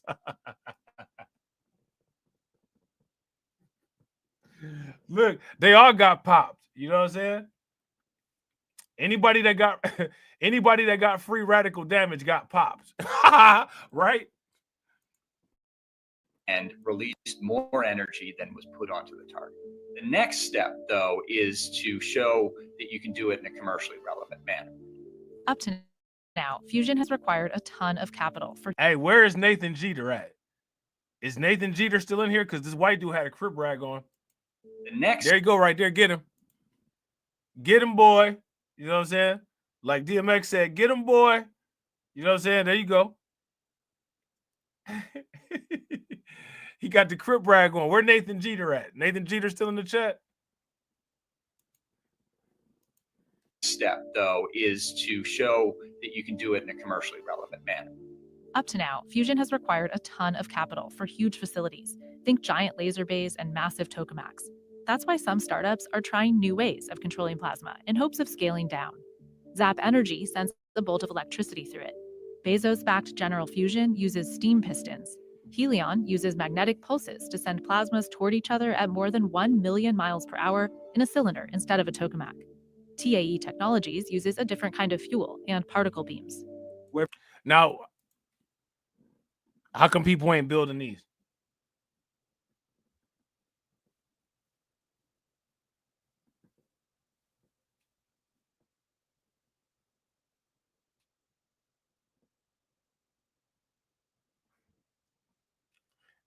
Shout out to Carlton. Carlton said it's hard to flex on people with this job, bro. It's hard to flex. All that strange flexing got their arms cramping up, bro.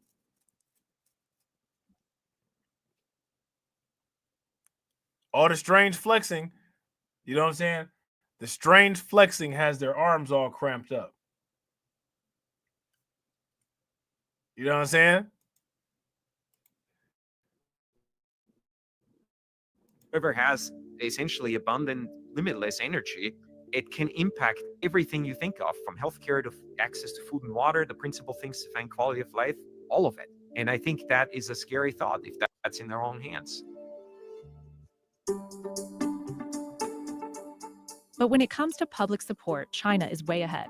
The Department of Energy estimates Beijing is putting a reported $1.5 billion annually toward the effort, while U.S. federal dollars for fusion have averaged about $800 million annually the last few years. And in 2023, the DOE says China's fusion investments were more than those of all other countries combined. Look at that right there. So again, right, this is just more evidence. You got to pay to play.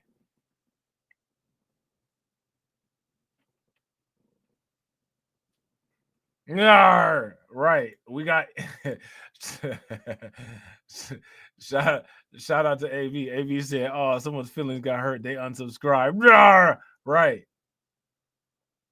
Shout out to y'all, but we got idiots who are subscribed. You know what I'm saying? Morons! I have morons on my payroll! Morons! I have morons on my channel. You know what I'm saying? Morons! I have morons on my payroll! We got to get them out. We got to get them out of here. They're not welcome. You know what I'm saying? They're not welcome. The Chinese system is famously opaque and difficult to see as an outsider.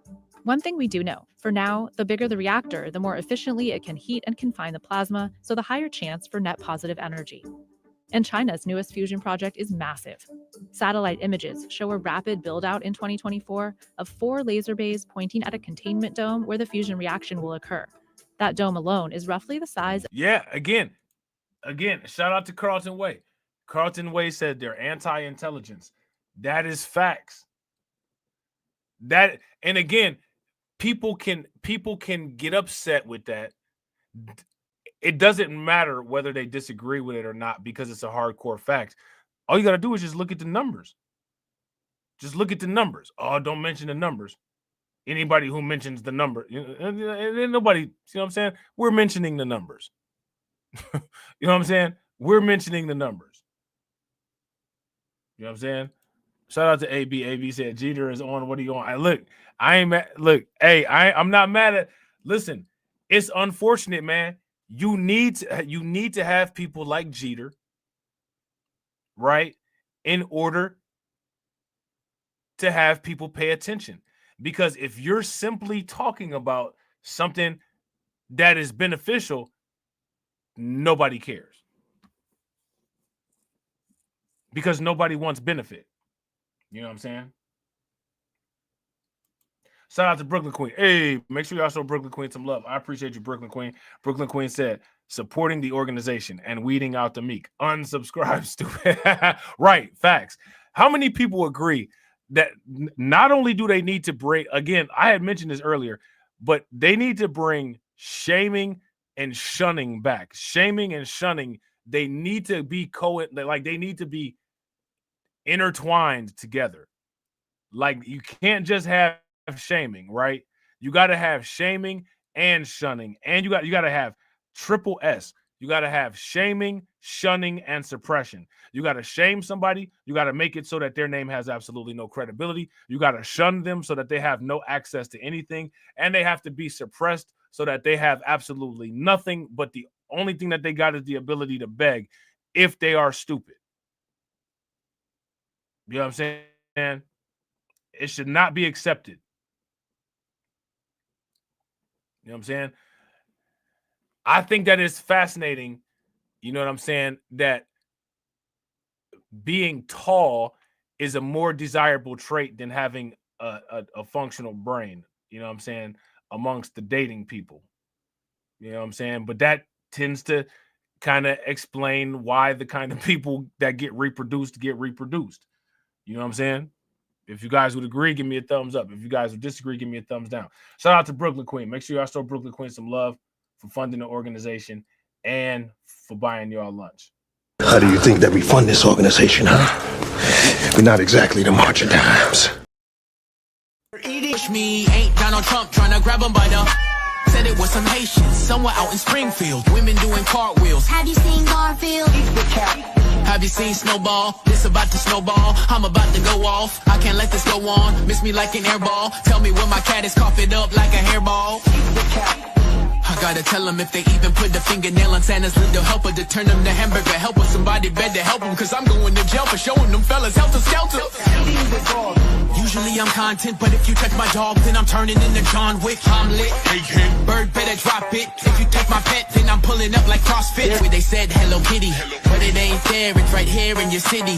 When I turn my back, now the cat goes missing and where my peoples is at. Does anybody know where he flipped with that? Cause I heard they putting claws on felines, I'm mad. And my cat disappeared just like Felix the cat. And got paid back. Thought she was a goner, but the cat came back. If you ain't a pussy cat, say drop that cat. Drop that cat. Drop that cat. Got paid back. Thought she was a goner, but the cat came back. If you ain't a pussy cat, say drop that cat. Drop that cat. Drop that cat. They're eating the dogs. They're eating the cats. The cat.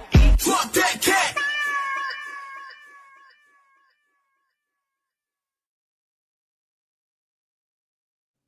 Definitely appreciate you, Brooklyn Queen. Shout out to Maine. Look, shout out to Maine. Maine said, because we're trying to reproduce basketball players. Hey. It's the same thing. Look, check this out. All them little videos and the little shorts and stuff like that. When I be like, yo, look at the comment section of these, right?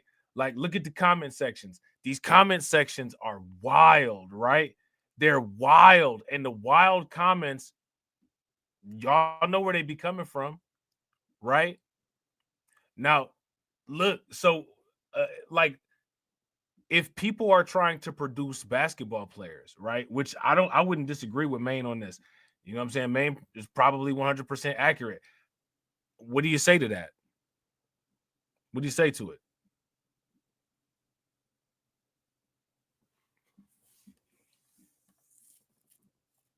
Who told somebody to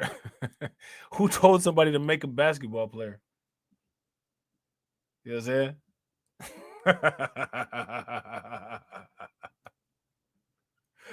You know what I'm saying? I want y'all to understand, like, none of these, all of these arguments of the past, right? None of them hold up to, they're all false. They're all fake.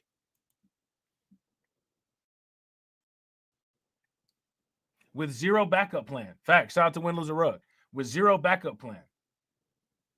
Shout out to Maine. It's inefficient, especially if they aren't going to own a league. And you know they not. You know they not. Not even thinking about that. They're not even. They're listen. I want you. They're trying to manufacture a future, child to already go and work for somebody else. Like, that's crazy, man.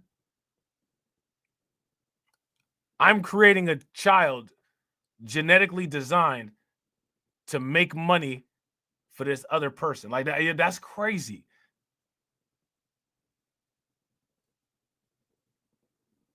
And listen, shout out to Brooklyn Facts. In many cases, what people consider beauty and intelligence are never wrapped up in the same package. Right? You know what I'm saying? Right? It's not a lot where, you know what I'm saying? There's not a lot of times where what people consider beauty is wrapped up in the same package as intelligence. I was actually watching the short with 50 Cent, and I was dying laughing because 50 actually said something that I had said. You know what I'm saying? And 50 was like, like quote unquote dime pieces or whatever, like attractive, you know what I'm saying, chicks or whatever. They all right to look at, you know what I'm saying? But, they might not really be the best investment. And, you know what I'm saying? Like, who's the smartest, like what they call like IG model or whatever? Like, who's an intelligent one? It's not really very many like smart, brilliant, genius, you know what I'm saying, people that's paired with what people would consider beauty out there. It's not a lot of, you know what I'm saying, it's not a lot of these athletes are not about to retire and work at none of these nuclear fusion companies that we just talked about neither. You know what I'm saying?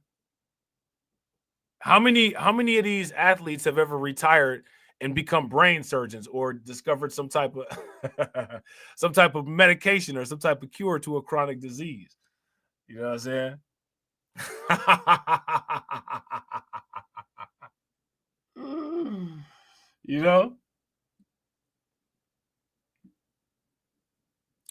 So,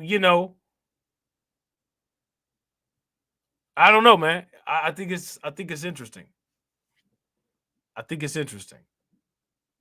And I think I want y'all to think about this, right? The rabbit holes, and the things, the analysis that we go down, right? The lanes that we go down. No one ever really has like any type of rebuttal to any of it. It's never a rebuttal. We'll rather leave this alone than touch it. We'll leave this one alone. We'll leave this stuff that's going we'll leave this stuff that's going on over here alone. You know what I'm saying? We'll sneak out the back door on it. You know what I'm saying? But that's about the best we're going to do. We're going to sneak out the back door. We're going to leave this alone, though. You know what I'm saying? But again, where's the answers to the questions at? Where's the answers to the questions at? Where they at? Where the answers at? Why we don't have any answers? We've been asking questions for a very long time, and we don't have any answers to the questions. Why don't we have answers?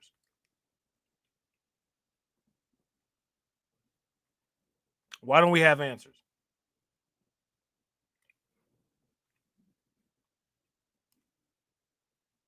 Yeah. Shout out to Win, Lose, or Rug. Facts. Ninjas love their ops.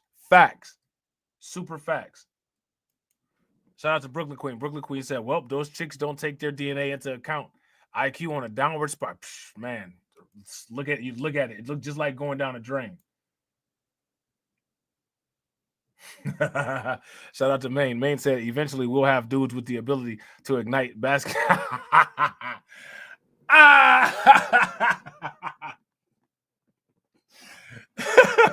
Maine said, eventually we'll have dudes with the ability to ignite. Hey, they'll call it gasket ball, bro. You know what I'm saying? They had the gasket ball challenge on TikTok. People just pouring gasolines into basketballs and lighting them up and trying to dunk it before the ball blow up. You know what I'm saying? Eventually, we'll have dudes with the ability to ignite basketballs like the guys on NBA Jam. Unfortunately, they'll be able to nuke us from a spaceship at that point. Right. Yeah. Shout out to Catsy. Yeah. Because humans, for the most part, don't make sense. Emotionally led people can't be reasoned with. This is one of the reasons why I say I'm against unity. Because you're going to unify with what? Let me ask you guys this question. Who wants to unify for your benefit?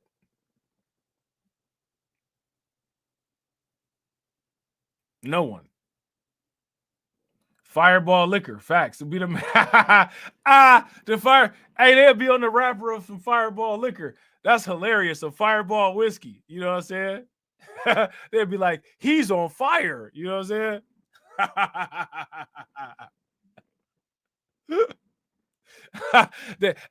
The Fireball liquor, it had a Miami Heat.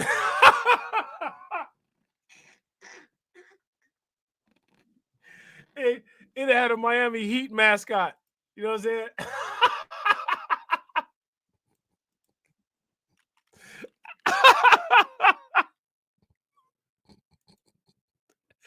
Look, hey, the Miami Heat was on to something back in the day. You know what I'm saying?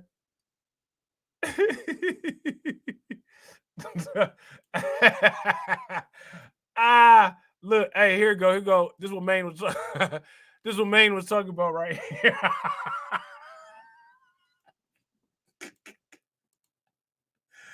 Oh man, look, here you go, man.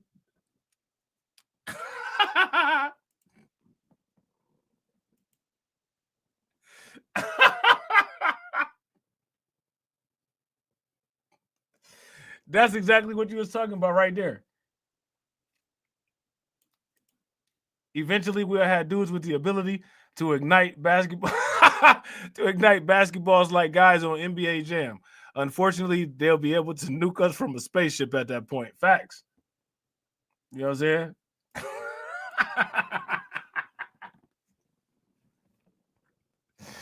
Shout out to Carlton. Carlton said, I remember you could play as President Bill Clinton on NBA Jam.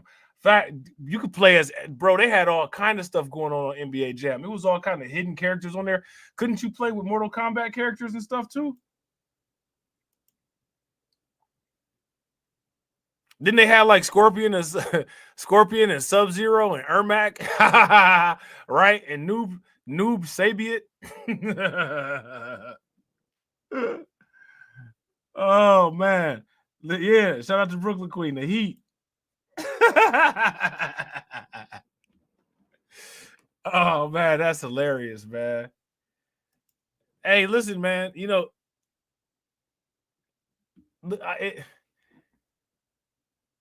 it's crazy, man. Like, how about Baraka? Hey, look, ain't that crazy? They had a character called Baraka. They had the character called Baraka. You know what I'm saying? But listen, this is what I want y'all to. I want y'all to keep, like I said, you know, keep track of this stuff, man.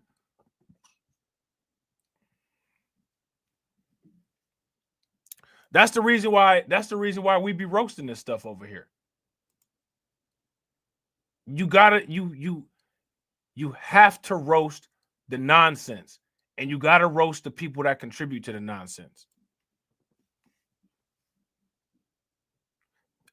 To me, it don't make any sense for people to ask, well, where is this at? Where is that at? Nobody trying to make it. No one cares.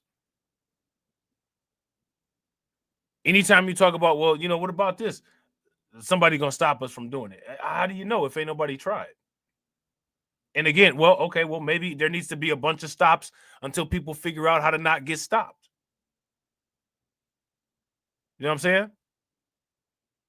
But until then, we just have to pay attention to all the money that people are leaving on the table, and we take as much of it as we can and not share it with them.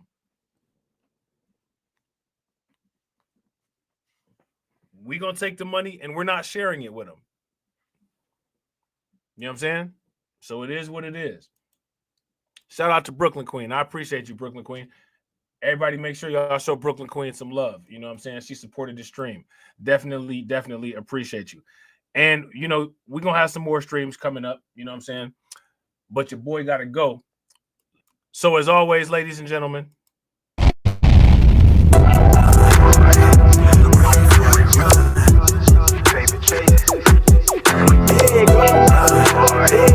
Run for it, run. Yeah, hey, okay, I'm fresh up out the package. Sign my deal, I pay my dues. Affiliated to this paper, I need freedom for my family line. Draw my life design up like fine art. I'm jumping off just an unfamiliar coordinate. Topped off the porch like I could touch the sky. Red, it's not one trillion. The ism talk the water out your faucet. Look at me flossing, I'm so wavy, I could change the tide. My intuition sense the hatred in your ways. You imitated, forging lines, claim meaning means that's just to justify. Yeah, right. West side, born maritime. Creole baby, my bloodline. My lungs clouded, my thoughts crowded. Say all I see is these dollar signs. Finna make a play and that sound delay. On mamas, I testify. Run for it, run for it, run. I'm out here paper chasing, looking for the funds. Run for it, run for it, run. I'm out here paper chasing, looking for the funds. Run for it, run for it, run. I'm out here paper chasing, looking for the funds. Run for it, run for it, run. I'm out here paper chasing, looking for the funds. Game recognized game. I'm from the Bay, okay, I'm versatile and my slang is different. I'm lane switching with the same people that I came up in this thing with. My head swivel, I'm homebound. Got a target back on my backside. Took a cat peeling with the cast iron. Better run for it, run before I catch you. Niggas out ball it, block it. Trying to stop my blessing. Gamble with your life, don't bet it, don't bet it. They can't stop my blessing. You do best not to test it. Yeah, you right. Real all in my blood supply. To get ball up top finna make a play. I cast a lob like I'm Jalen, baby. No co-signer, no co-pilot. They pen pals, my flow designer. My brain signal out of range with it. My palm mission is a dollar sign. If I say it twice, then I meant it right. My brain signal out of range with it. My palm mission is a dollar sign. You know, co-signer, no co-pilot. They pip-tiles, my flow designer. My brain signal out of range with it. My palm mission is a dollar sign. Run for it, run for it, run. I'm out here paper chasing, looking for the funds. Run for it, run for it, run. I'm out here paper chasing, looking for the funds. Run for it, run for it, run. I'm out here paper chasing, looking for the funds. Run for it, run for it, run. I'm out here paper chasing, looking for the funds.